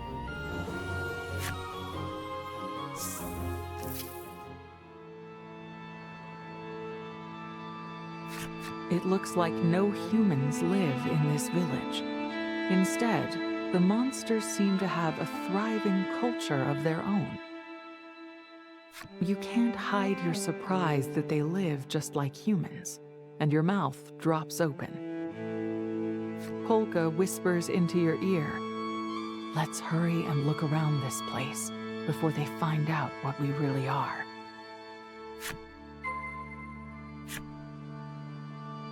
Alright, so we're going up here. The doors of the magnificent mansion open, and a delightfully fluffy monster comes out. The monster says, "Spend all the time you want. Our village is yours." It looks as though this is the local mayor. The mayor looks at Polka in surprise, and then narrows his eyes. He explains that Polka reminds him a lot of a friend of his from long ago. Hoping to win the mayor over, Polka rattles off a lie. "Ah, yes, I'm his descendant."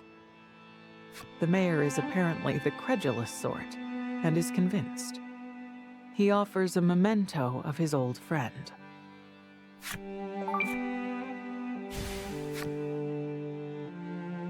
We have the monster staff.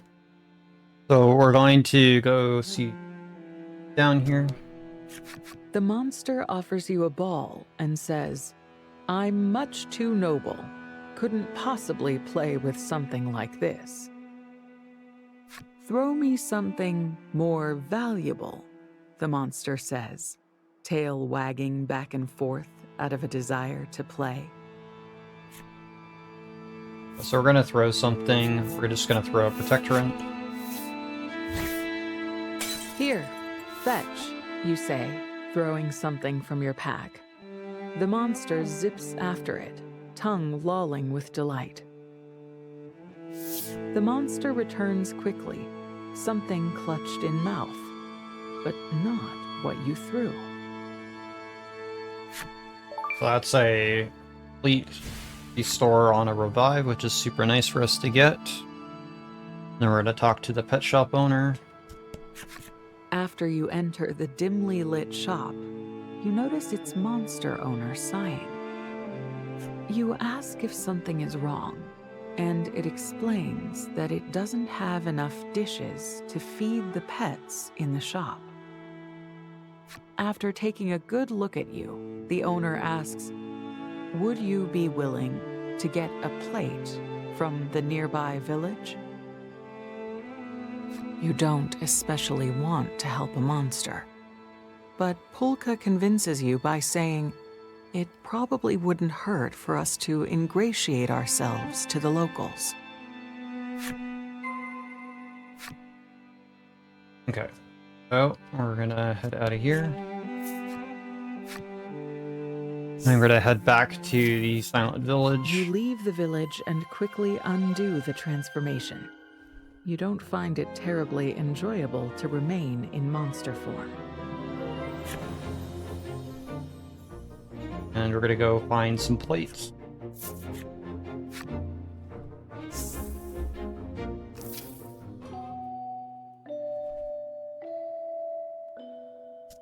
There is a single word written in crude lettering on the wall. Help.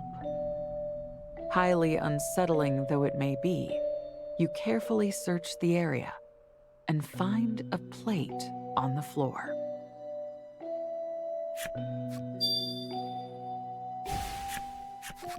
Trembling, Legol says, "We got what we came for.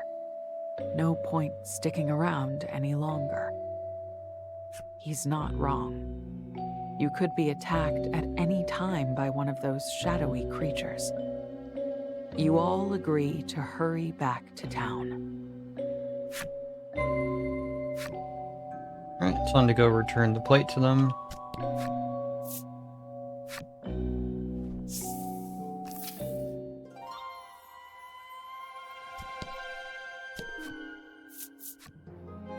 You use some of the fairy powder to change form into a monster and slip back into the town of monsters.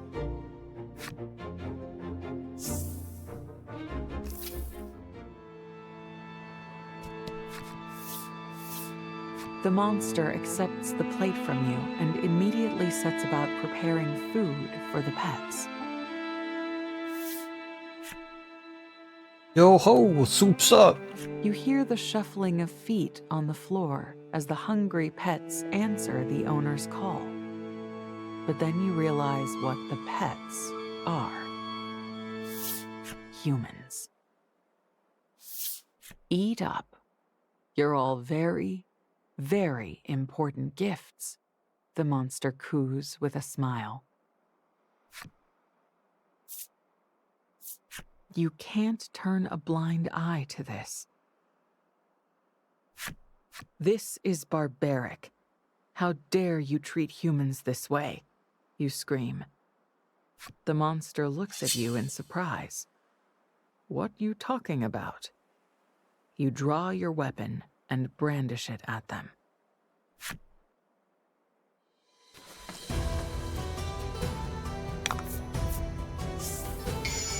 Battle time.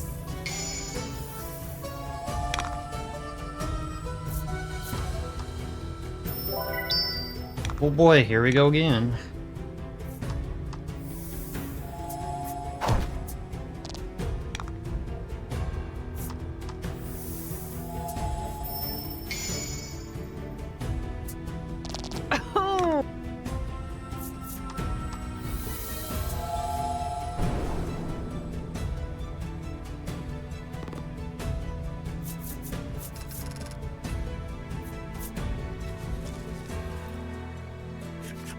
You've managed a clean victory over the pet shop owner. Your conviction is renewed that monsters are beasts to be despised for the suffering they cause humans. The people freed from the cages look terrified and are unable to even speak. Well, now what? Says Legol. Your reply is cool and composed. We have to take down all the monsters in town. It's the only way. Polka agrees with your assessment. We'll be found out before long, and there's little else we can do to save so many people. In a tiny voice, Legol replies, Yeah, right. He looks out of the shop window and surveys the town.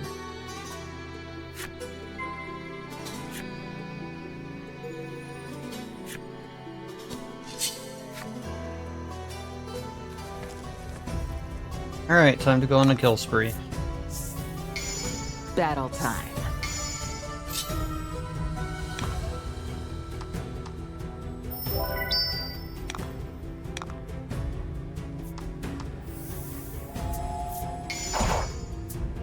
Beautiful.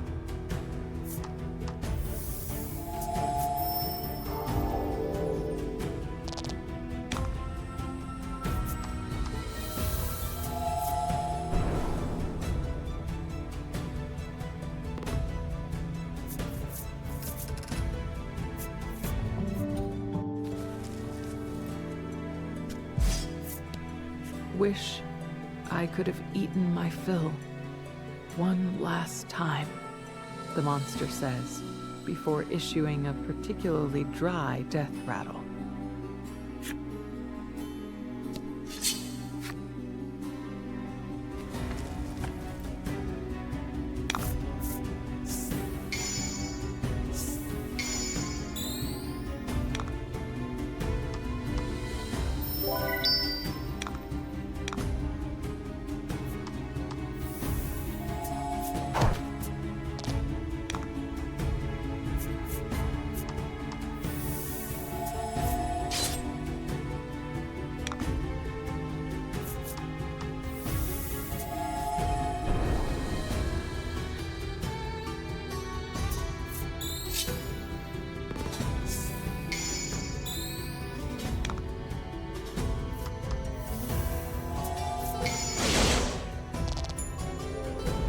I expected nothing less. Maybe poetic justice, the Yeti says. These words are its last.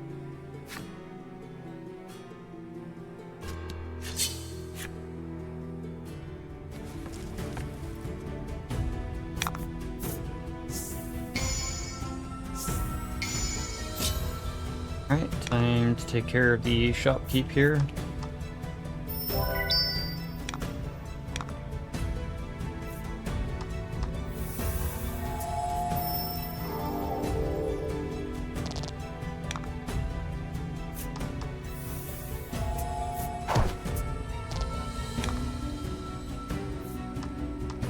Oh, that's not the skill I meant to use.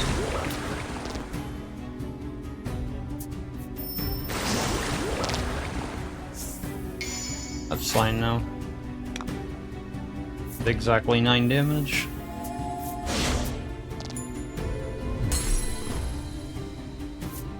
And because the shopkeeps never charge you for money, you don't get any money from killing her. True rest, the monster says, before its eyes close forever.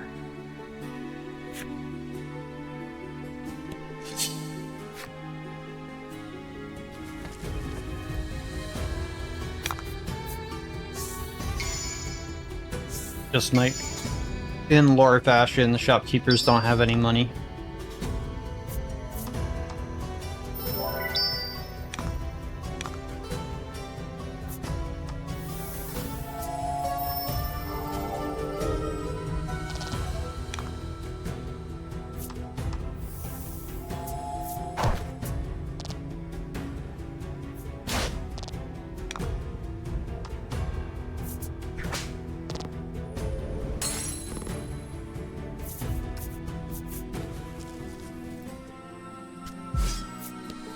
The monster lets out a clipped whine, and then lies down for the last time.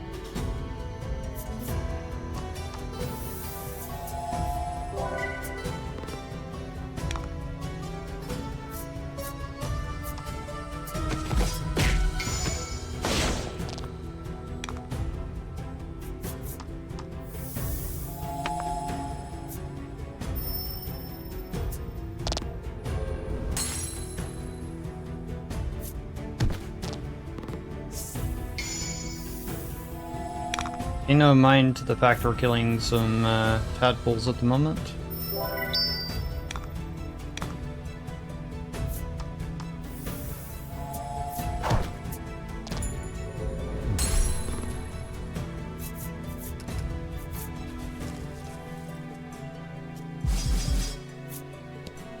We practiced so much, the monster says.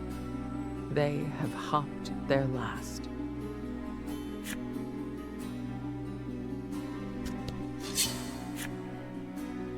Well, I guess they're not quite tadpoles, they're more like frogs, but...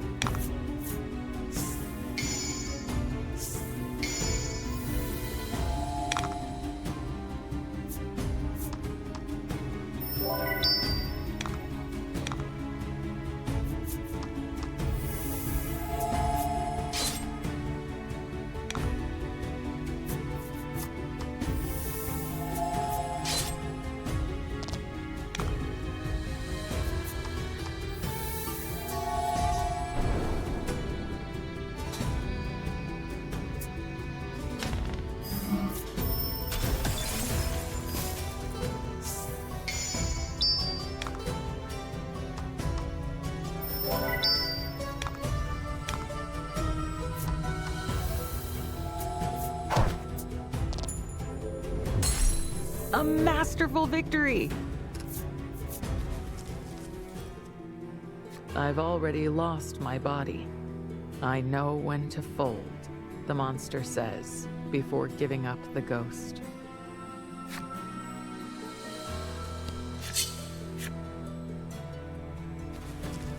Alright, so before we finish off the...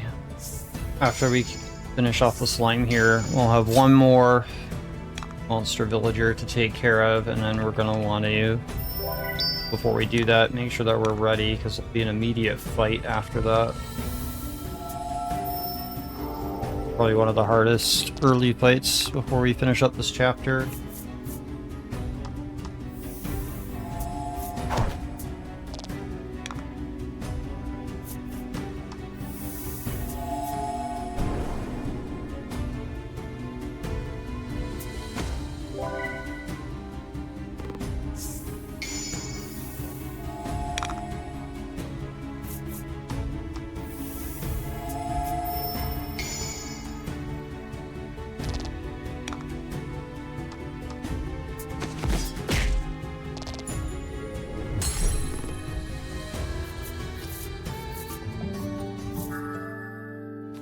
Even more gems at the start of combat is very good. I'm going to die without my revenge, the monster says, its final words oozing out before it passes on.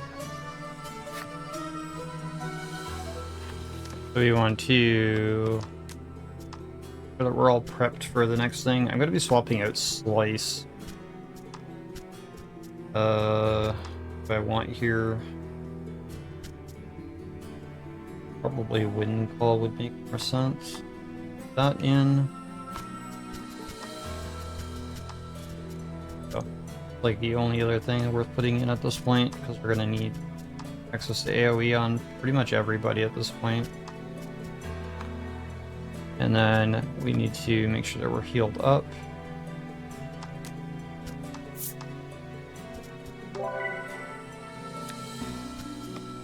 I want to make a safety save before we go into this next fight. It's going to trigger a fight to follow it.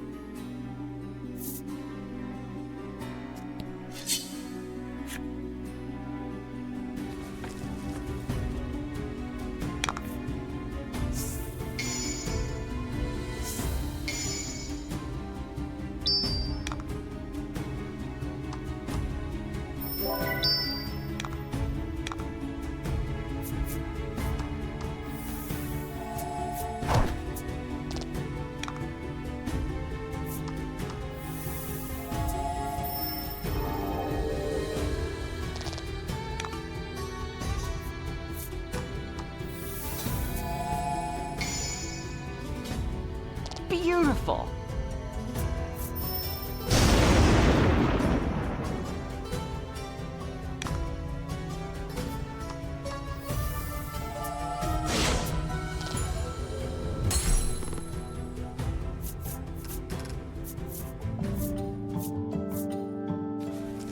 Okay, that's good.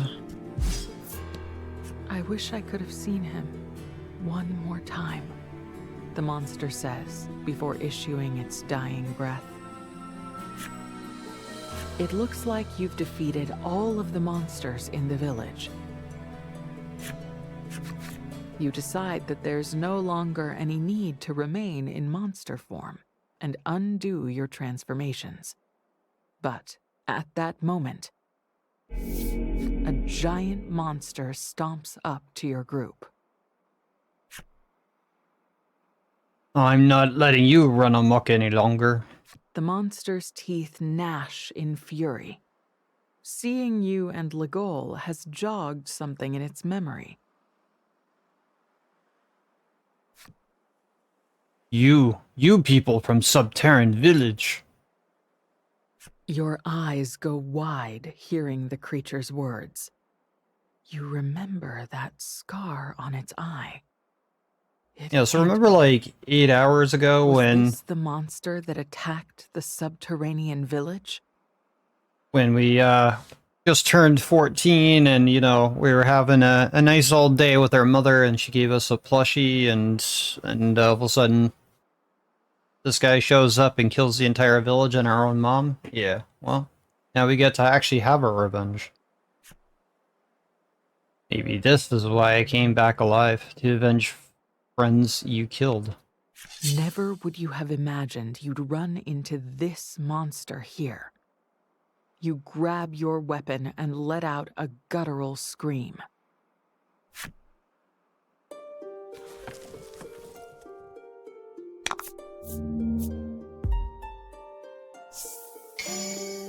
You have a history with this one. Alright, so this is going to be guaranteeing crits. We want to generate here. You can pose quite a bit of a threat to us, so we want to be very careful.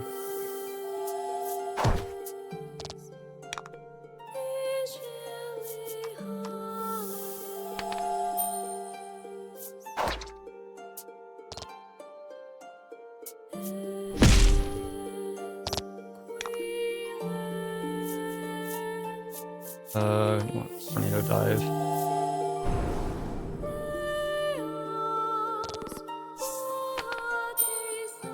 Okay, all rolls are going to be on crits. I need to heal.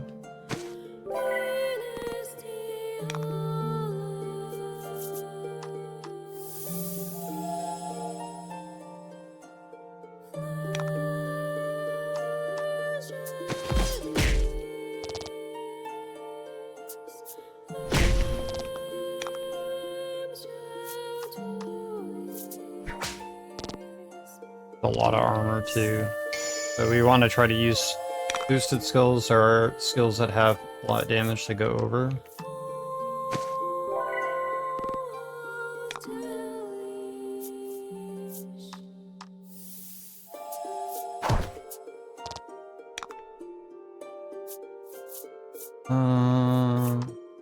Damage.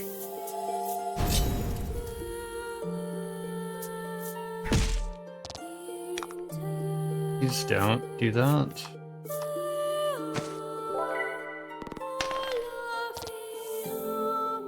Need to reapply deadly poison.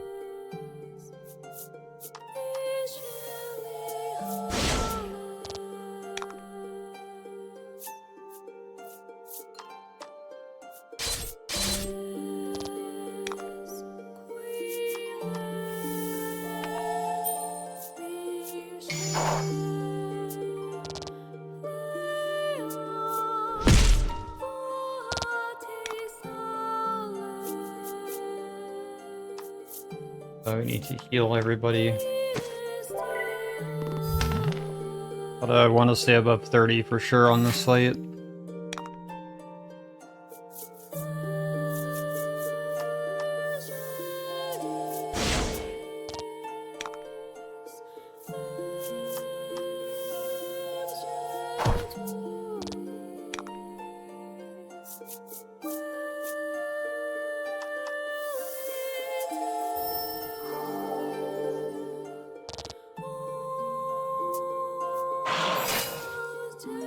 Gave himself defense down, which is nice to see.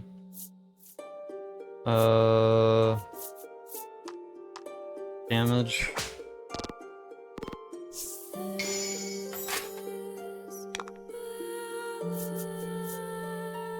I'd like to lower its attack here. The 50 damage is a lot.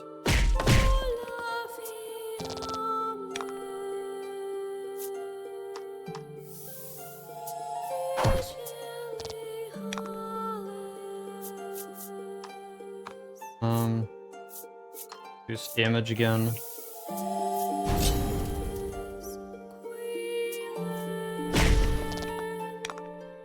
Ease.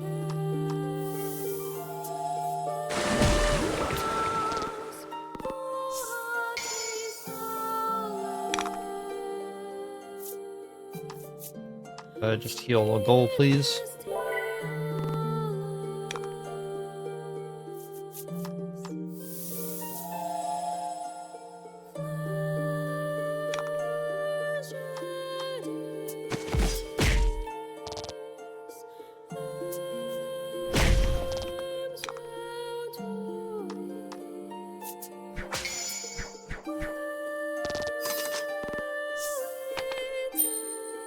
So all rolls land on 6.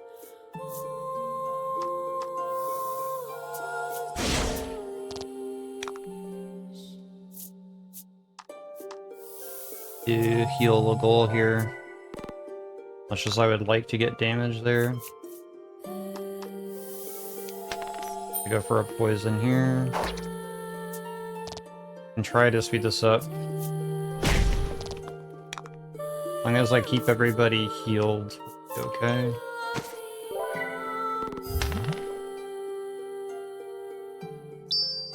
Okay, the guaranteed crit is really bad for us in this situation.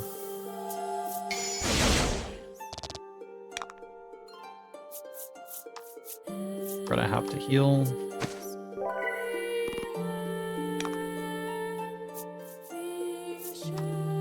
Frenzy.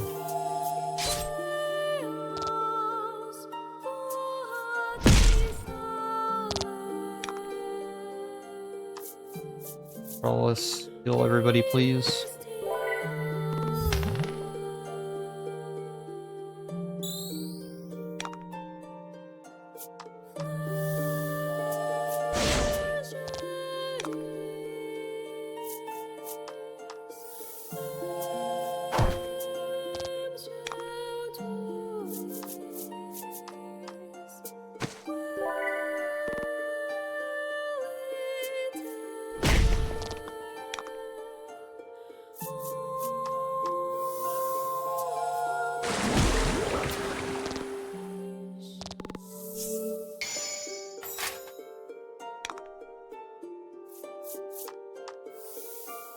Try to reapply the poison if we can, or just go straight for the damage. Very close to dead. You can get the poison, and he also dodged, so it wouldn't have mattered.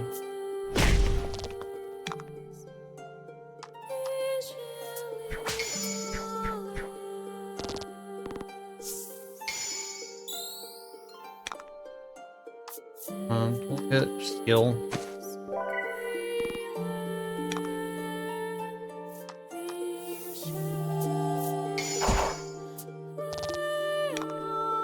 Cool, I need you to finish this off, please.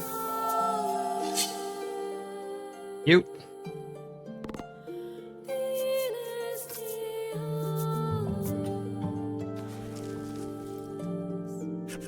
You stand over the fallen monster and raise your sword high. This is for everyone you killed. Looking at you, the monster speaks in a soft voice. What you did here, any different? The scarred monster destroyed your home, and now you've destroyed its. Me, you.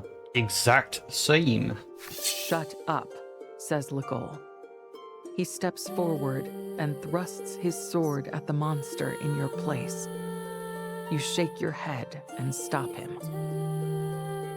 You know you have to do this yourself.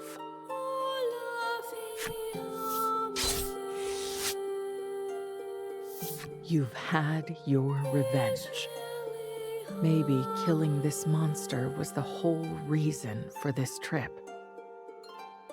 Yet the monster's words stick with you, like a tiny bone lodged in your throat. Legol notices you brooding and speaks, his voice full of concern. Don't let it worry you. The village mayor comes over, looking at you as though he wishes to speak. You decide to listen to the mayor. The mayor speaks in a quiet voice as he tells you how this town came to be. This town was established to protect the entrance to a special ruin, but long years fulfilling that role are over. After finishing, the mayor hands you a key to his residence.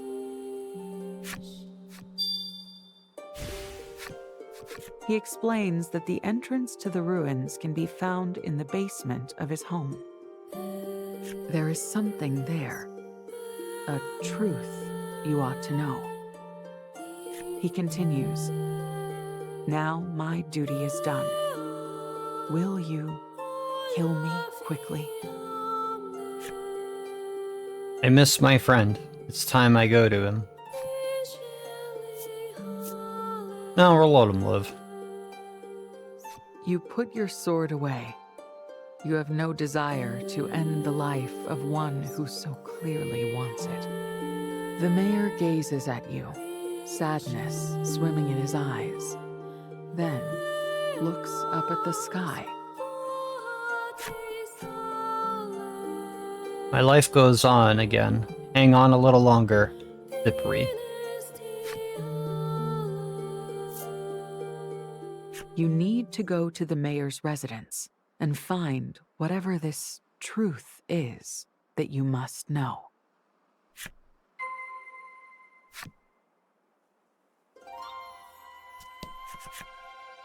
You unlock the door of the manor with the mayor's key and enter. A quick search turns up a staircase leading to the basement the mayor mentioned. Trollis points down and asks, "Truth down there?" Polka mutters, "What could it be we ought to know?" Legol's eyes are fixed ahead. He does not say anything. You swallow hard and then gingerly take the first step down the stairs to the basement.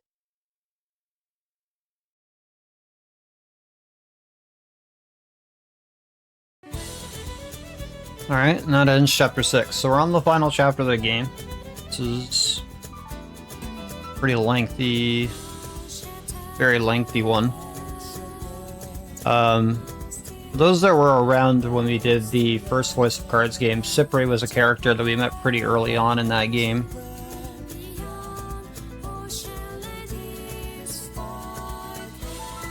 So there's quite a bit of ties back and forth between all three games. However you want to interpret and piece things together is up to you. There's a lot of people with different versions of that, the events that transpire between them. But yeah, turns out the monster village is functioning just like any other village. We got our revenge on the troll that murdered our family and friends.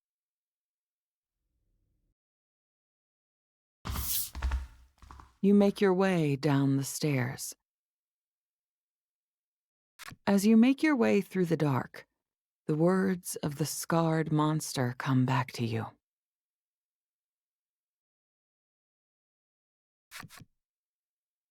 Me, you. Exact same.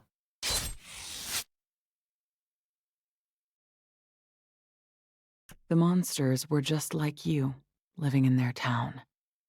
They grieved for the deaths of their fellows and sought revenge. The thought sticks in your mind as you make your way forward. Before you know it, you've found your way into a cold, unnatural-looking passage.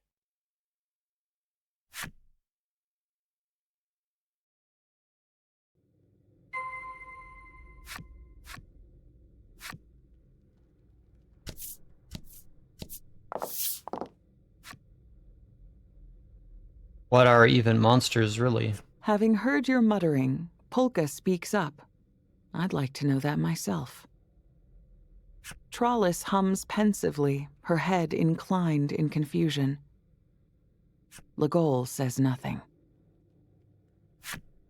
Alright, we'll have a forced encounter coming up here.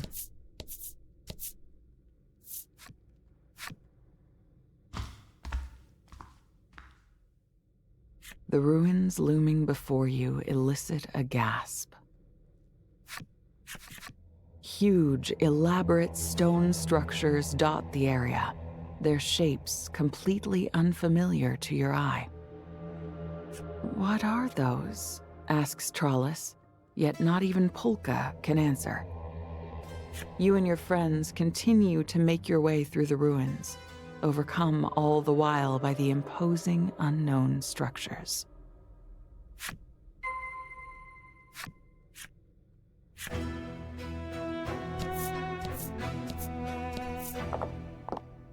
As you make your way through the ruins, the light of curiosity shines brighter and brighter in Polka's eyes.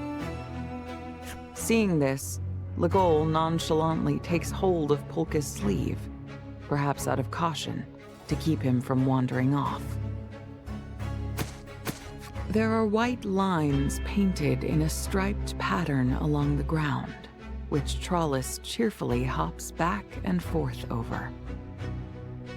The lines cut off, and you discover someone standing where they terminate. Trespassers found me. Must tell Mother. We'll have trouble if it tells its friends we're here. Come on, says Legol as he draws his weapon. The monster tries to flee, but you and your friends attack.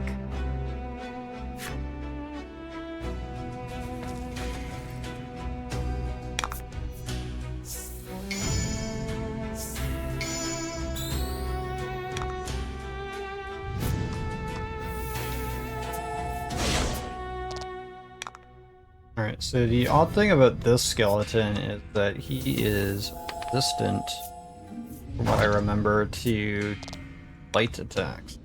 I'm going to avoid using those. Also, I need to heal Polka here.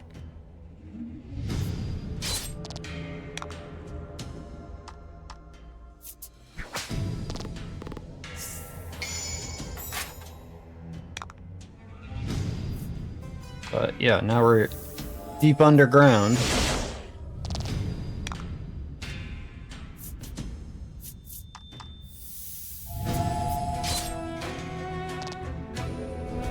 A masterful victory!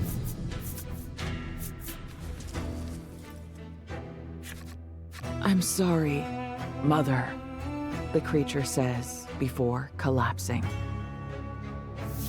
Another monster with a mother.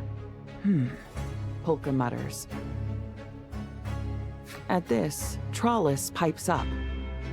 Other ones said mother too. Now that she mentions it, you do feel as though you've heard a different monster mention a mother.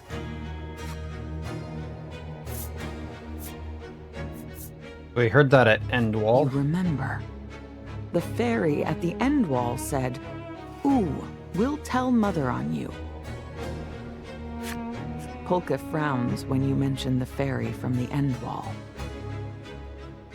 He goes on to point out the possibility that Mother does not refer to a literal mother per se, but a presence that governs all monster kind. This mother might well be deeper within these ruins. All of you agree to proceed with utmost caution.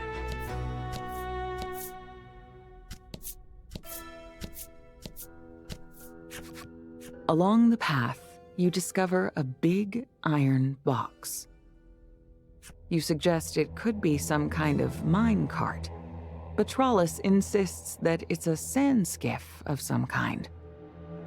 Polka looks at the boxy iron contrivance and mumbles something about its workings being much more complex than a mine cart or a sand skiff.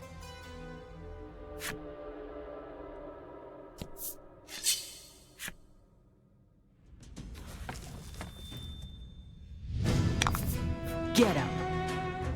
Alright, the dog there has a good skill it would like to get, but not too worried about if we get it or not, because we could have enough money by the time we get here to be able to keep finding the skills that we need.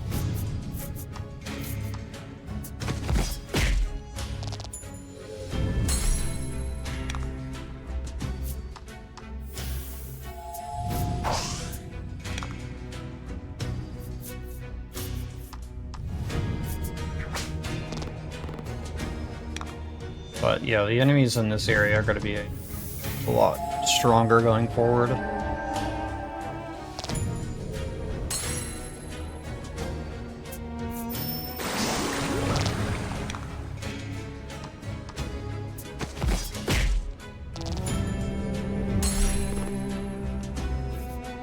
We're going to be picking up a Supreme Salve and a Ring of Bravery down here on this part of the dungeon.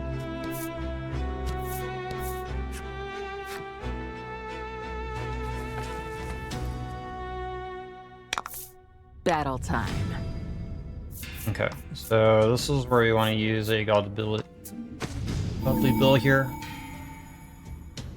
Like to get the mushroom guy to give me his skill, ideally. Roll. Okay, get rid of the weak hair foes first.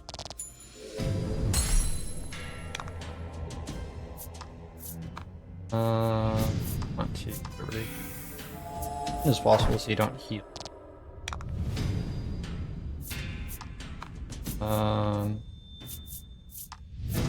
Here. And we missed.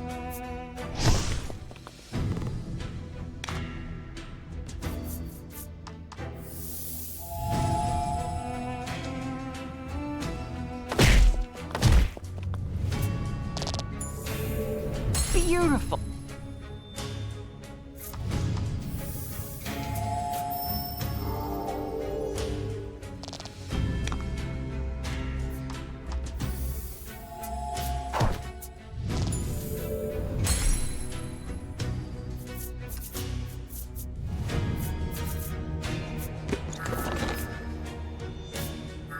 I mean, it's an upgrade to a skill we're not using, so it's unfortunate.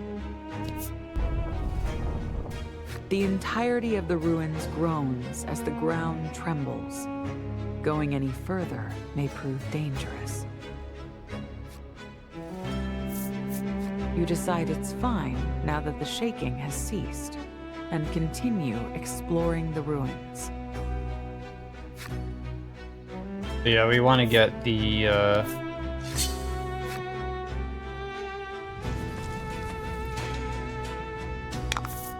rejuvenate skill. This is one fight that we really want the rejuvenate skill off of.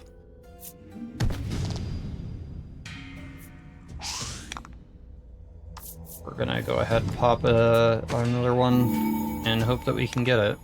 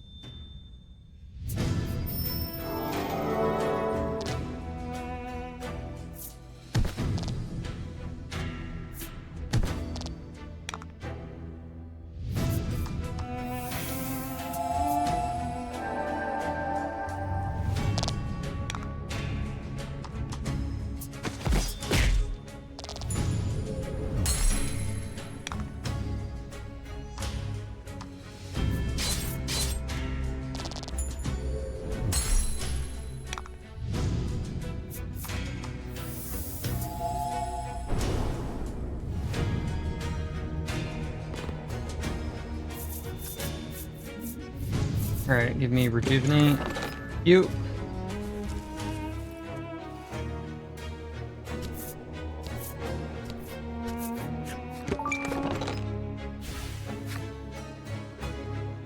Head south. You have restricted movement. The mouse down here that we want to talk to. Get him.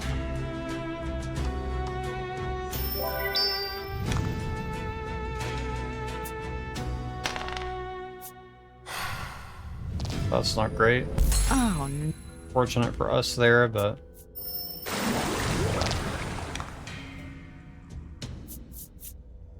Probably better if I try to run away from this fight. You.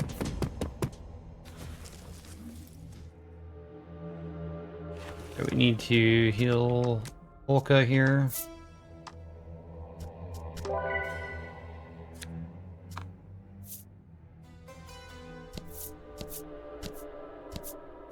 You spot a monster who poses before you, showing off their outfit. You like what you see? Killer fit, right? You can't quite find the words, and as you gawp, the creature hands you a ring. Go on, embrace the drip. This monster doesn't seem hostile at all.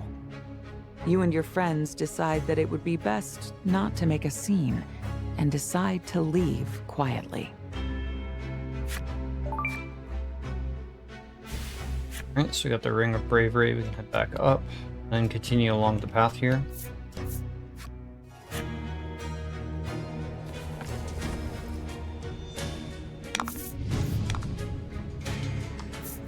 Okay, run from this fight.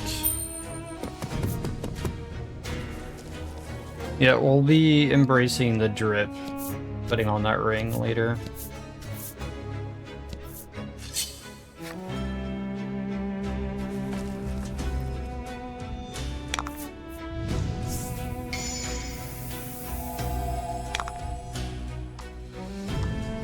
Run away from this one. Continue down.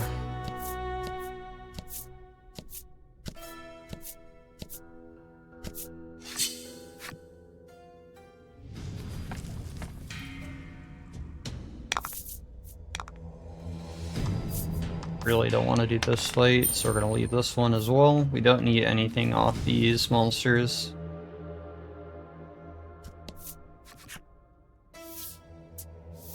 Polka picks up a small iron box from the path. Curiosity shines in his eyes as he examines the object.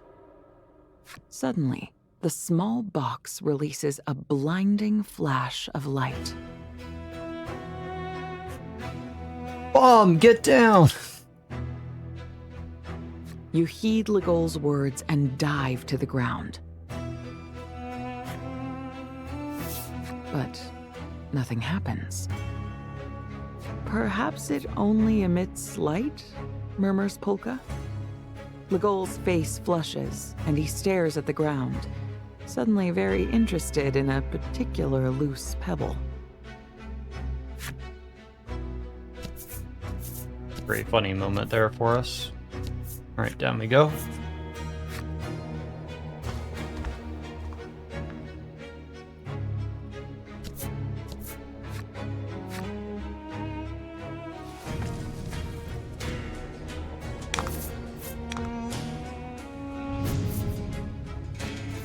Okay, so we're gonna hit with a rain call here. Crit. Want to take care of the mouse.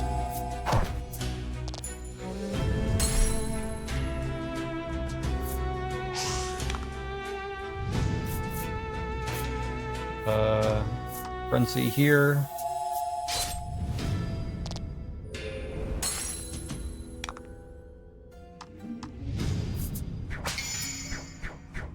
Good crit trellis.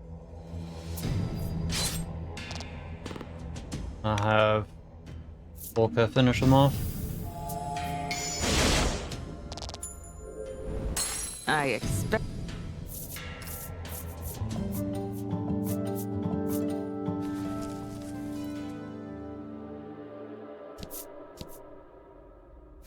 A figure that looks hewn from iron stands in silent vigil.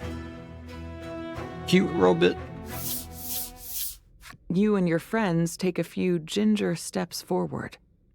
The creature rattles and clanks to life, uttering nonsense. The elevator here is presently out of service. If you'd like to use the elevator, please turn on the power. Without a moment's delay, the four of you draw your weapons and prepare to fight.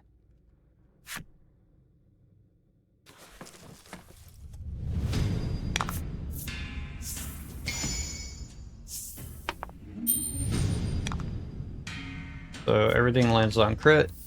got high armor here, so we're gonna have to try to buff our damage to go above it.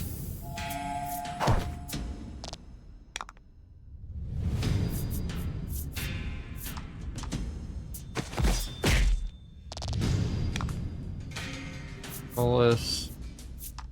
Hit with a tornado dive, I suppose.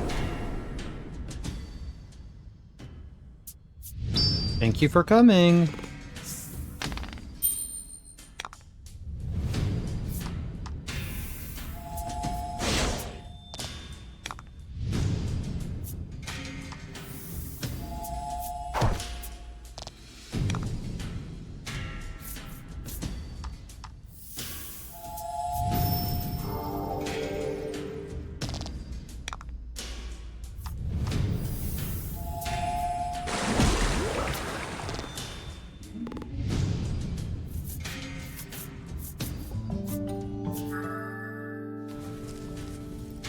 Alright, good passive for Charles to get. With several whirring, buzzing, and sputtering noises, smoke erupts from the iron figure, and it stops moving. A close look at the figure reveals that not only is it not a monster, it doesn't seem to be a living creature at all. Despite no longer moving, the thing continues to babble. The elevator here is presently out of service. If you'd like to use the elevator, please turn on the power. Nuterra truly is amazing. A profound sense of just how much you've yet to see wells up within you.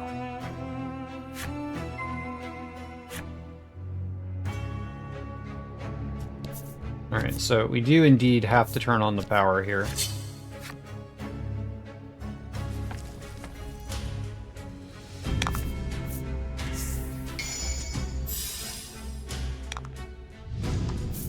Don't want to do this fight, so we're gonna run.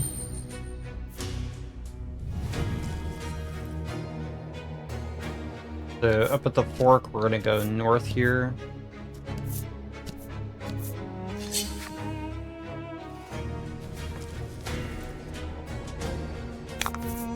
To battle. This fight is worth doing only because of the enemy on the left.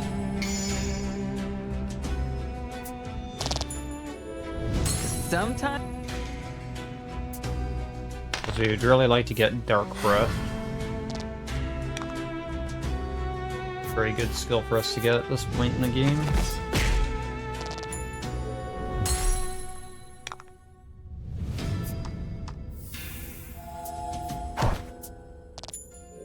I just don't have any more Bills of Fortune to use right now, so we're just relying on RNG to get it. And if we don't, we have the opportunity to buy skills that we don't have access to. Once we get a bit further in here. But we're still pretty early on in this chapter. We have quite a bit of this chapter's to...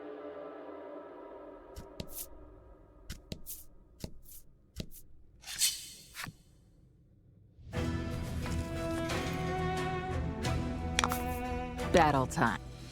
Don't want to do this late, so we're gonna try to leave. Fortunate.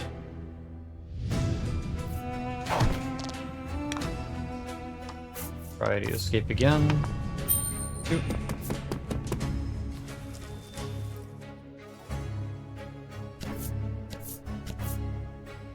Okay. Trying to cut the corner here. Pulke calls out that he's found some kind of device. You look over just in time to see something moving behind him, but he doesn't seem to have noticed, as he is totally fixated on the equipment. Monsters appear, lightning arcing and crackling around them. We won't let anybody interfere with her work. The monsters descend upon you. Alright, so hopefully they don't paralyze everybody, because that's one of the main things that these enemies can do. Makes them very annoying. Also just very strong as well.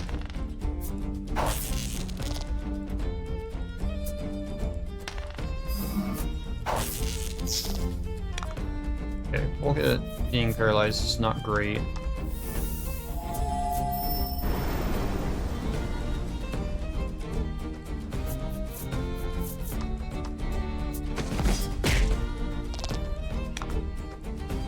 Roll this.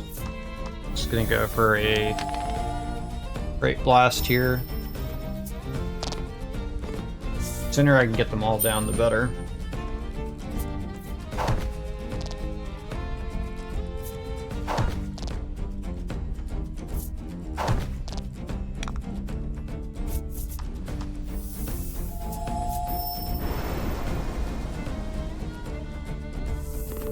Good.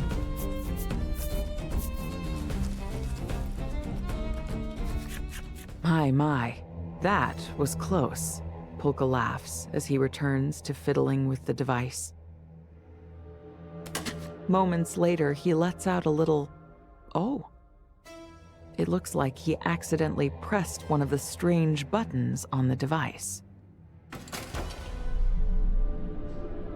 You hear a loud whirring sound coming from somewhere.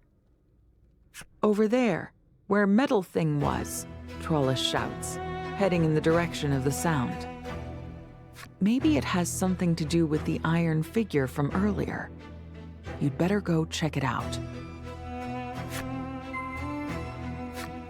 Alright, so make our way back up there.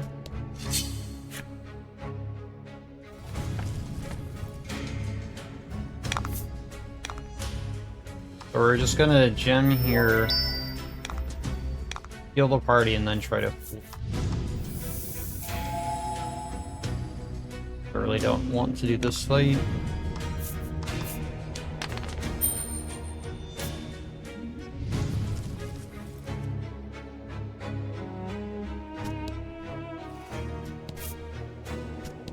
We're gonna head down here because we want to get something for our boy.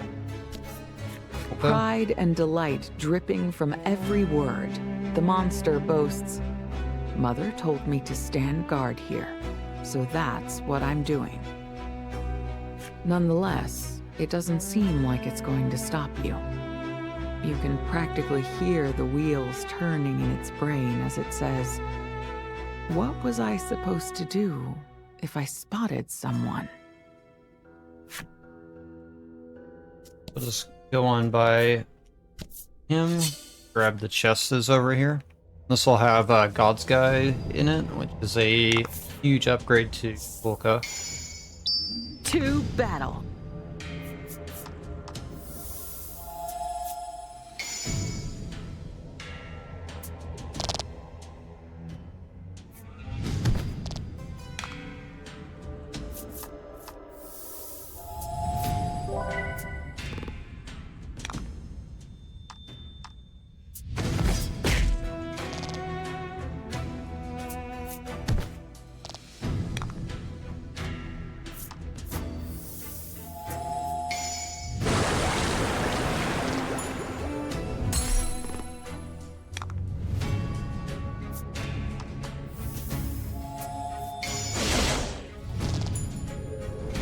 Sometimes.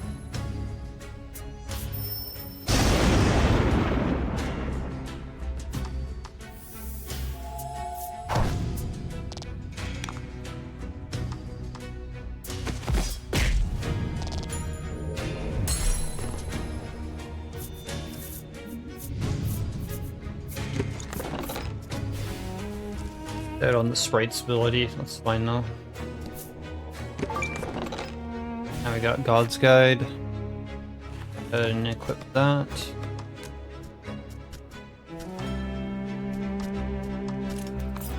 Upgrade there. X skills again.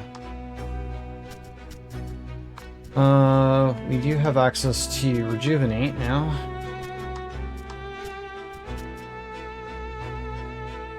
They revive there. It's very expensive though. Until we hopefully get an upgrade for it. It's nice to have, but we're not going to use it for now. We can head back to The iron Power figure box. continues to spout nonsense and smoke in equal measure.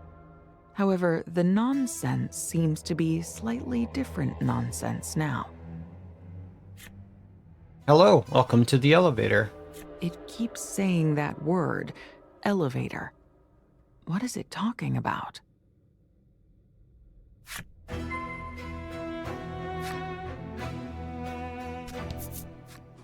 When you step in front of the imposing iron door, it opens with a metallic clank. The group cautiously steps through, and with another clank, the door grinds shut.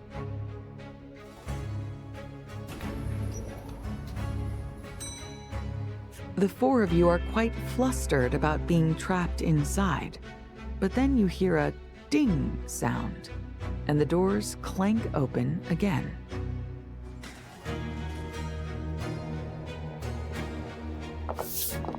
You step outside. You can't shake the feeling that the area around you is slightly different than before. Despite the strangeness of it, you all decide to continue exploring. As you do, you continue to wonder what that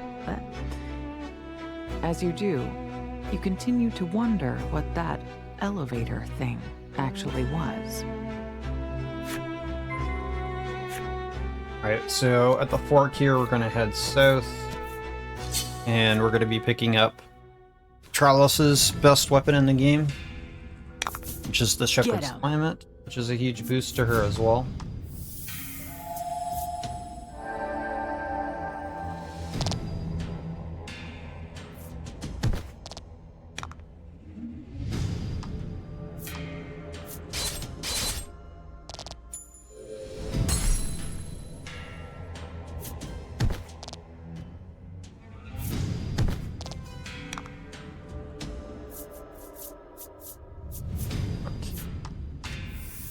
Deal with these frogs.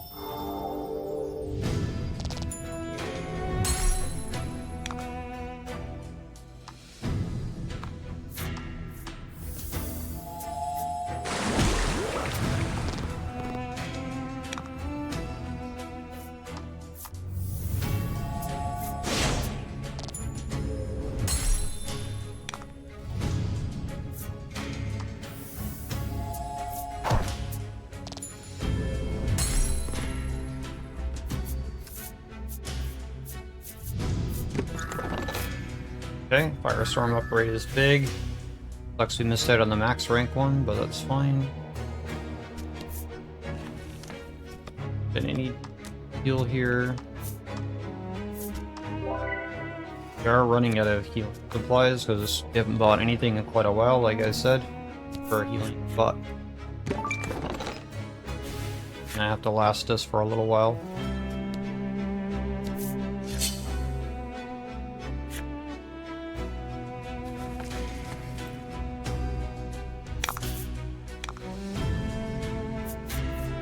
We don't need this site, so we're gonna run.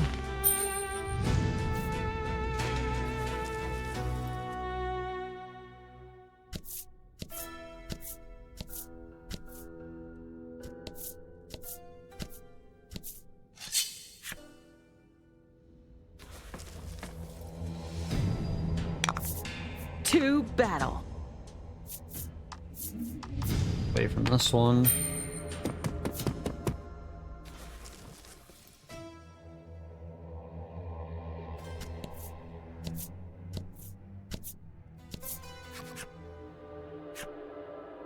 Hello, hello. Would you care for some tasty canned food?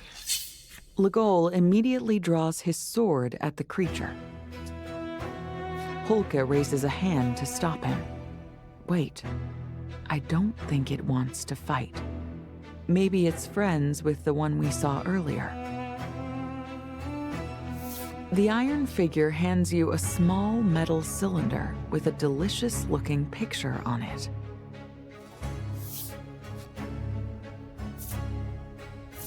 Legol tries to stop you. Don't. It could be a trap.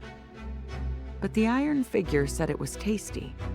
and it is simply human nature to want to eat tasty things.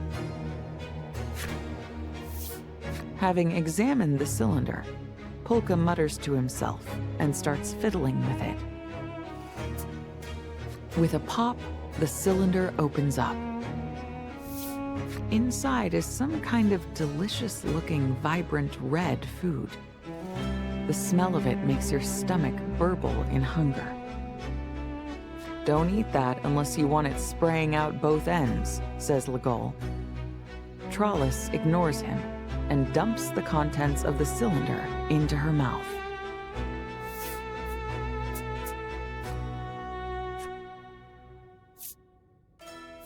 Trollis doesn't look like she's in distress.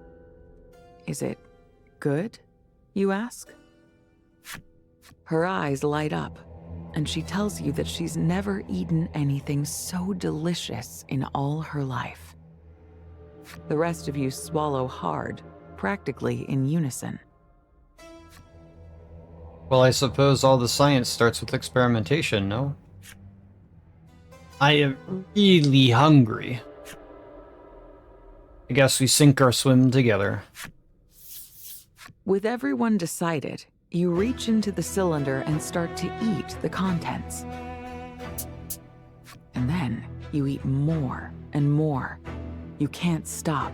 It's a new dimension of flavor. Legol apologizes to the iron figure. Hey, you're all right. Sorry we hurt your buddy. Hello, would you care for some tasty canned food? It continues to offer more of that delicious, canned food. You're touched by its kindness. Alright, so we're gonna head north here. Do you want to equip that weapon to Trollis that we picked up now? Getting into forced encounter coming up.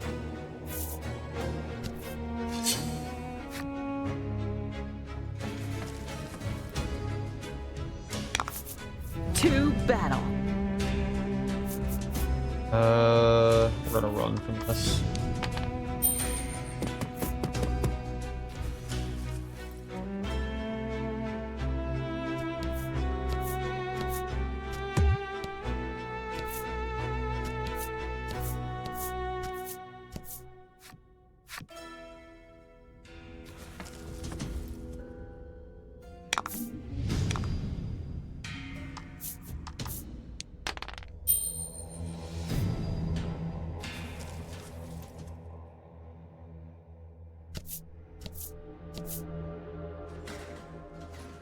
The iron door opens just as before, and the four of you step inside.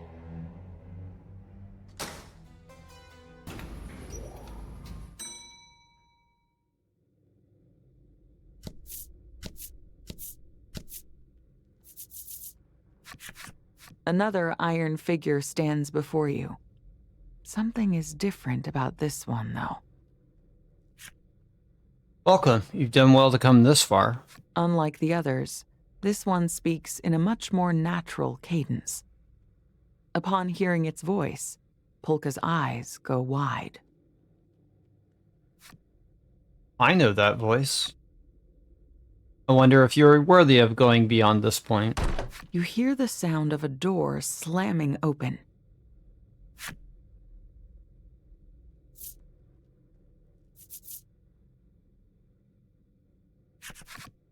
A trio of monsters spills out of the doorway.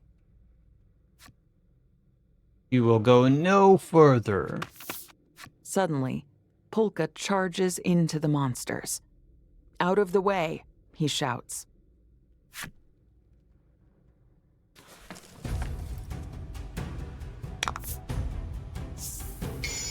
Battle time.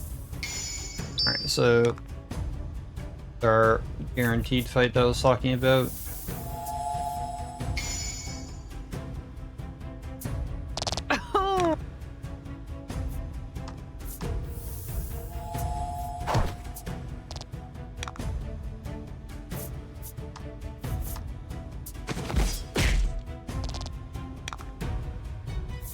For a great blast. Okay, good roll. Hoping for at least 7.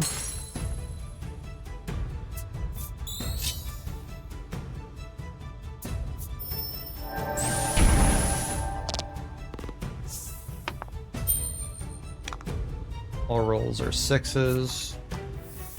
Go for the gargoyle here. Beautiful.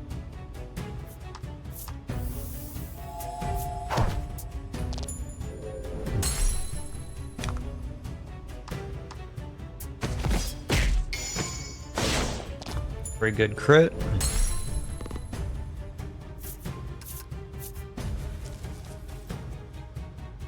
Will be another fight after this one.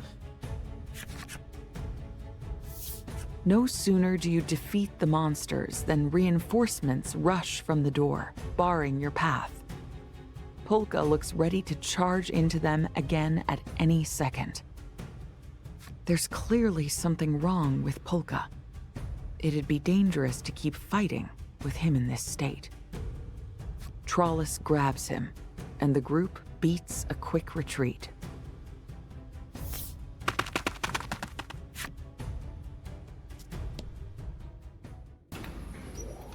Don't worry. We'll be coming back to deal with those monsters in a sec. Seated on the ground, Polka apologizes. It looks like he managed to cool his heels a bit in the wake of your retreat. You ask him what happened, and he replies, "I needed to see whose voice that was." You look to Legol for assistance, but for some reason, his face has gone pale.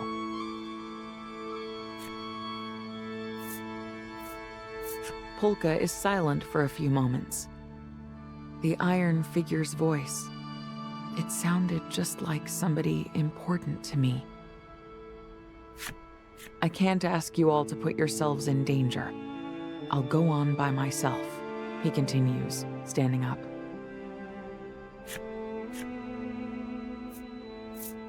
Legol's reply is terse. Don't worry about me. Polka seems determined to get through that door, even if he has to do it alone. You're also concerned about Legol. Nonetheless, the 4 of you agree to see what's beyond the door. But to do that, you'll have to take down those monsters.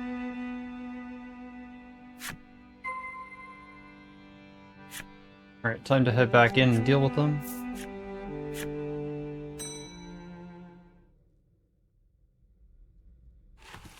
Check that we're filled up here.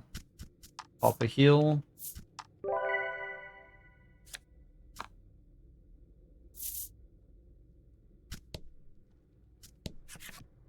Should have stayed away, one of the monsters says. We need to see what's through that door, you say, as the 4 of you draw your weapons.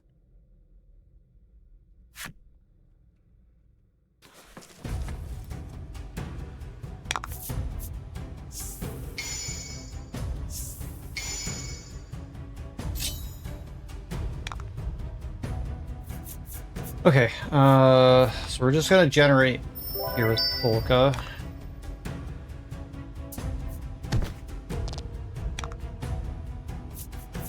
And we're going to do a Gale Storm here. I'm gonna make use of our damage here. Go for the frog. We have a weakness here.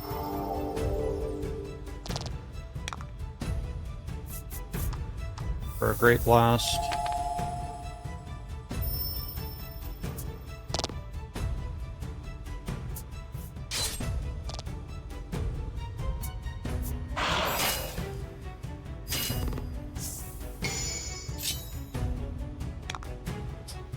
That's not good.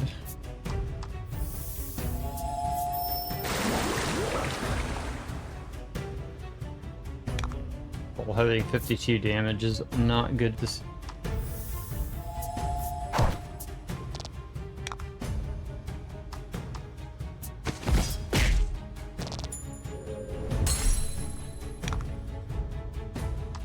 Control us, get in there. Thank you.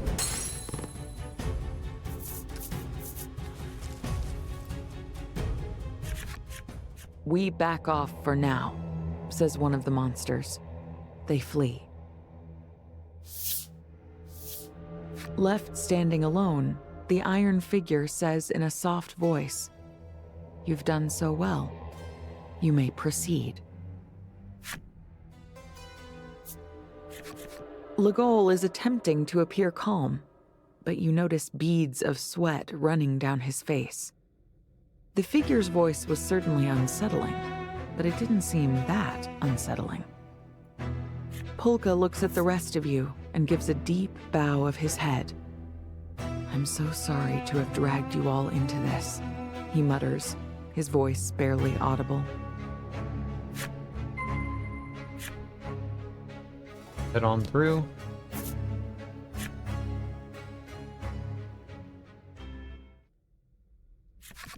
Beyond the door, there is a lone woman. Polka gasps at the sight of her. Mom? "Mom!" Polka shouts. He tries to run over to the woman.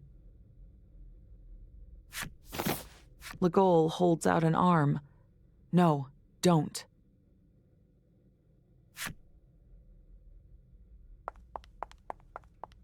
You watch the monsters take the woman away, and Polka lets out an agonized, "Mom!"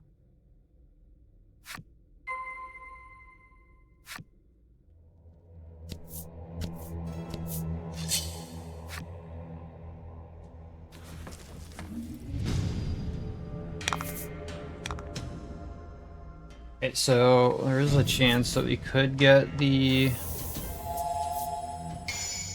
bigger skill off the mushroom guy in the center, but I'm not gonna hold my breath to it.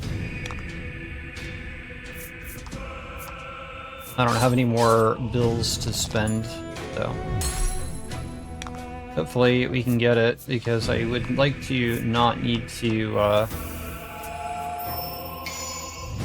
only buy a level 1 version of it.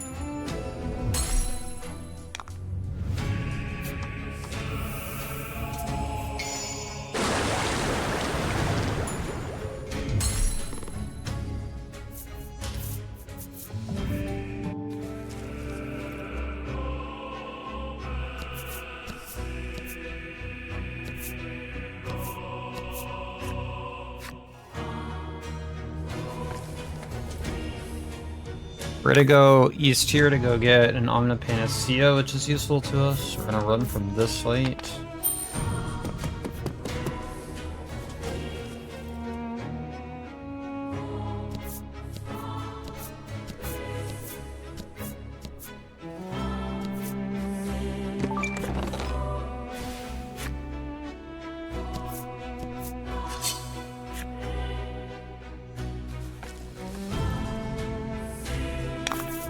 To battle. Okay. Lots of good skills that you can get here. So let's, try to take care of them.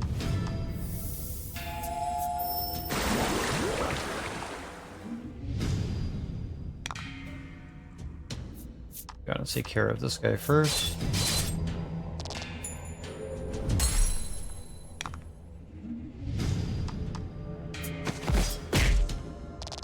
Hopefully, we can get the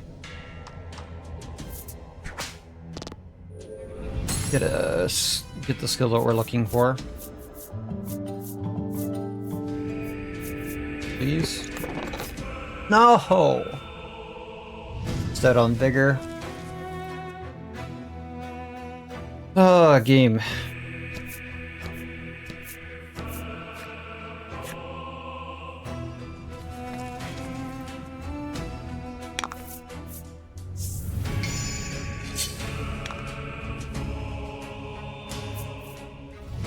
I don't want to do this fight either.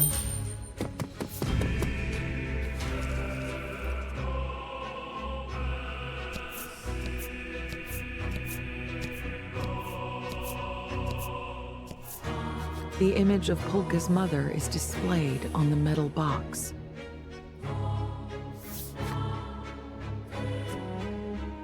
You've grown, Polka. You look just like your father.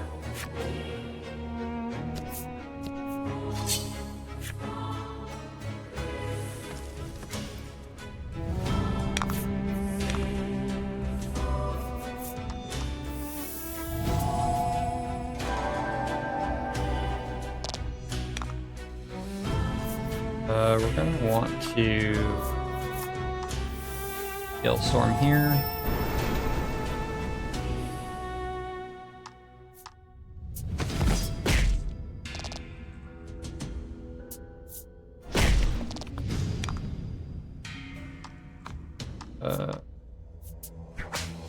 Here.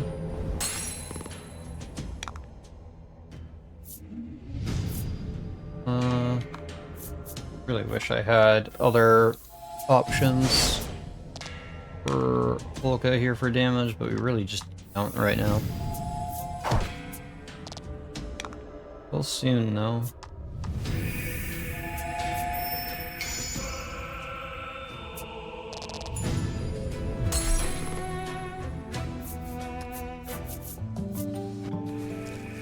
Alright, so there's gonna be chests to the west that we want to grab. 5,000 in it for us. And then we're gonna head back to the east and continue forward.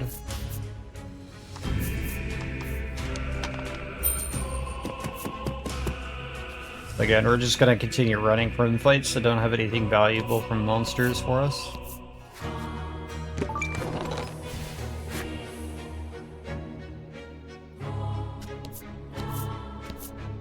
We don't have restricted movement down here, which is very nice for us.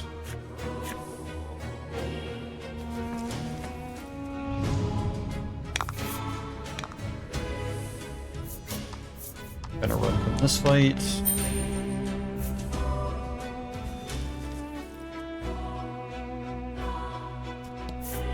The image of Polka's mother is displayed on the metal box. That girl, is she a monster or a human? Well, that would be so impossible. Oh, the researcher in me simply must know.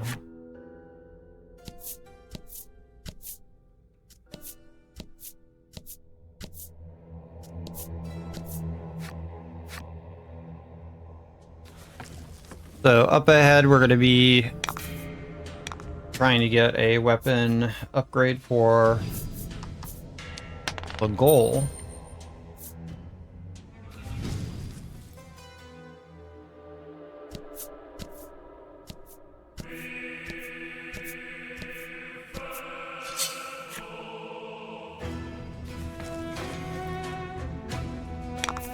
Battle time.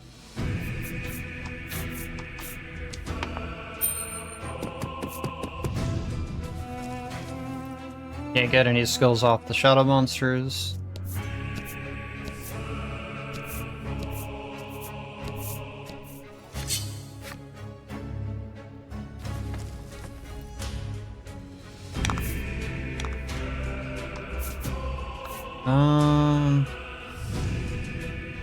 I mean, yeah, we can try to do this fight because Vigor is still an option.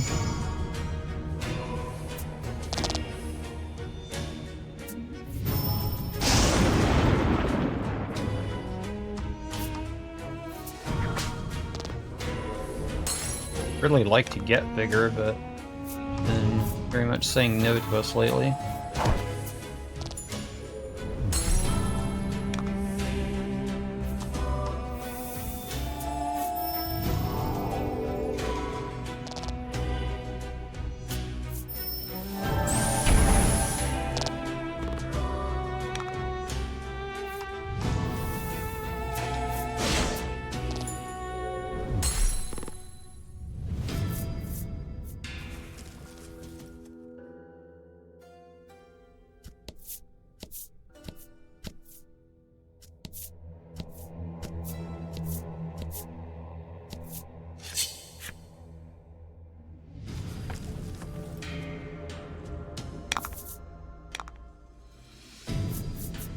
Another chance to bigger.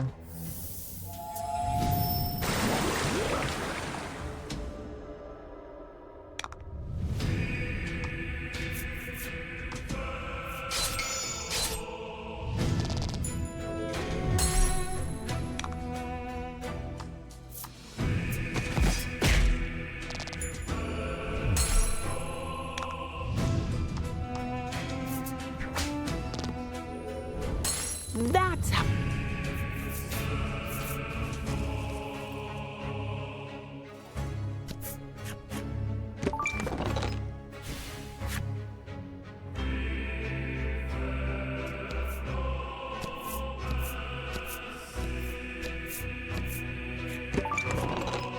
So we got the weapon here, Dark Honor.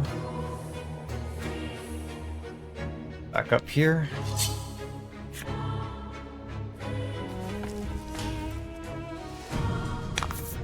Battle time. Go ahead and run from this. Don't need anything off those. I mean, we could get the skill upgrade here, but not as useful.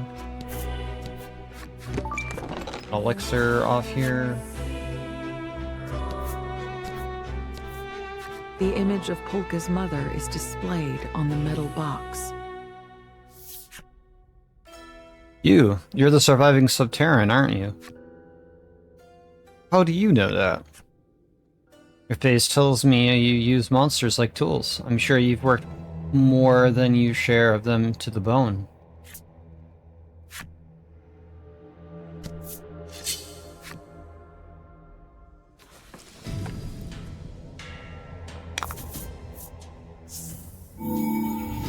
Guaranteed off this fight, because we'll do it.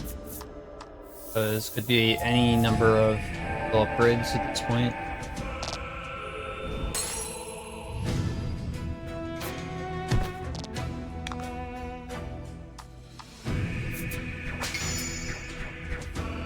Whoa, whoa, whoa, Trellis. No need to go overkill there.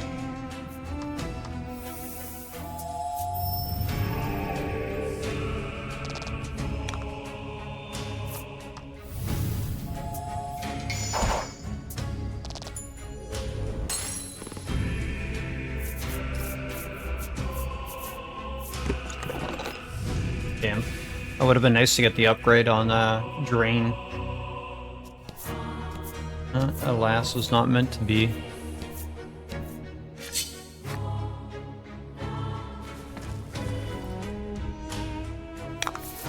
Get him.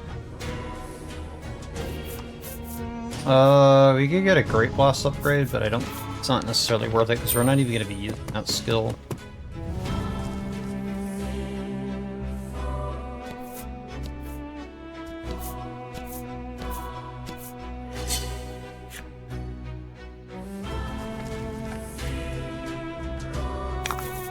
Get him. Yeah, we can go for this.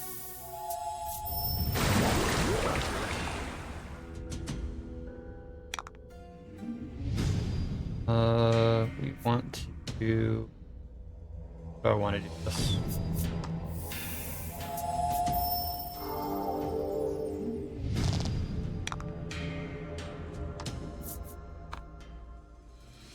Alice.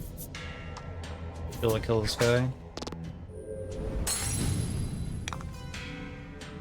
And we're gonna want to Gale Storm just to kill the worm as well.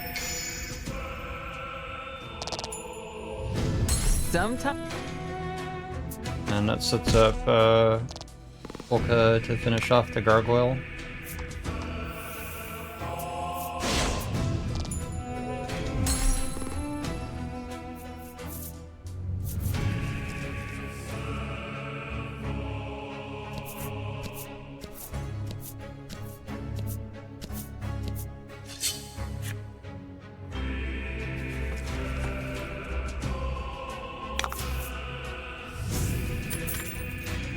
Battle time. Don't want to do this site, so we're going to try to run.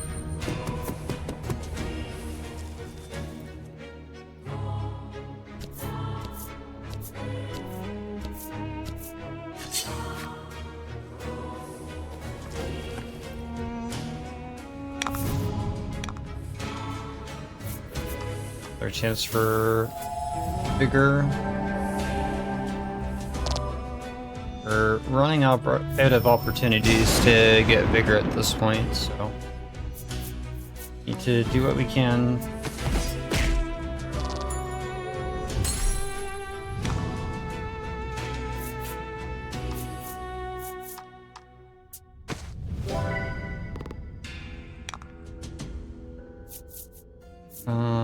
We want to go dive.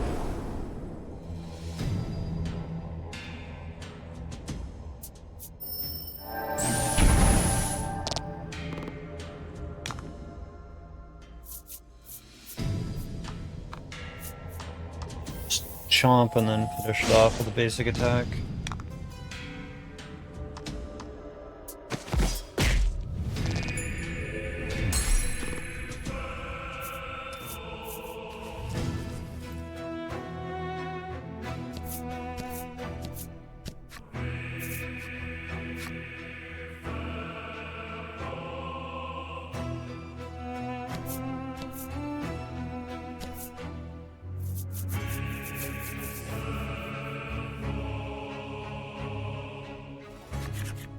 Polka's mother stands waiting for you, surrounded by monsters.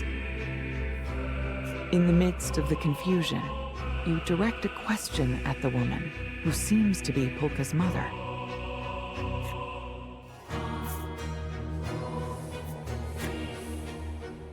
Yes, I am Polka's mother as well. Must introduce myself. My name is Mazar. Thank you for taking care of my son Polka. Visibly trembling, Polka forces a few words out. Mom, why? Mazar laughs gently, and then claims she will show you something good as a reward for making it all this way. She explains that this building was once a facility called a movie theater. The humans of old would come here to enjoy watching movies, fictionalized moving pictures that other people had made. However, Mazar says with a smile, what I'm about to show you is no fiction. It is the true story of our world's monsters.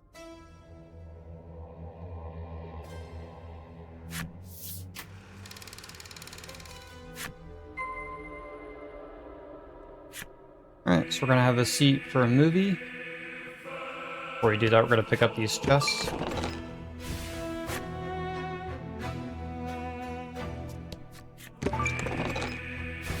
Get flashpoint, and now we can take a seat. Now that you're seated, we'll begin the screening, Mazar says. She then activates the movie device.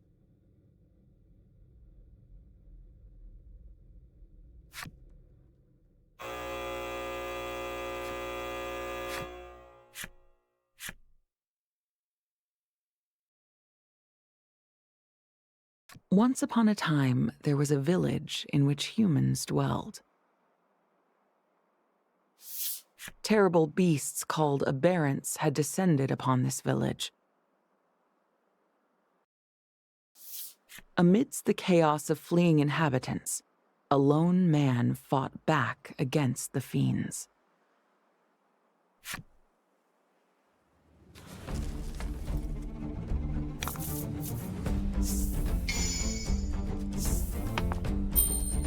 Alright, so we're being told of some events that happened prior to what happened with Allie.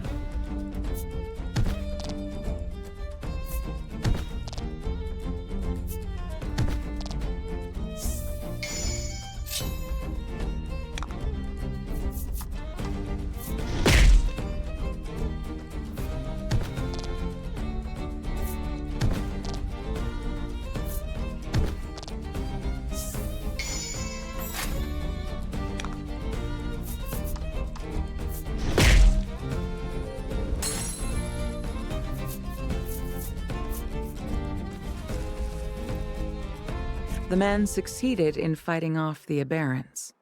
but still he lamented that he was unable to save more people. And this is like the biggest lore dump of the game as well, so if you're interested on more of the details, it's the time to pay attention.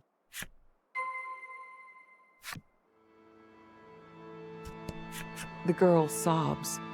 "Mom, Dad, where'd you go?" The man knew that he could not stand by and let things continue as they were. And so he decided that he would work with the villagers to come up with a solution while time yet remained. "When will all the fighting end?"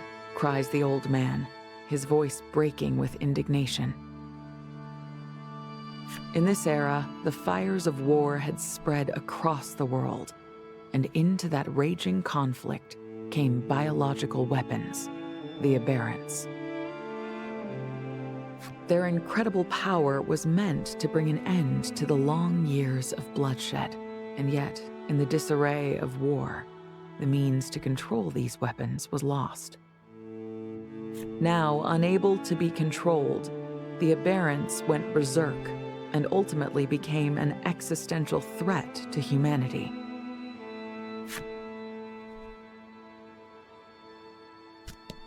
One of the children cries out, "I'm so hungry, my stomach hurts." In this era, climate change had pushed the world to the brink of a major food crisis. This in turn caused skirmishes and outright war to break out all over.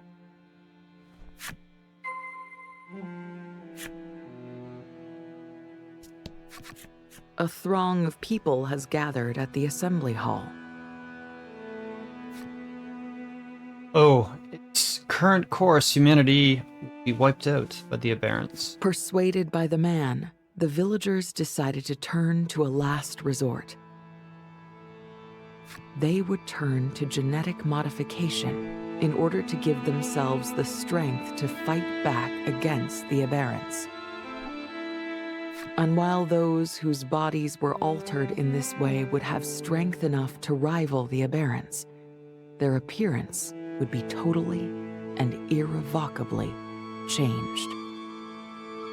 But the people were determined to do this, to secure a future free from the aberrant terror. Women, children, and the elderly were sent away to a place of safety. Then, hands trembling, each of the remaining villagers accepted a drug from the man who had proposed the plan. And every single one of them was transformed into a monster.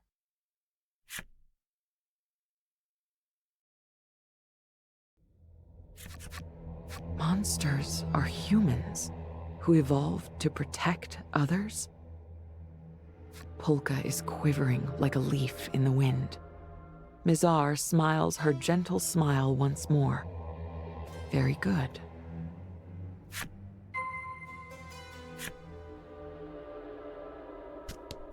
The monster mumbles a few forlorn words. "We are human, same as you." He explains that it has been a long time since they last spoke to a human other than Mother, and themselves, he quickly amends. With an air of self-mockery, he adds, "Sometimes I forget." Voice filled with resentment, the monster says, "We are human. Why did the others treat us so badly?" He goes on to explain that as the aberrant threat receded, those who had transformed faced persecution at the hands of the surviving humans. Each day brought with it a new indignity. At length, they were driven into this cold, remote place where the mere act of survival was a bitter struggle.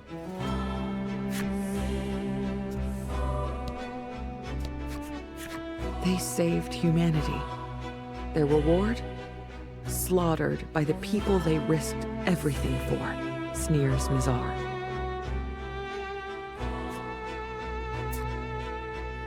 Mother gave us hope. You promised we would create a world free of oppression. There is something wrong with this world. You agree, don't you, Legol? Mizar says, fixing her gaze upon him. Legol hangs his head as though all strength has left him.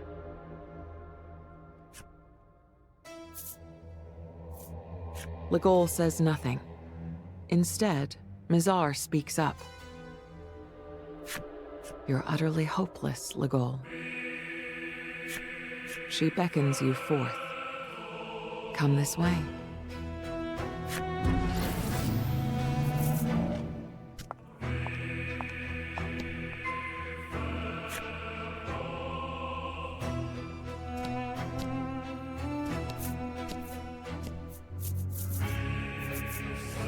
You follow Mizar into a small chamber, about which drifts a strange ambiance. She explains that it is in this laboratory she conducts research on the mutagen that transforms humans into monsters.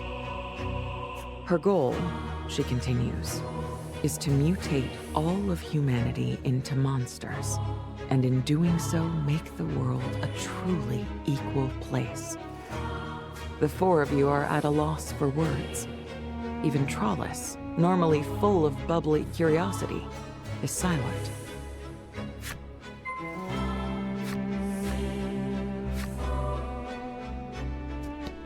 Trollis seems utterly perplexed, listening intently to see how the rest of you react.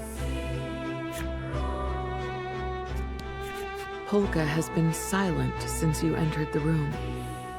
When he finally speaks, his words are low, and his mouth barely moves. What about Dad? A moment later, the dam bursts. I thought monsters killed him. How could you not hate them for that? Mizar gives a weak laugh. Because the one who used a monster to kill your father was me. Mizar answers as if her reply is the most natural thing in the world. He was beyond hope. He was trying to burn all our research. Monsters are our saviors. They protected our world, and yet they were persecuted and driven to the fringes. I will never accept inequity of this scale, and that's why I will transform all of humanity into monsters. That is true justice, and your father stood in the way of it, so he had to die. Don't you agree, Polka? Polka is overcome. His jaw works soundlessly for a few minutes. Finally, he manages a feeble, "So this is the truth." The light has gone from his eyes.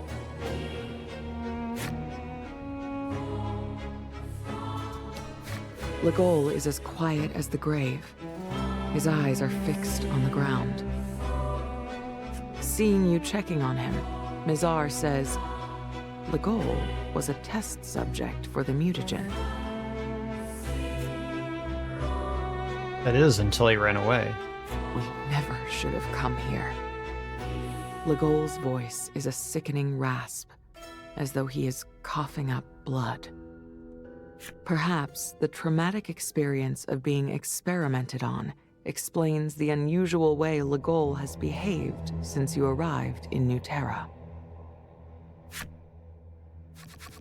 Suddenly, Mizar cuts through the quiet with a loud clap. It is nearly time.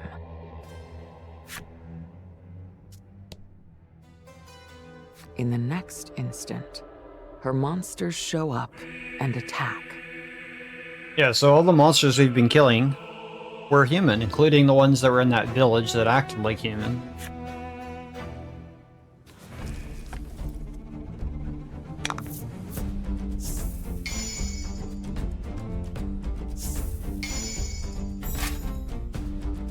Your enemies are monsters, but also former humans. And all of the monsters you have been using were once human too. The reality that everyone here is human washes over you. Your hands start to tremble, and you can't bring yourself to fight. Alright, so we need to lose this Polka fight is as quickly as overcome with possible. shock. Legol, trembling, seems somehow smaller. Both of them have completely lost the will to fight. Trollis alone seems to have it together. Come on, we can do this, she shouts, desperately trying to encourage her friends. Carlos, the ever optimistic one. Can't use monsters right now, and the rest of our party doesn't want to do anything.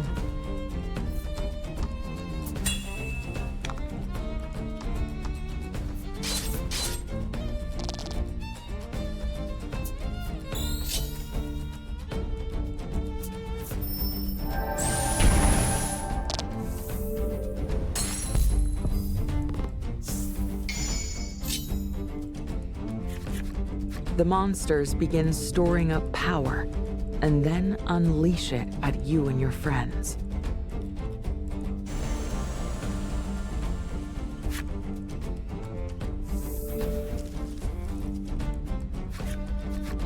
Trollis fights desperately to protect you and your friends, and manages to keep the worst of the monster attacks from finding their mark.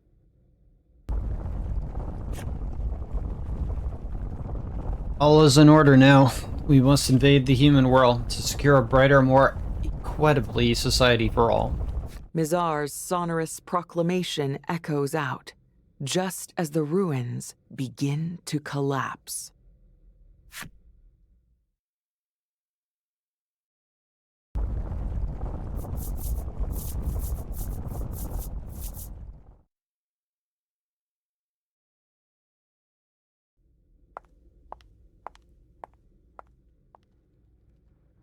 You have to put a stop to Mizar's invasion. Somehow, you manage to force your leaden legs to move, and you take off after her. Alright, so this is where we do our last preparations, because we're going into the end of the game now. Bless my little birdie, we never would have dreamed to run into you all here. The merchant appears before you and speaks with great enthusiasm. He explains that he and his market were caught up in the earthquake while exploring New Terra in search of valuable goods. That said, he adds with a little bounce of delight and eyes aglimmer, this place seems absolutely stuffed to the gills with valuable pieces. His indomitable dedication to business lifts your spirits, and you can't help but crack a little smile. So we're gonna head on in. It's our last chance to buy and prep, because we got quite a bit of fights to go through, much like the second game. Can't really save between any of them either. Alright, so first things first, we're gonna go into the pet shop. And we need to buy some very important skills. We didn't get Vigor earlier, but we do want to buy the Charge skill, so that's 10k for that. Very important skill for us to buy. Want to go and grab the Vigor that should be in here. Expensive, but it's for over time. This is very nice for us. Latin isn't very good. There's nothing really else in here that we really need at this point. Absorb is also very okay for us, but we don't really need it. We're gonna leave. Got everything else we need there. We need to purchase armor.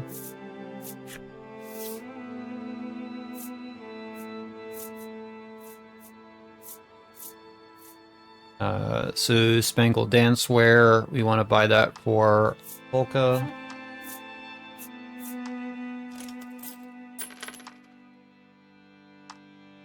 Allie.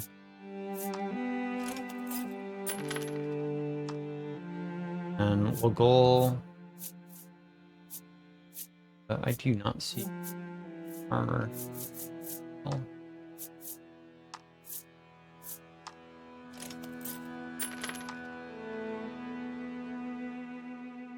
Yeah. We already have Tross with her armor, so we're going to keep that. We're going to sell off the old gear because the rest is going to go into items. We want to get rid of the weaker healing items. All of these single panaceas are going to go away. So any of them that we didn't use, it's going to sell off. Money that we can get here. Should have enough elixirs. I have a few too many. The equipment that we're not using, we're going to sell.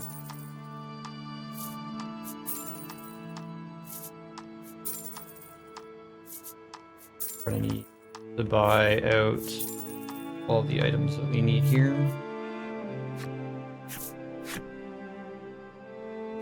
Head to the item shop. This is where we're going to start stocking up.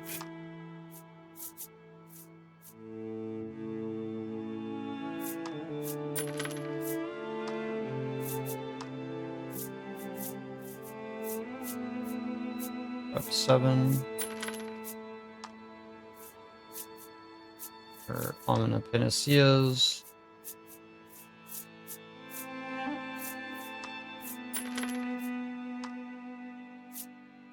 I don't remember how many elixirs we have. 5 plus the other ones, so that's more than enough there.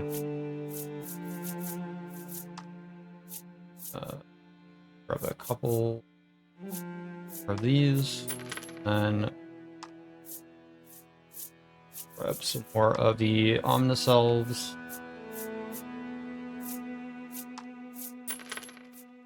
I'll grab 3 more Panaceas, and then our entire inventory is full.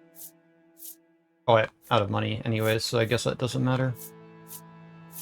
Okay, well, good as we're gonna get. And before we leave, we can do our last bit of equipping and skill setups. So we have our best weapon.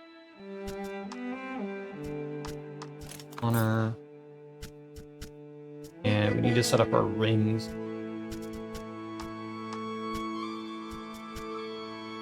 What?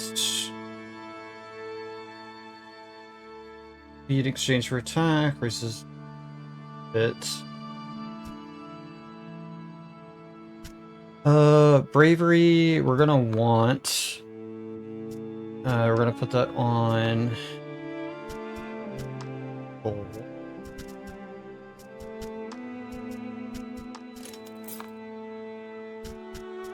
Evasion. We're gonna want to put that on.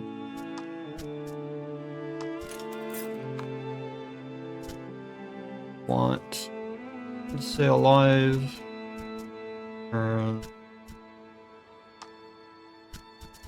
The 3 life per turn is not going to be as useful here, so we're going to end up taking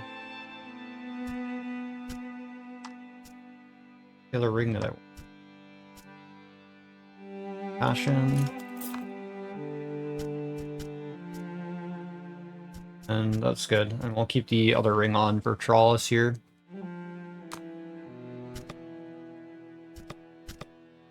Alright, and we're not full health. You head to the inn, and the innkeeper says, "Journey's road is long, but our steps upon it become lighter with companionship. Don't worry about paying tonight. Instead, go spend lots of money at the other shops," she concludes with a wink. Gotta rest and heal up so we don't have to use the items that we bought. The party takes leave of the inn, feeling rested and refreshed. And I gotta buy a few more of those panaceas, like I mentioned, by selling off the weapons that we just unequipped.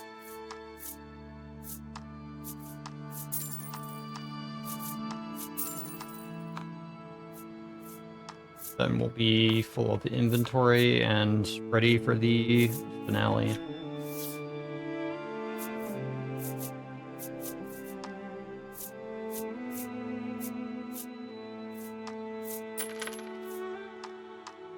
We're full. The last thing I need to do is set up the skills.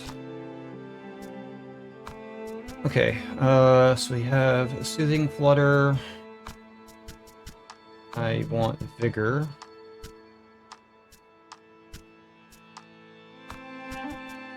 That. And we want to have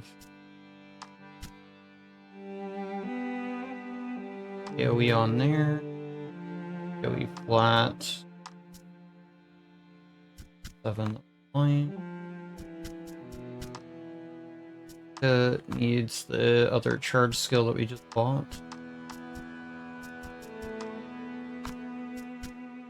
And we need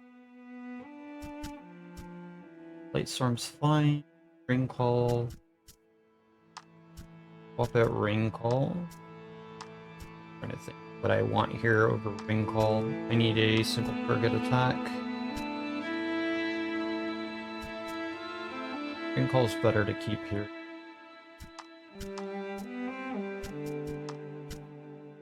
Problem with having too many skills, too many options. I don't have an AoE.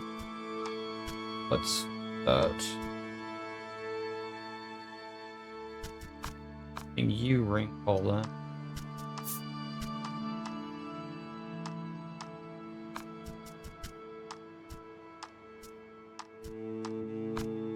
And we can different skill here.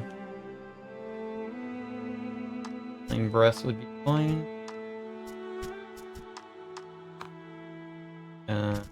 Crawless.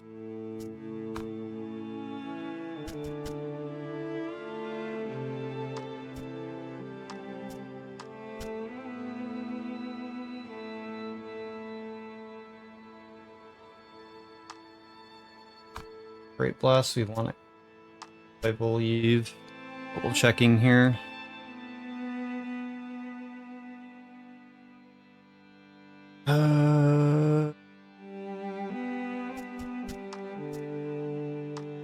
Crawless. Give you Frenzy.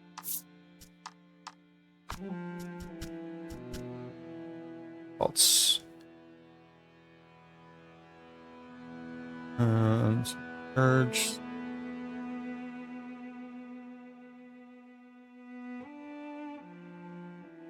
Okay.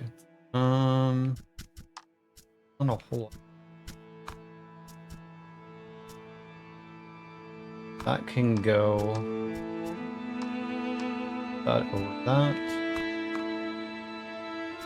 I think we're ready here. 2-2.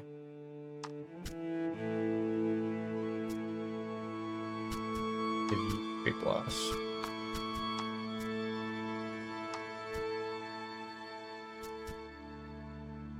That or I give you.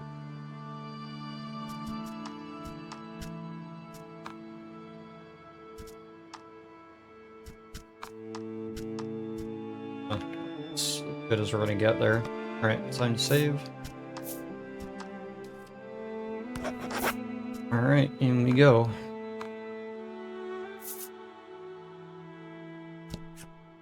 Time to leave.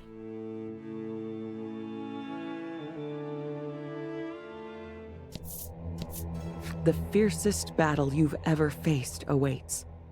You'll need to be suitably prepared. Alright, so go. The point of no return now.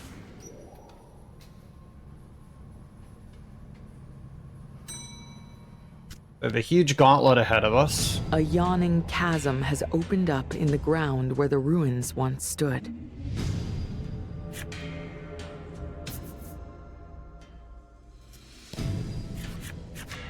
A sea of monsters comes crawling out of the abyss. and bars your path. Mizar turns to the monsters and commands, "Kill the Subterran." Kill? Why? A furious Trollus demands. Mizar replies that Subterrans are the descendants of the man who made the mutagen. They always used monsters like tools, she continues, even now. She directs her next question at you. Surely you recall. You look at your cards, and Mizar makes no effort to hide her sneer. Oh, very well spotted. That man left a little insurance policy to his progeny. The ability to trap monsters, she continues, answering her own question. Fearing the monster's power, Mizar says, the Subterrans decided to use that ability and control them by force.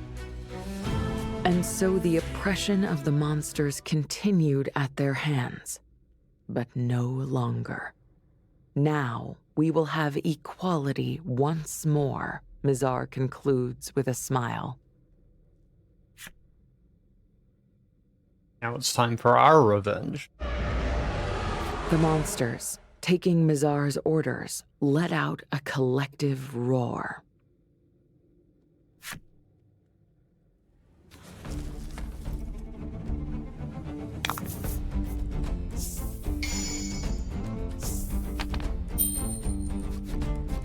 The truth about the monsters, the truth about your own people, all that you've done on your journey floats through your mind and leaves you reeling.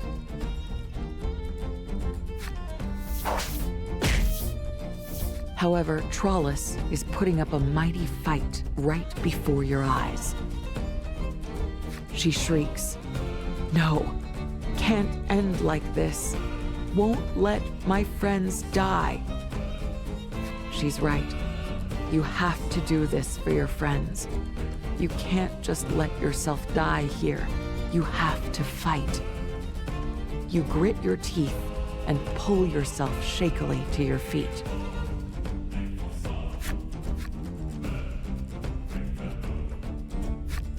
Alright. Okay, so we have 6 big fights ahead of us. For those that are counting, we're gonna start up with the Charge 3. And hit up with Vigor. And immediately start hitting everybody with as much AoE as possible.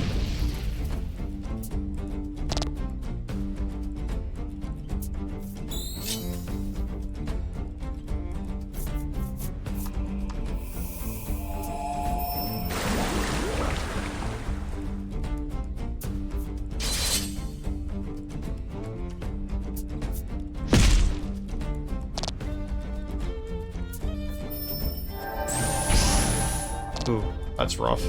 Alright. Pulse is down.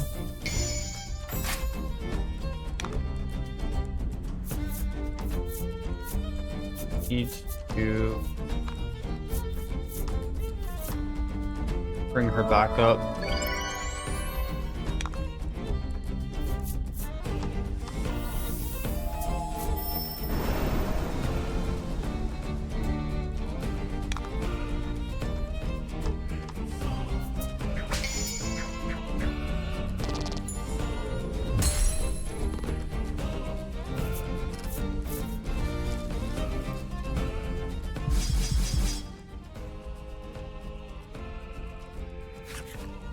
More monsters spill forth from the chasm.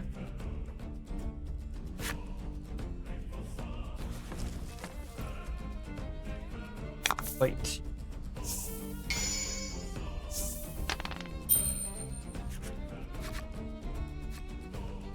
So many of them. Watching Legol waver, your mind turns to all that has transpired. You ask yourself why you set out on this journey. In the beginning, you were just caught up in the flow of things unfolding around you. Aren't the stars just beautiful? This is what the outside world looks like. I want to see it someday with my very own eyes. Stars, that's right. I wanted to see the beautiful starry skies. And now you have friends. You want to see the stars, and you need to do it with these people you've come so far with.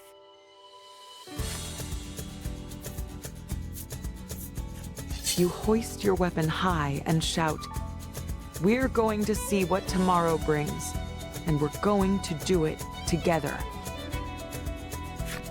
Determination shines in your eyes, a light undying. Alright, so same plan as before, generate into heal.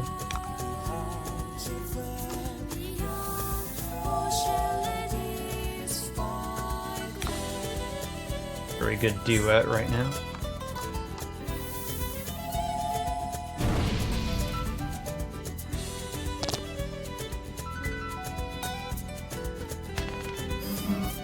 Oh, that's not good. Okay, being sealed is really bad.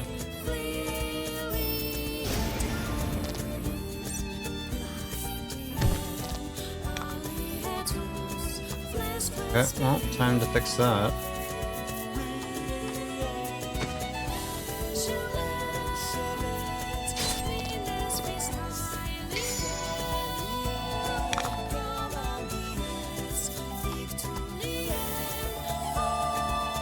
To debuff their attack.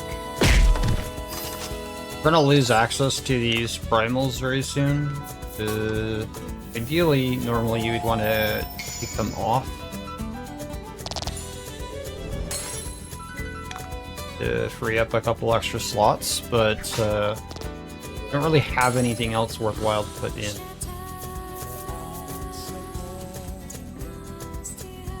So we're just gonna lose two You and your skills friends off our fight characters. hard, slaying one monster after another as they emerge from the chasm. And finally, Mizar is left open.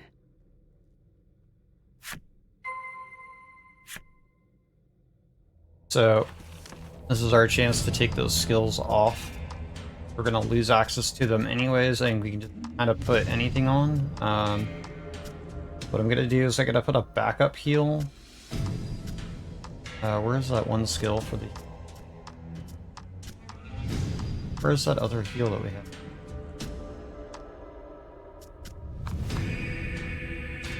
We're not gonna need these anymore. We're gonna lose them in this next fight.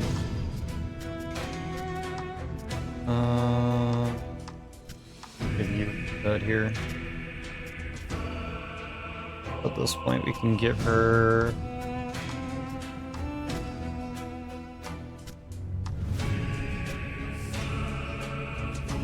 We don't really have anything. This. And pop one of these.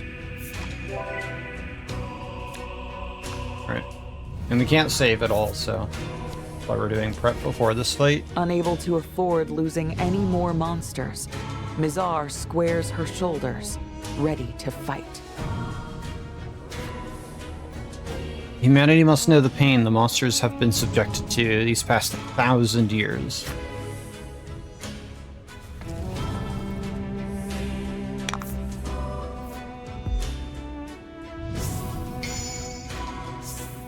So this fight's gonna get a lot interesting with Mizar.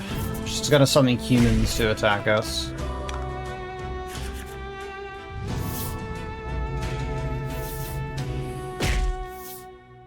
Unbelievable. Mizar used a human sealed into a card. Your attacks falter as your hands tremble at the thought of taking a human life. Please, enough. In a tender voice, Mizar addresses Polka. Where lies true justice? You are my family. You must know.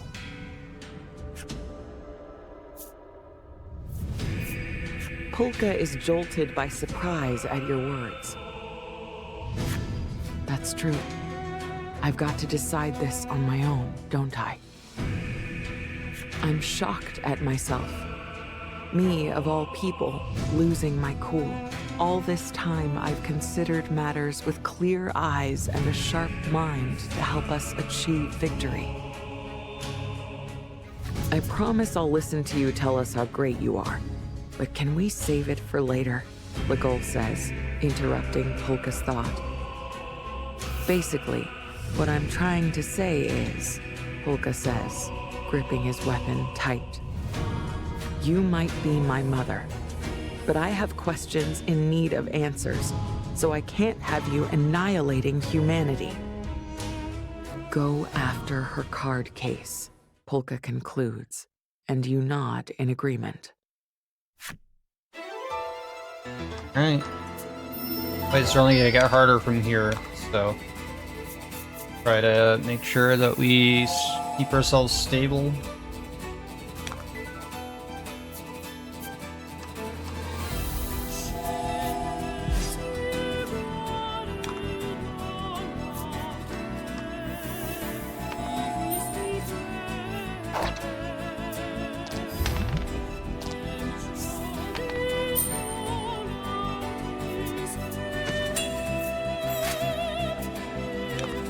He has a lot of armor right now, but we're gonna have to go around it when possible.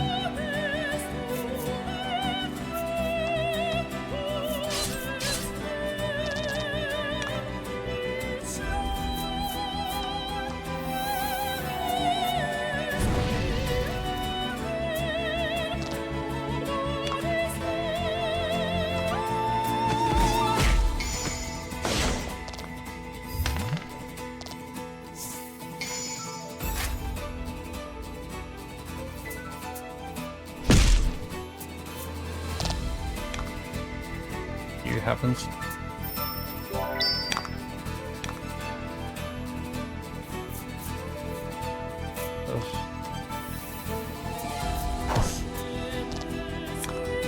We're gonna have to reapply the poison shortly.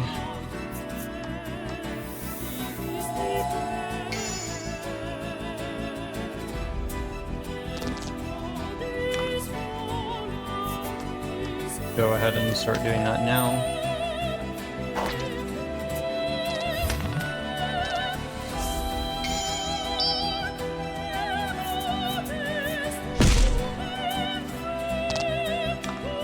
We're gonna want to reapply Vigor again.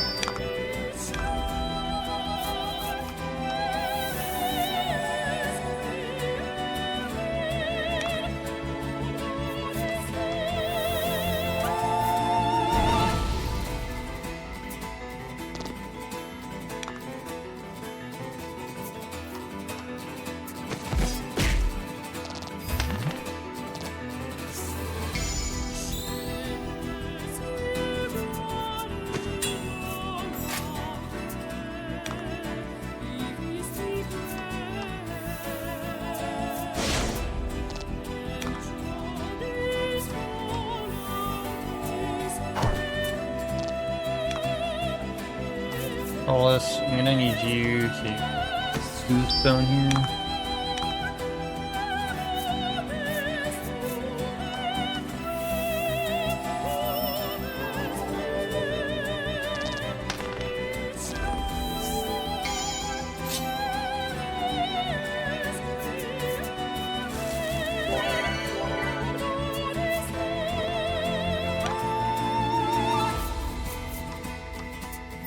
Charge again. Need lots of gems here.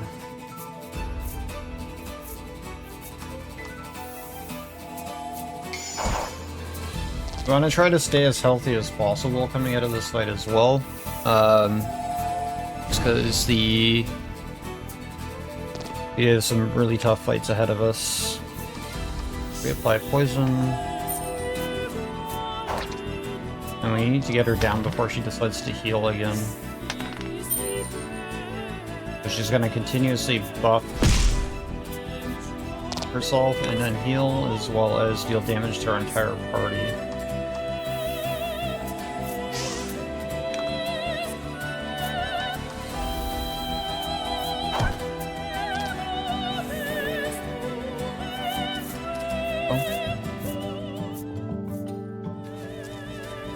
Alright, next fight.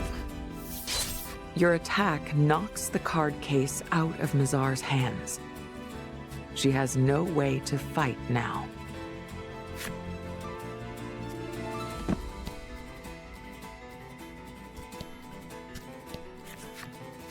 When you try to approach Mazar, several of the battered monsters stand to block your way again. We'll save Mother.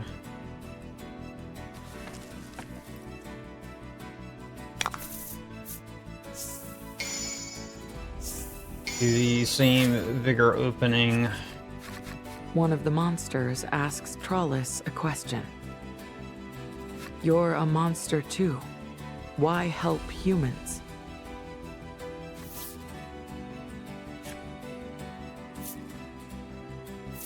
You wait a few moments, and finally she answers, taking time to carefully form each word. I may not be smart, but I know what I want. I want monsters and people to get along. We'll stop humans from hurting monsters, and if monsters want to get rid of people, we'll stop that too. We'll stop all the fighting. Meanwhile, we left a wake of destruction in our path. The vigor opening again. And start unloading all of our AoE.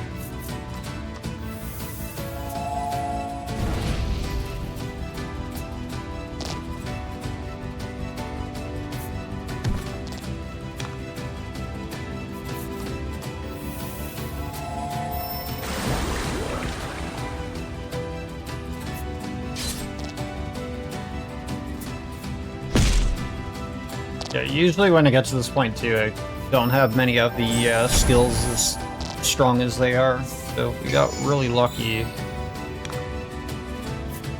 throughout the run with that being able to be possible.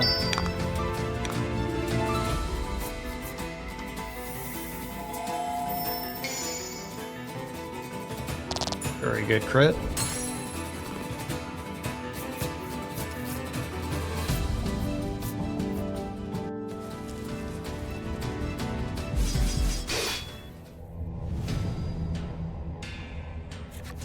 You've taken down the monsters once again. But now the fairies from the end wall flutter down to stand before you. Legol clicks his tongue. So, you're alive. A closer look tells you that the fairies seem unsteady. They wouldn't stand a chance against you like this. We don't care if we die. We're going to protect Mother. You won't touch her so long as we live. Suddenly, a brilliant light issues from your card case.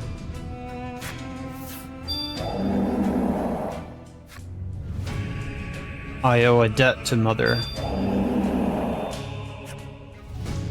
Mother is our hope. We won't let you take her life. Not good.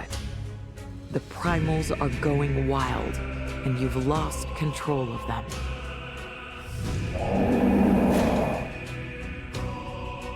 Alright, so yeah, the primals, like I said, we lose them. We do get the opportunity to at least fix our party. We weren't to have taken them off already. But anyways, here we go. Very hard fight.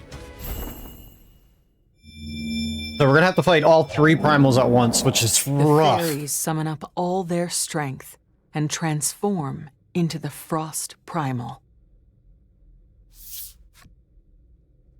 We will fight to save Mother, no matter what it takes.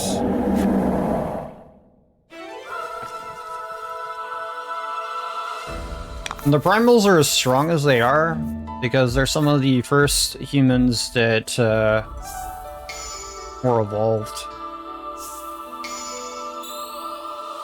So we have 2 more really tough fights, and then this is being one of them. So we're going to open up with Vigor.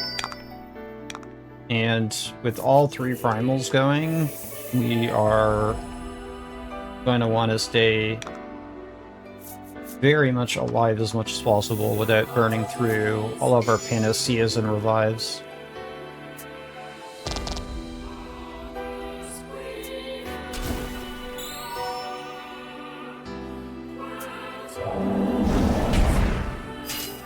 And I do a lot of damage very quickly.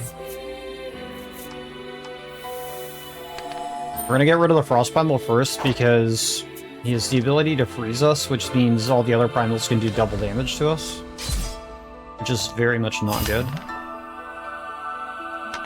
So having Deadly Poison on there is very helpful for us. We're going to Panacea here to get rid of the defense down.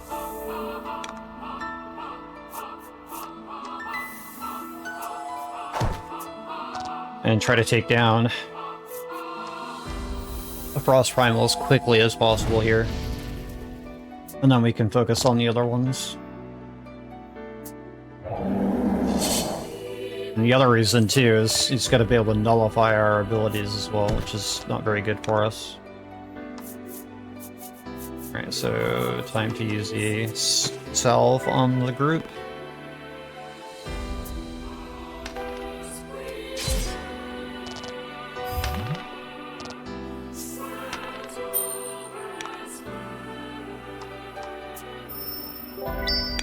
Appreciate the good luck on the finale.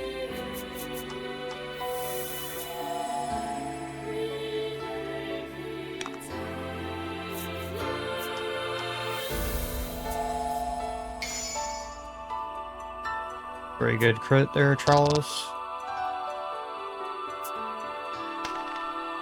Okay, didn't get the curse, so that's good. Or else I'd be killing myself with the recovery here. Yeah, the Frost Primal is by far the most dangerous at the start of this fight.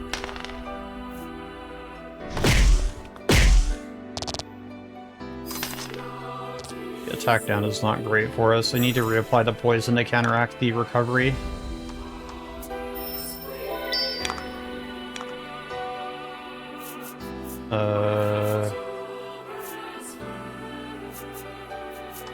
Let's go for a Gale Storm here. Okay, good crit.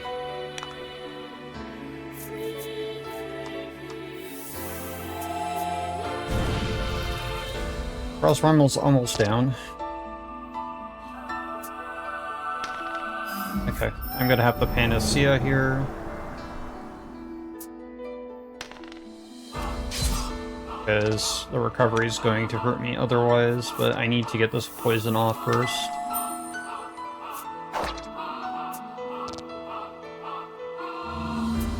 Okay, I'm gonna have to block.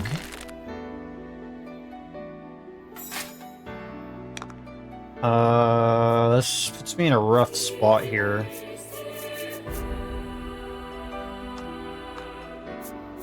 Because, like, someone is gonna die here. So everybody else is gonna have to defend. Volka is probably gonna go down.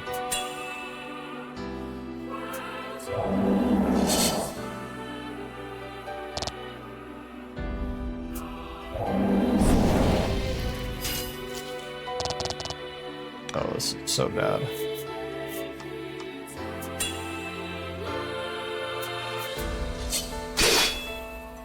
Yeah, so Volka dies here.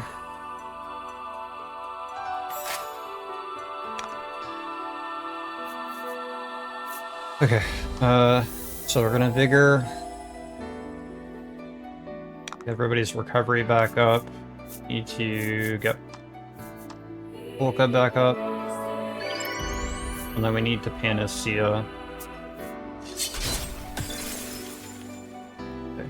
Resisted, but still got frozen, which is not great. We need to heal everybody.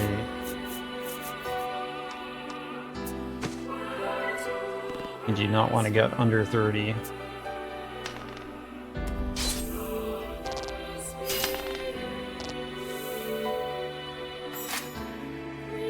Definitely need to reapply that poison as soon as possible.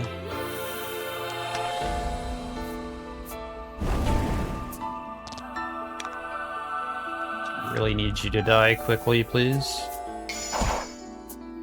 Thank you. Okay, fight got much easier. Now we can focus on Fire One.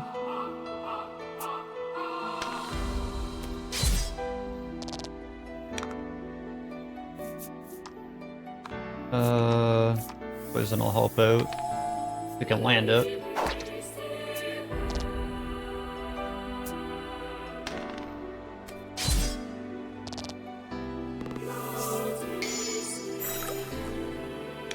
Okay, we need to set up for another Vigor.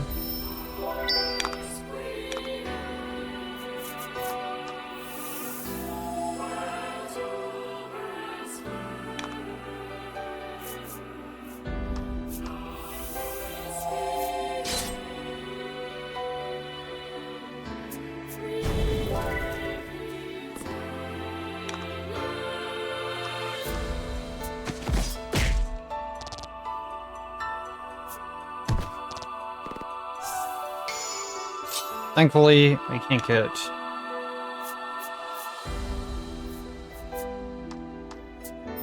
get deep all of our stuff removed and things like that, or frozen, so that's good.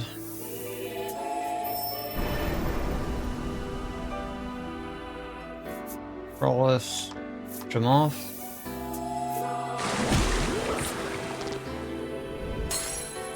Okay, just the Steel Primal left.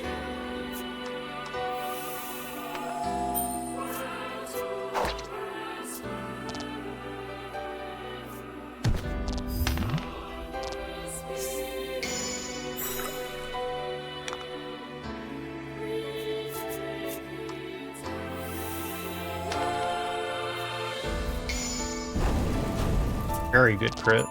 Thank you. Alright, that was the smoothest fight I've had with the 3 primals at once in a long time. Worn and ragged from their brutal battle with you, the primals crawl over to Mizar, tears streaming down their faces. Mizar turns her gaze to you. Her eyes are pinpricks of white-hot fury. You leave me with no other choice. She withdraws a small bottle from her robes. The monster mutagen. Don't! She ignores Polka's plea and swallows the contents of the bottle.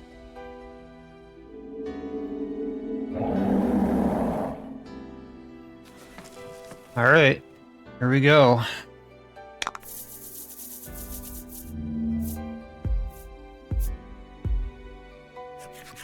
After transforming into a monster, Mizar fuses with the primals. Their new form is an awesome sight to behold. You and your friends have already been pushed to the brink. You have no strength left to fight. That it for us? No, not yet. Suddenly, a strange light bursts from Legol.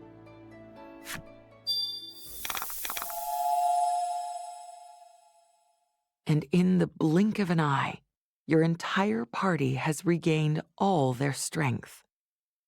Polka can't contain his curiosity. What did you just do? Wow, hidden trick, Trollus squeals in excitement. Yeah, we'll talk about it later. Now come on, the rest of you follow Legol's lead and raise your weapons against Mizar. Someday you'll be victorious. Alright, so we have to take down the sides before we can actually deal damage to Mizar herself. So, same usual plan, open up with vigor. For ourselves stable and healthy, and now we just need to focus down.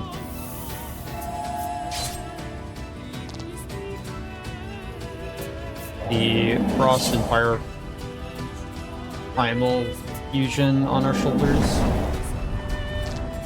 But if you thought the previous fight is scary, this one gets even scarier.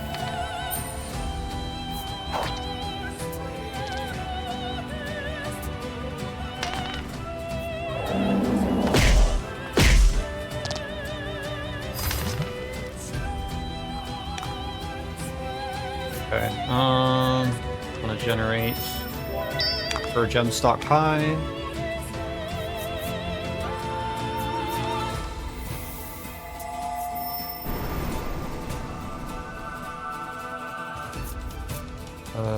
We want to... I need to get rid of the debuff here, so it's time for a Panacea.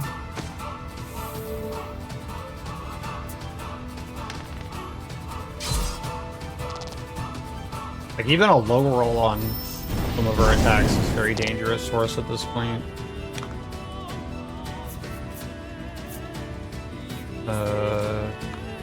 Poison there is good. Try to get the poison over here as well. And we can continue focusing on the left. The poison does the work on the other side. Okay, we need to heal ASAP. Just gonna pop one of the Omnicells.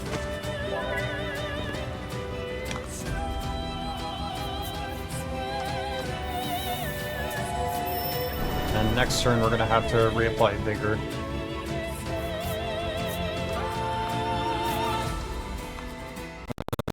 Controls, just regular attack please. Good crit.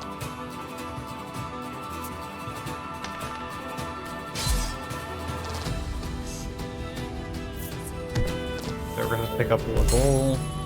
I need to get rid of the debuff. That is very rough.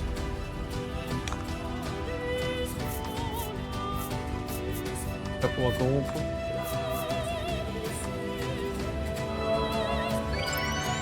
So Ali is next. Apply Vigor, and then we need to debuff, or get rid of the debuff on us.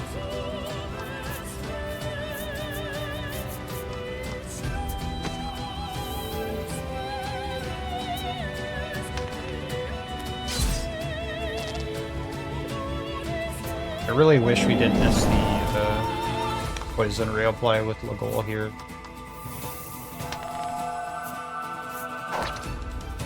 But it is.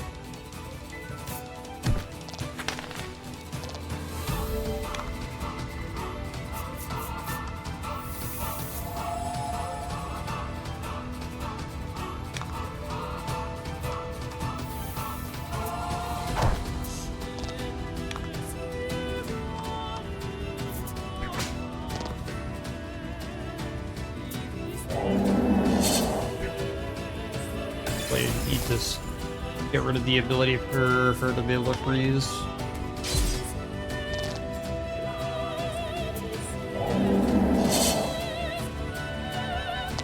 Bull's dead again. Okay.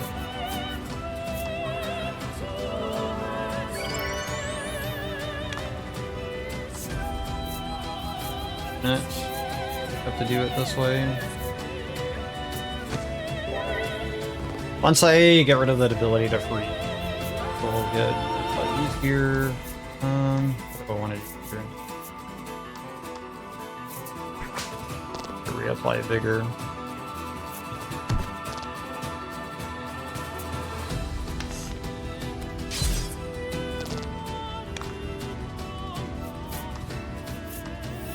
Put poison over here if we can.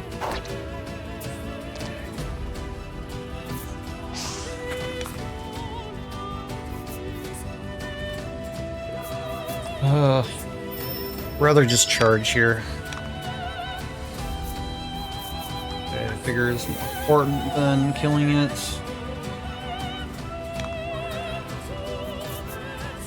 Trellis, go. You. Very good crit. Love you, Trellis.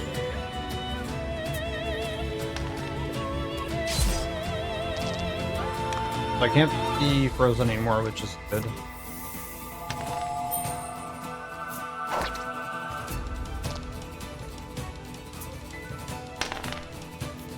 Oof. Very high roll.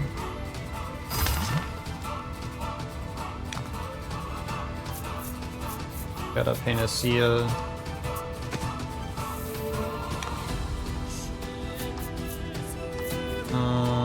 I am not gonna chance that. We're just going to kill a party.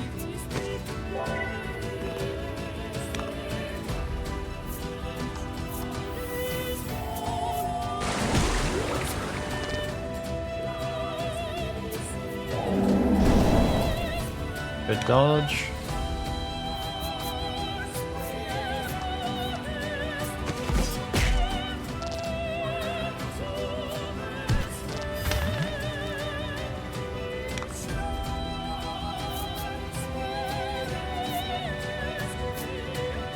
I forgot, you don't have any.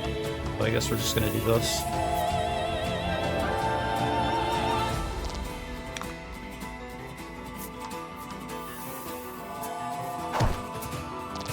Okay, good. Alright, now it's just Mazar herself. Now that her shield's broke, we can start pounding away on her.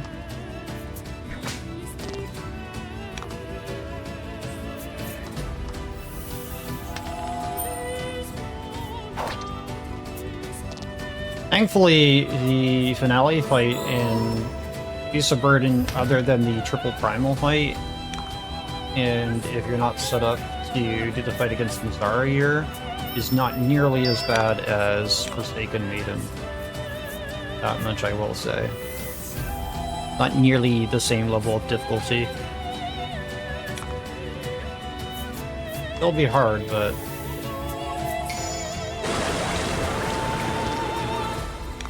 a lot of it just comes down to the RNG. And we had a really good start in Chapter 1, especially in Chapter 2 with getting skills early.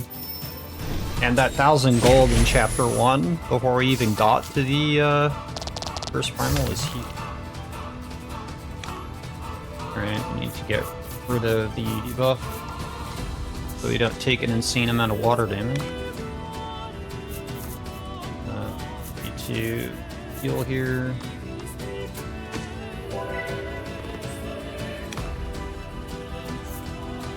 Ideally, we're going to try to reapply the vigor to us soon.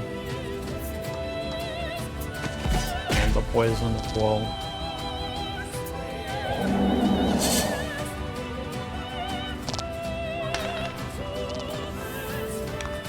Vigor's going to run out anyways.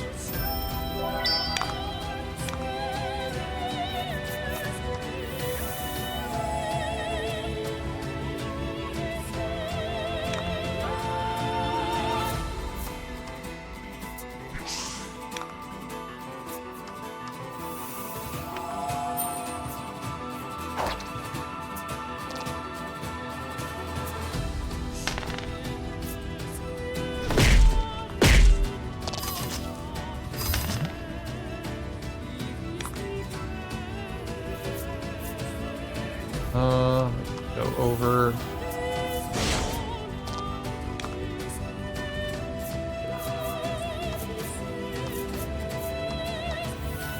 I honestly don't care that we're debuffed a little bit here, because we still get quite a bit of damage over top. Except for Trollis here can't, so we're gonna use her to get rid of the debuff instead. She doesn't have enough damage on her own otherwise.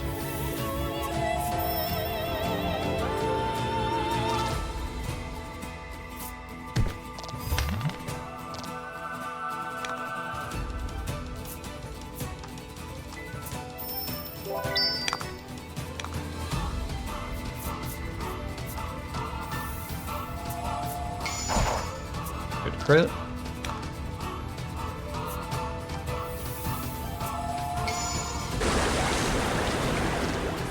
Another one. Apply the poison. Try on next turn.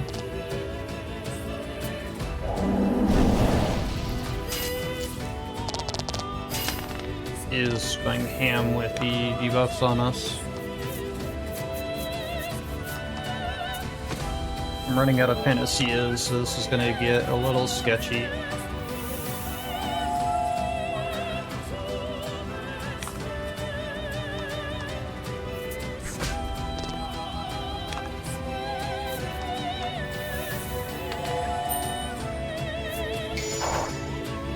Very good.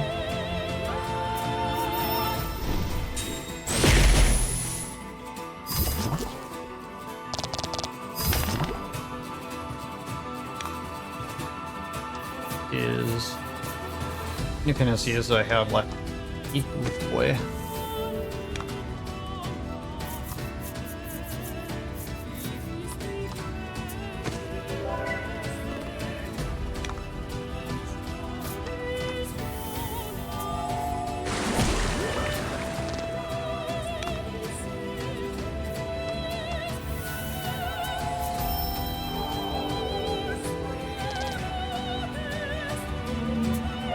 Alright, we have to defend, Enemies gathering.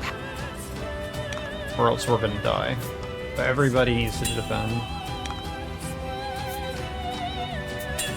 If we were low on life, well, tough luck, I guess.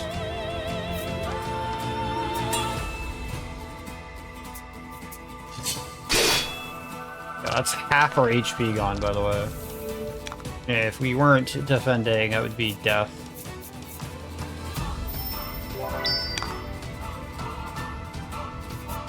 Reapply vigor.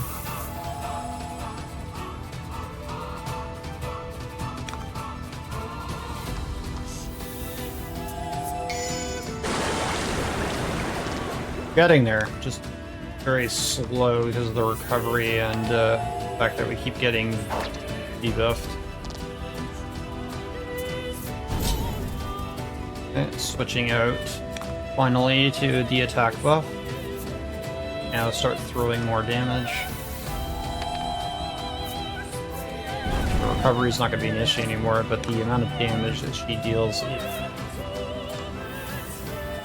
So now we're on a bit of a clock.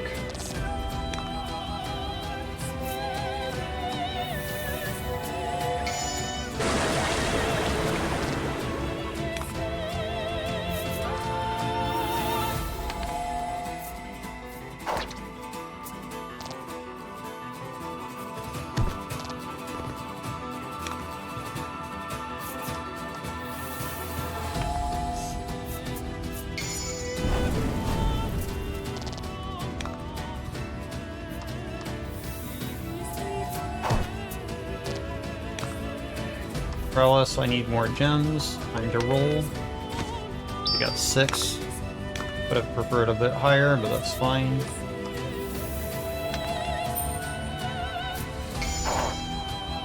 Cute.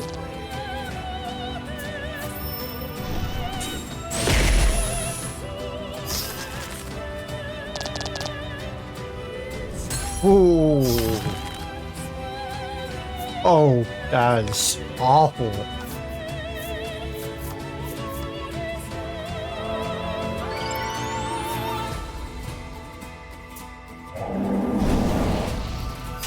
Thank you for the dodge.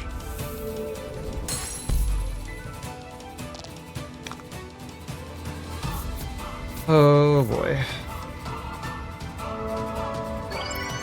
Need to stabilize.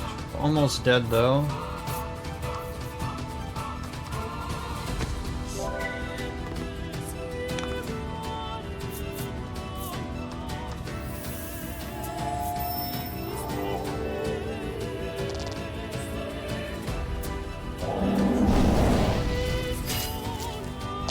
We should be fine. Low enough that we can go in for the kill.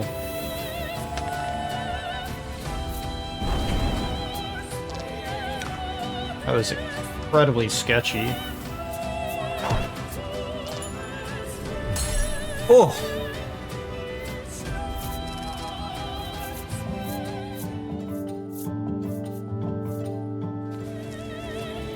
Alright, we're almost done.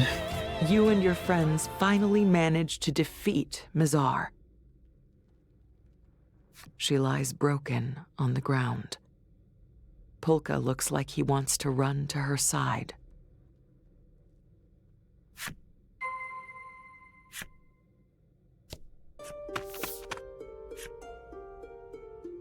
Polka, my beloved son. Just answer me something. Who are you now? Are you the monster or the mother? Or are you mine?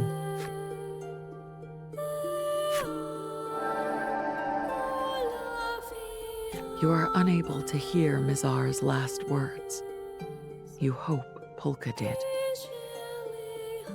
Relief washes over you. What you've done has stopped the invasion of the human world, at least for now.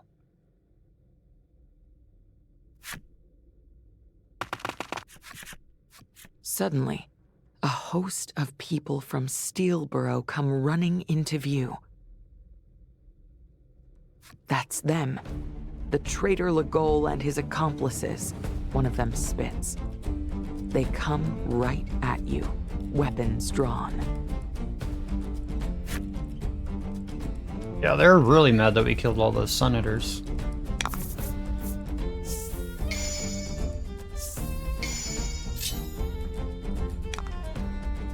Alright, very easy fight.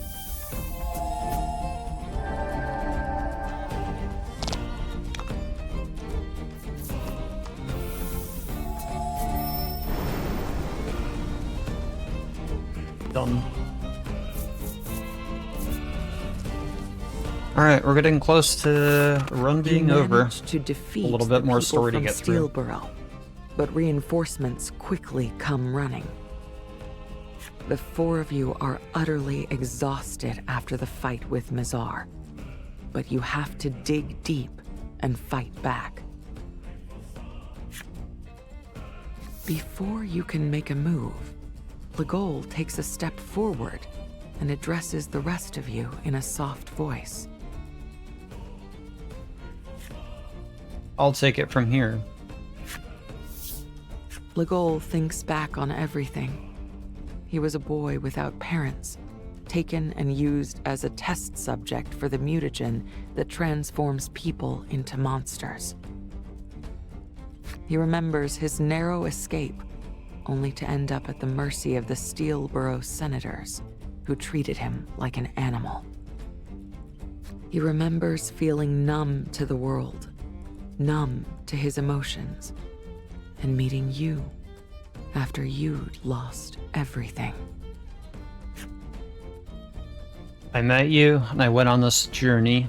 I tasted what it was to be free. I made friends, and I was happy.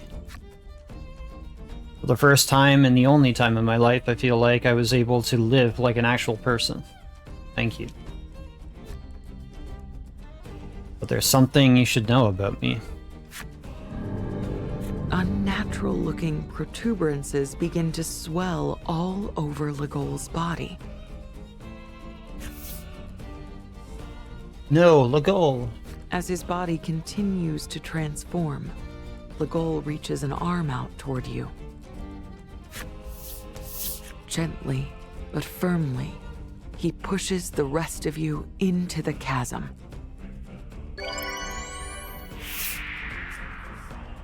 Live for me. For a few brief seconds, you can see the sight of Legol charging into battle, receding into the distance as you fall. When you come to, you are surrounded by pitch darkness. You have no idea how far you've fallen. Oddly, though, you don't feel any pain.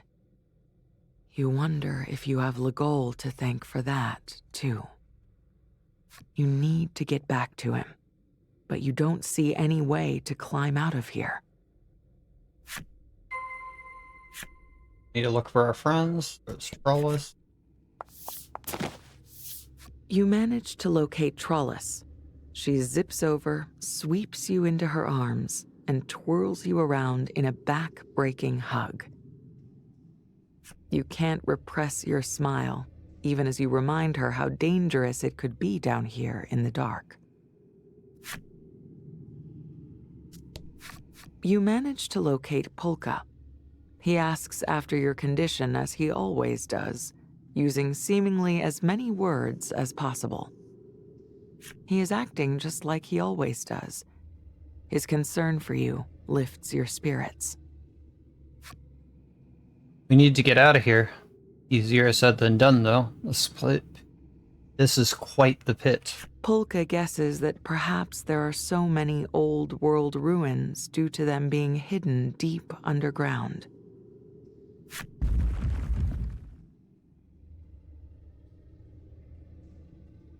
Alright, so time's going to be coming up as soon as we get to the credits. Actually, they won't be because there's post-credit stuff again. Before you, a vast city of the old world stretches into the darkness. Just then,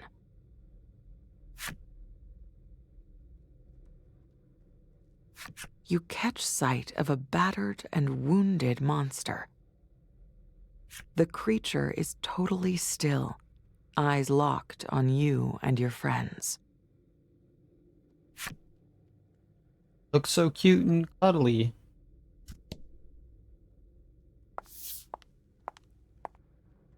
You stand in front of the monster.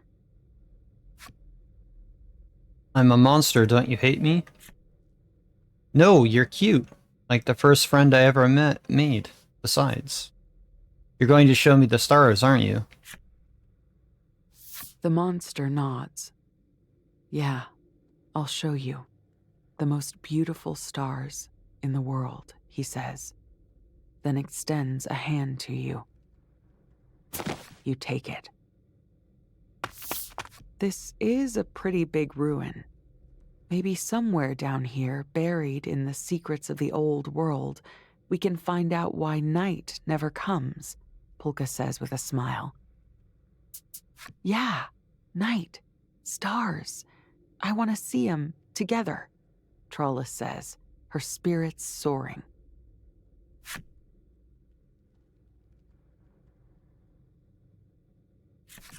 Places deep and dark may lie ahead. Be that as it may, you and your friends are filled with hope. So long as you have these people with you, you know the future you seek is within reach.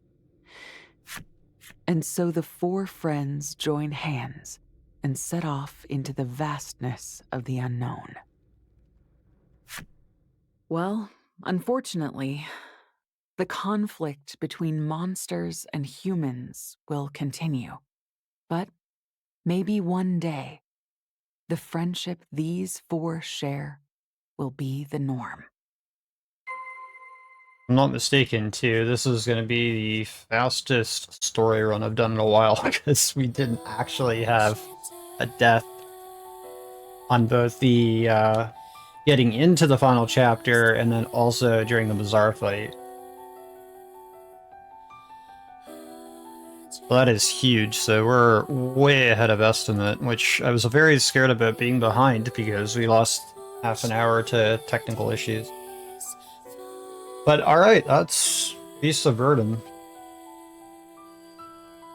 Very, very happy with the RNG, actually. Out of the 3 Voice of Cards games, the only one that actually played relatively decent with RNG with me. But that is how the games roll sometimes. But yeah, that's GG.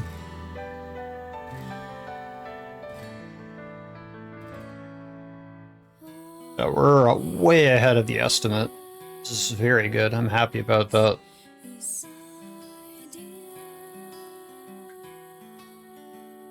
So I'm gonna let the song finish playing out for the credits. I believe there is something just after the credits are done. Just before it kicks us back to the title screen.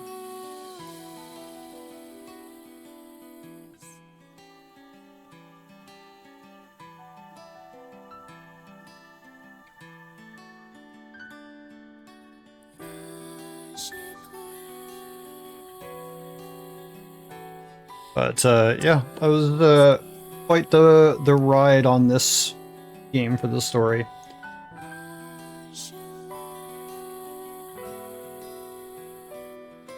But yeah, Ellie had one hell of a 14th birthday awakening into this wild adventure. But yeah. The Beast of Burden, at least contextually based on the story, with how it links into the other games, is pretty unique. Just because there's a lot of conclusions and things you can draw from it. I have my own theories and headcanon about it, but it being a typical Yoko Taro game, there's not really a definitive or fully explained answer for a lot of things. But I think most of it is pretty obvious. We had mentions of Cypri, which we heard about and saw in the first game. We saw in the second game there's mentions of Melody also from the first game. We know there's direct ties to the other two from this game.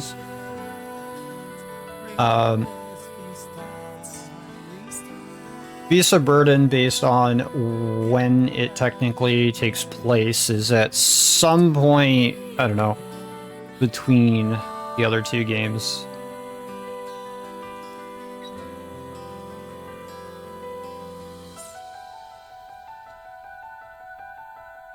But yeah.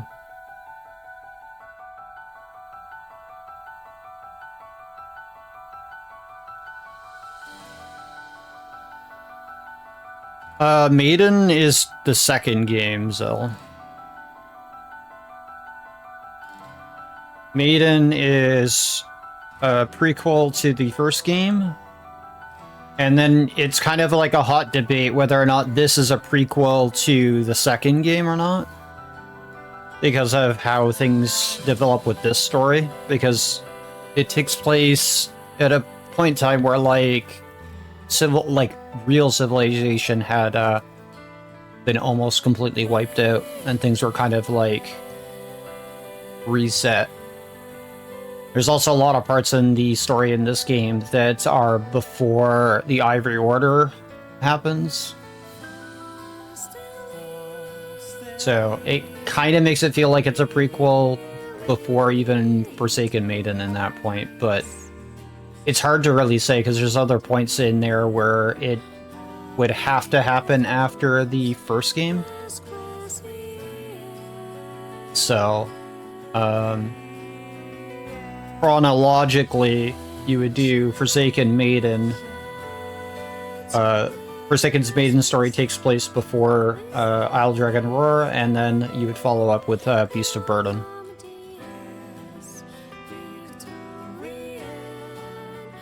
But you do want to play these games in release order, just because a lot of stuff wouldn't make sense otherwise.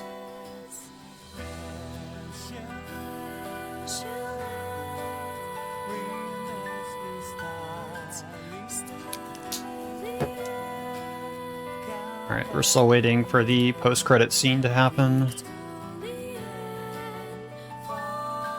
How far are we ahead of estimate? I believe based on my live timer, we're at least an hour, which is very surprising, because I thought we were going to go 30 over at this point, but thankfully the rest of the game worked out just as good as the beginning. RNG for once was not awful to me.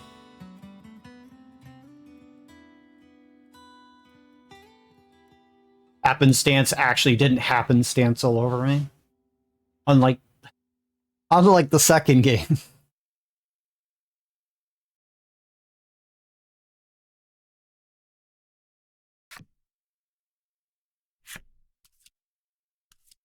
Oh, there's no... Whoa, we don't get the post-credit? Alright, I guess that's time.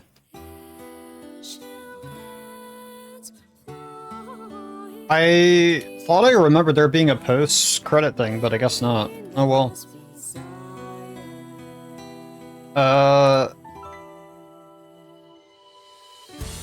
Is the next runner ready?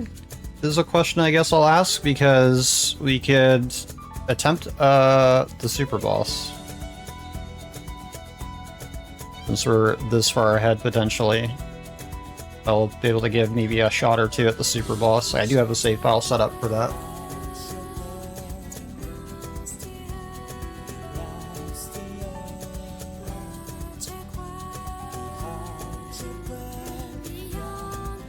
Not for 30 to 40 minutes, so I have basically 1 or 2 attempts for the super boss, is what you're saying, before the next run.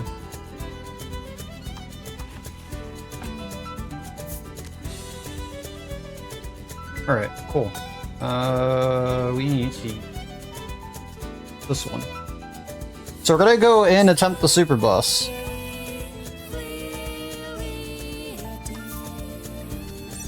And if you thought the other fights in the games were scary, this is probably the scariest super boss in all of the Voice of Cards games.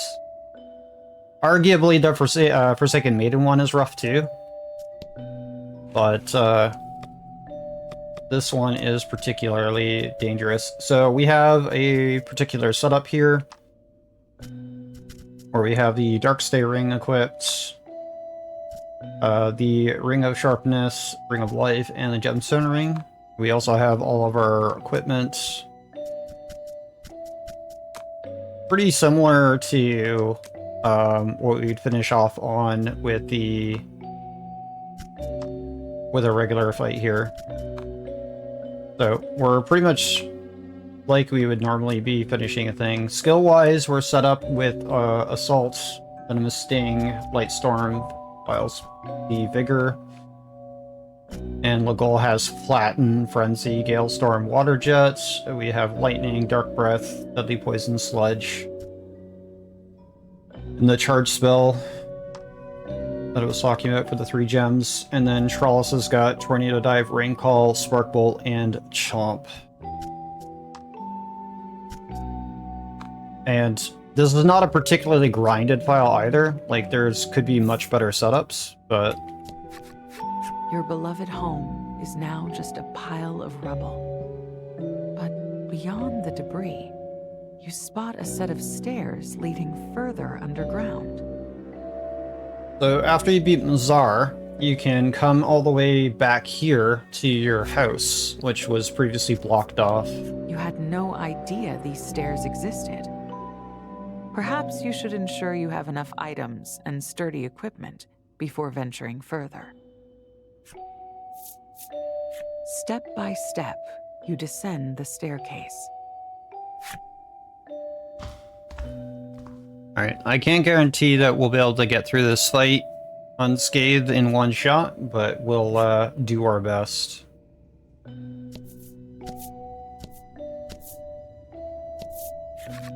Make no mistake, the sinister presence you felt comes from the white beast before you. But it's sleeping so deeply, it barely stirs.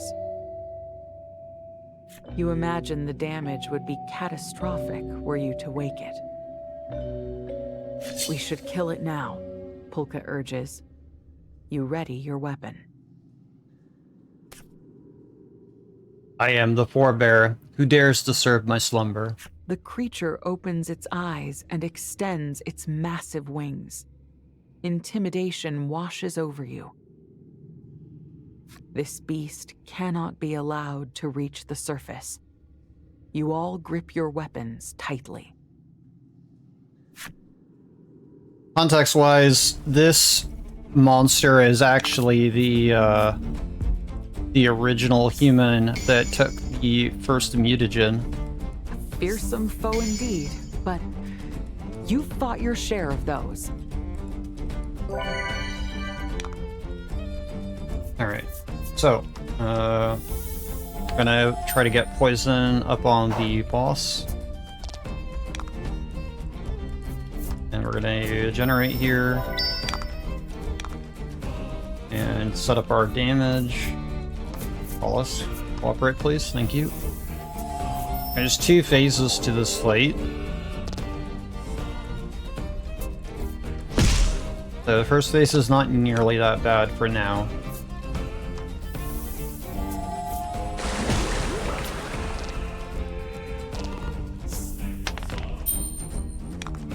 So all rolls are going to land on 6. I'm going to apply Vigor.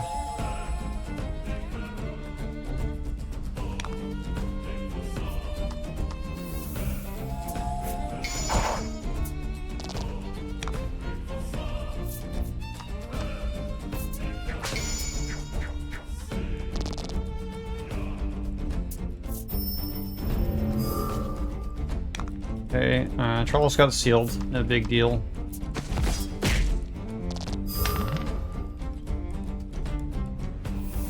Five free gems is good. Gonna go ahead and reafflict the poison that's about to wear off.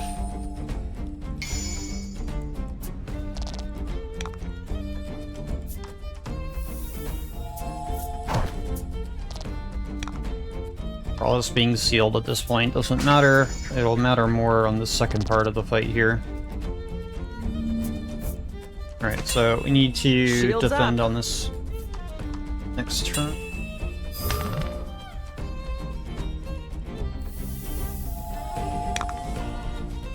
So everybody needs to defend.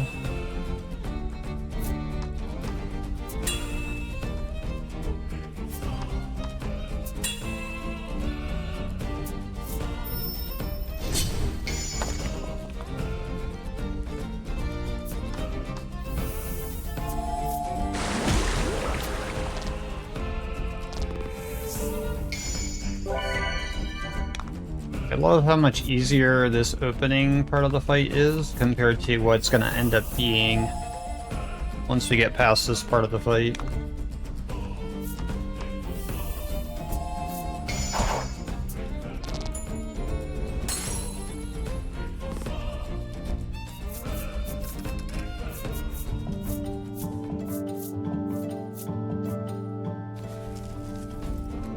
Alright, now the real fight will begin.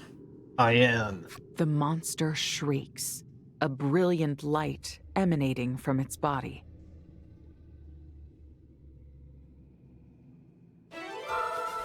Alright, here's the actual super boss. It's 4 of them. And they make the primals look like nothing in comparison. Impossible. The beast has split into 4. We shall cleanse the world of its filth. Lunar dark and scorching light defy reincarnation.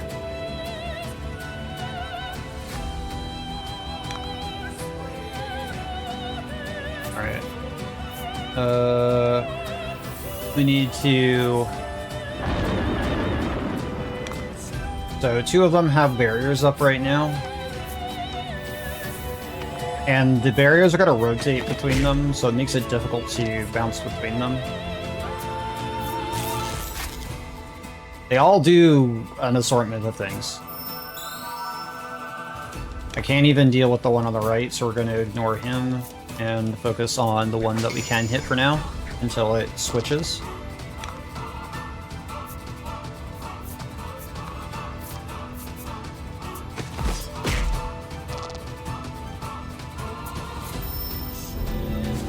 And they can cast pretty much any attack that you can think of. They have all sorts of status effects they can do.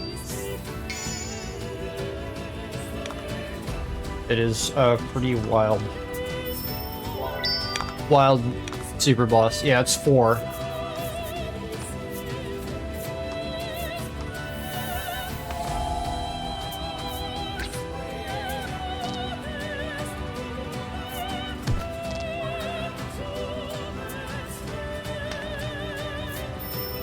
This is gonna hurt.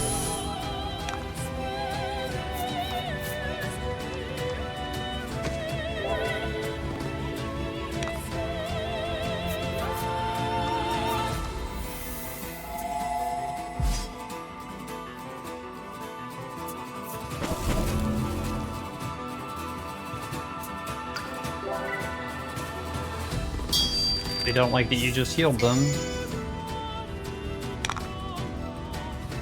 Okay, I need to get rid of this buff.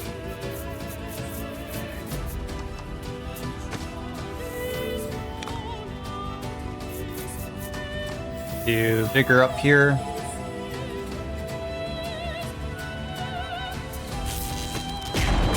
Yep, that's fine. If we lose on this fight, perfectly fine. I only really want to suffer doing one attempt on this fight, because it's not very short at all. Takes about 20 to 30 minutes to get through this boss anyways, so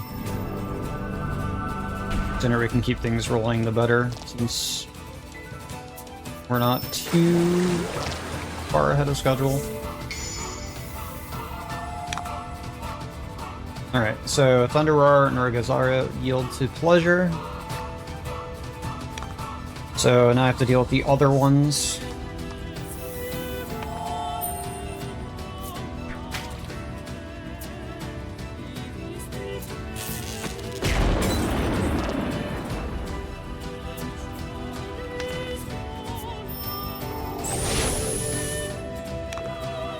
So we need to heal here.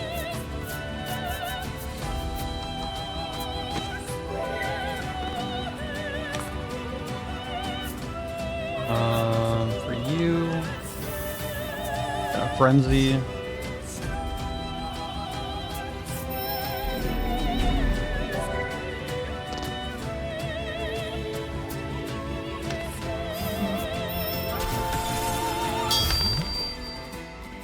Okay, being frozen is not great. There is not a whole lot I can do about that either right now.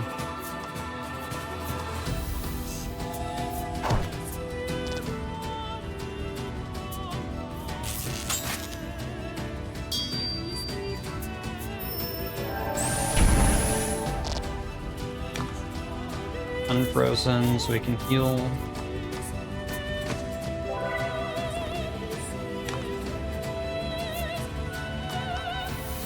Gonna have to reapply the poison over here.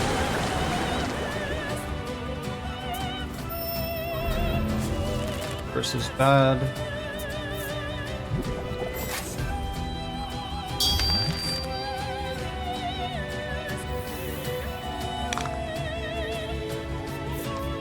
I do not know if I have a single panacea in my... Oh, yeah, I do. Thought.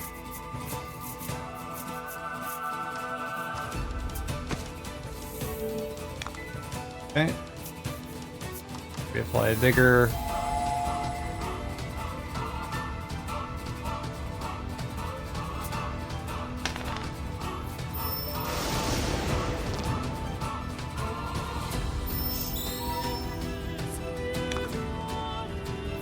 Crawlus. Get in there. Yeah, and they all have a particular element to deal with.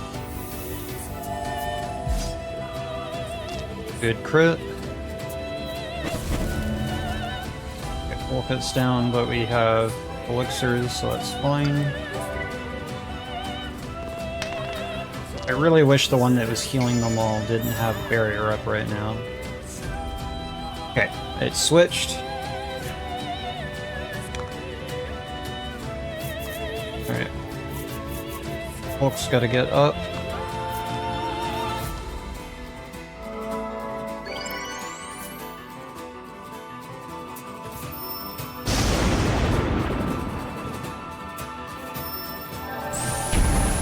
I see a lot of damage coming out.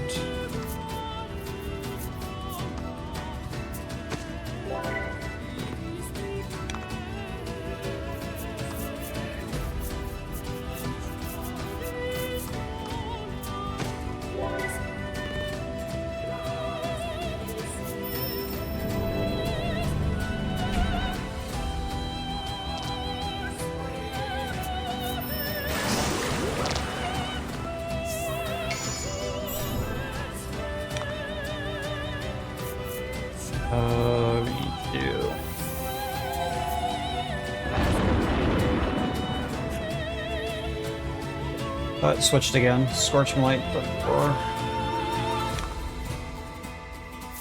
Unfortunate. We apply a Vigor.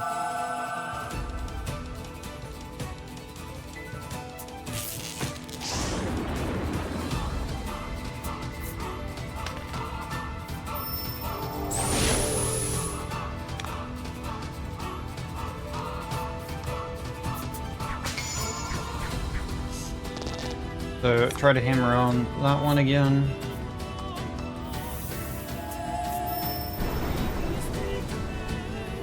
Got two of them pretty low so far.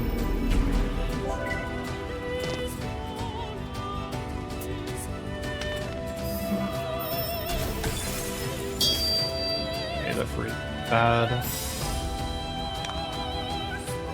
So we need to get rid of that ASAP.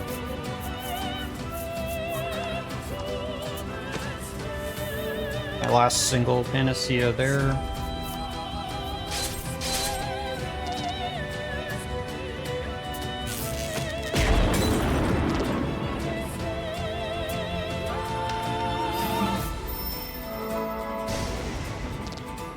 Oh, being frozen, unfortunately.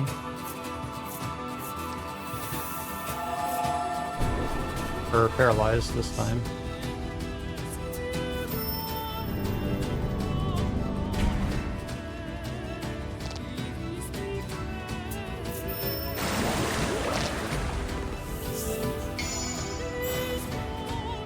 That is actually very bad to have that buff there, so Rage Sea and Scorching Light.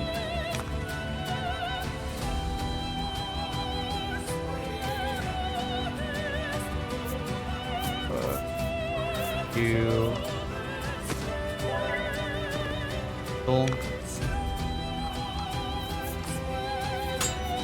Oh, wrong one.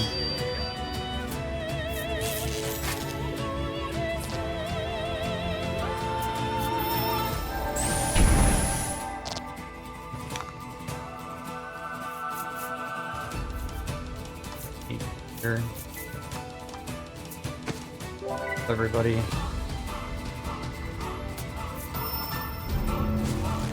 Okay, that was a target. Alright, time to Panacea.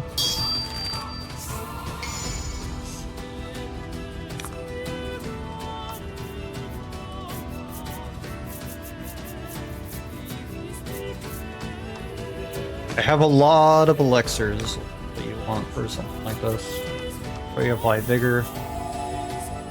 Once I start peeling off at least one, the fight starts becoming a little bit easier, but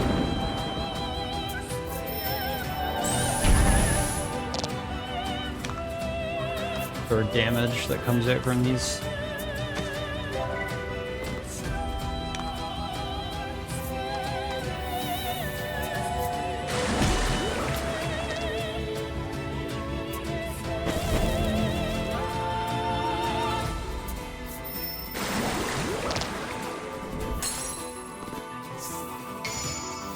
It's unfortunate with the double AoE.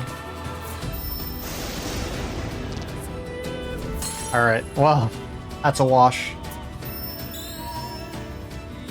Two AoEs back to back like that, I don't think we'll be able to recover.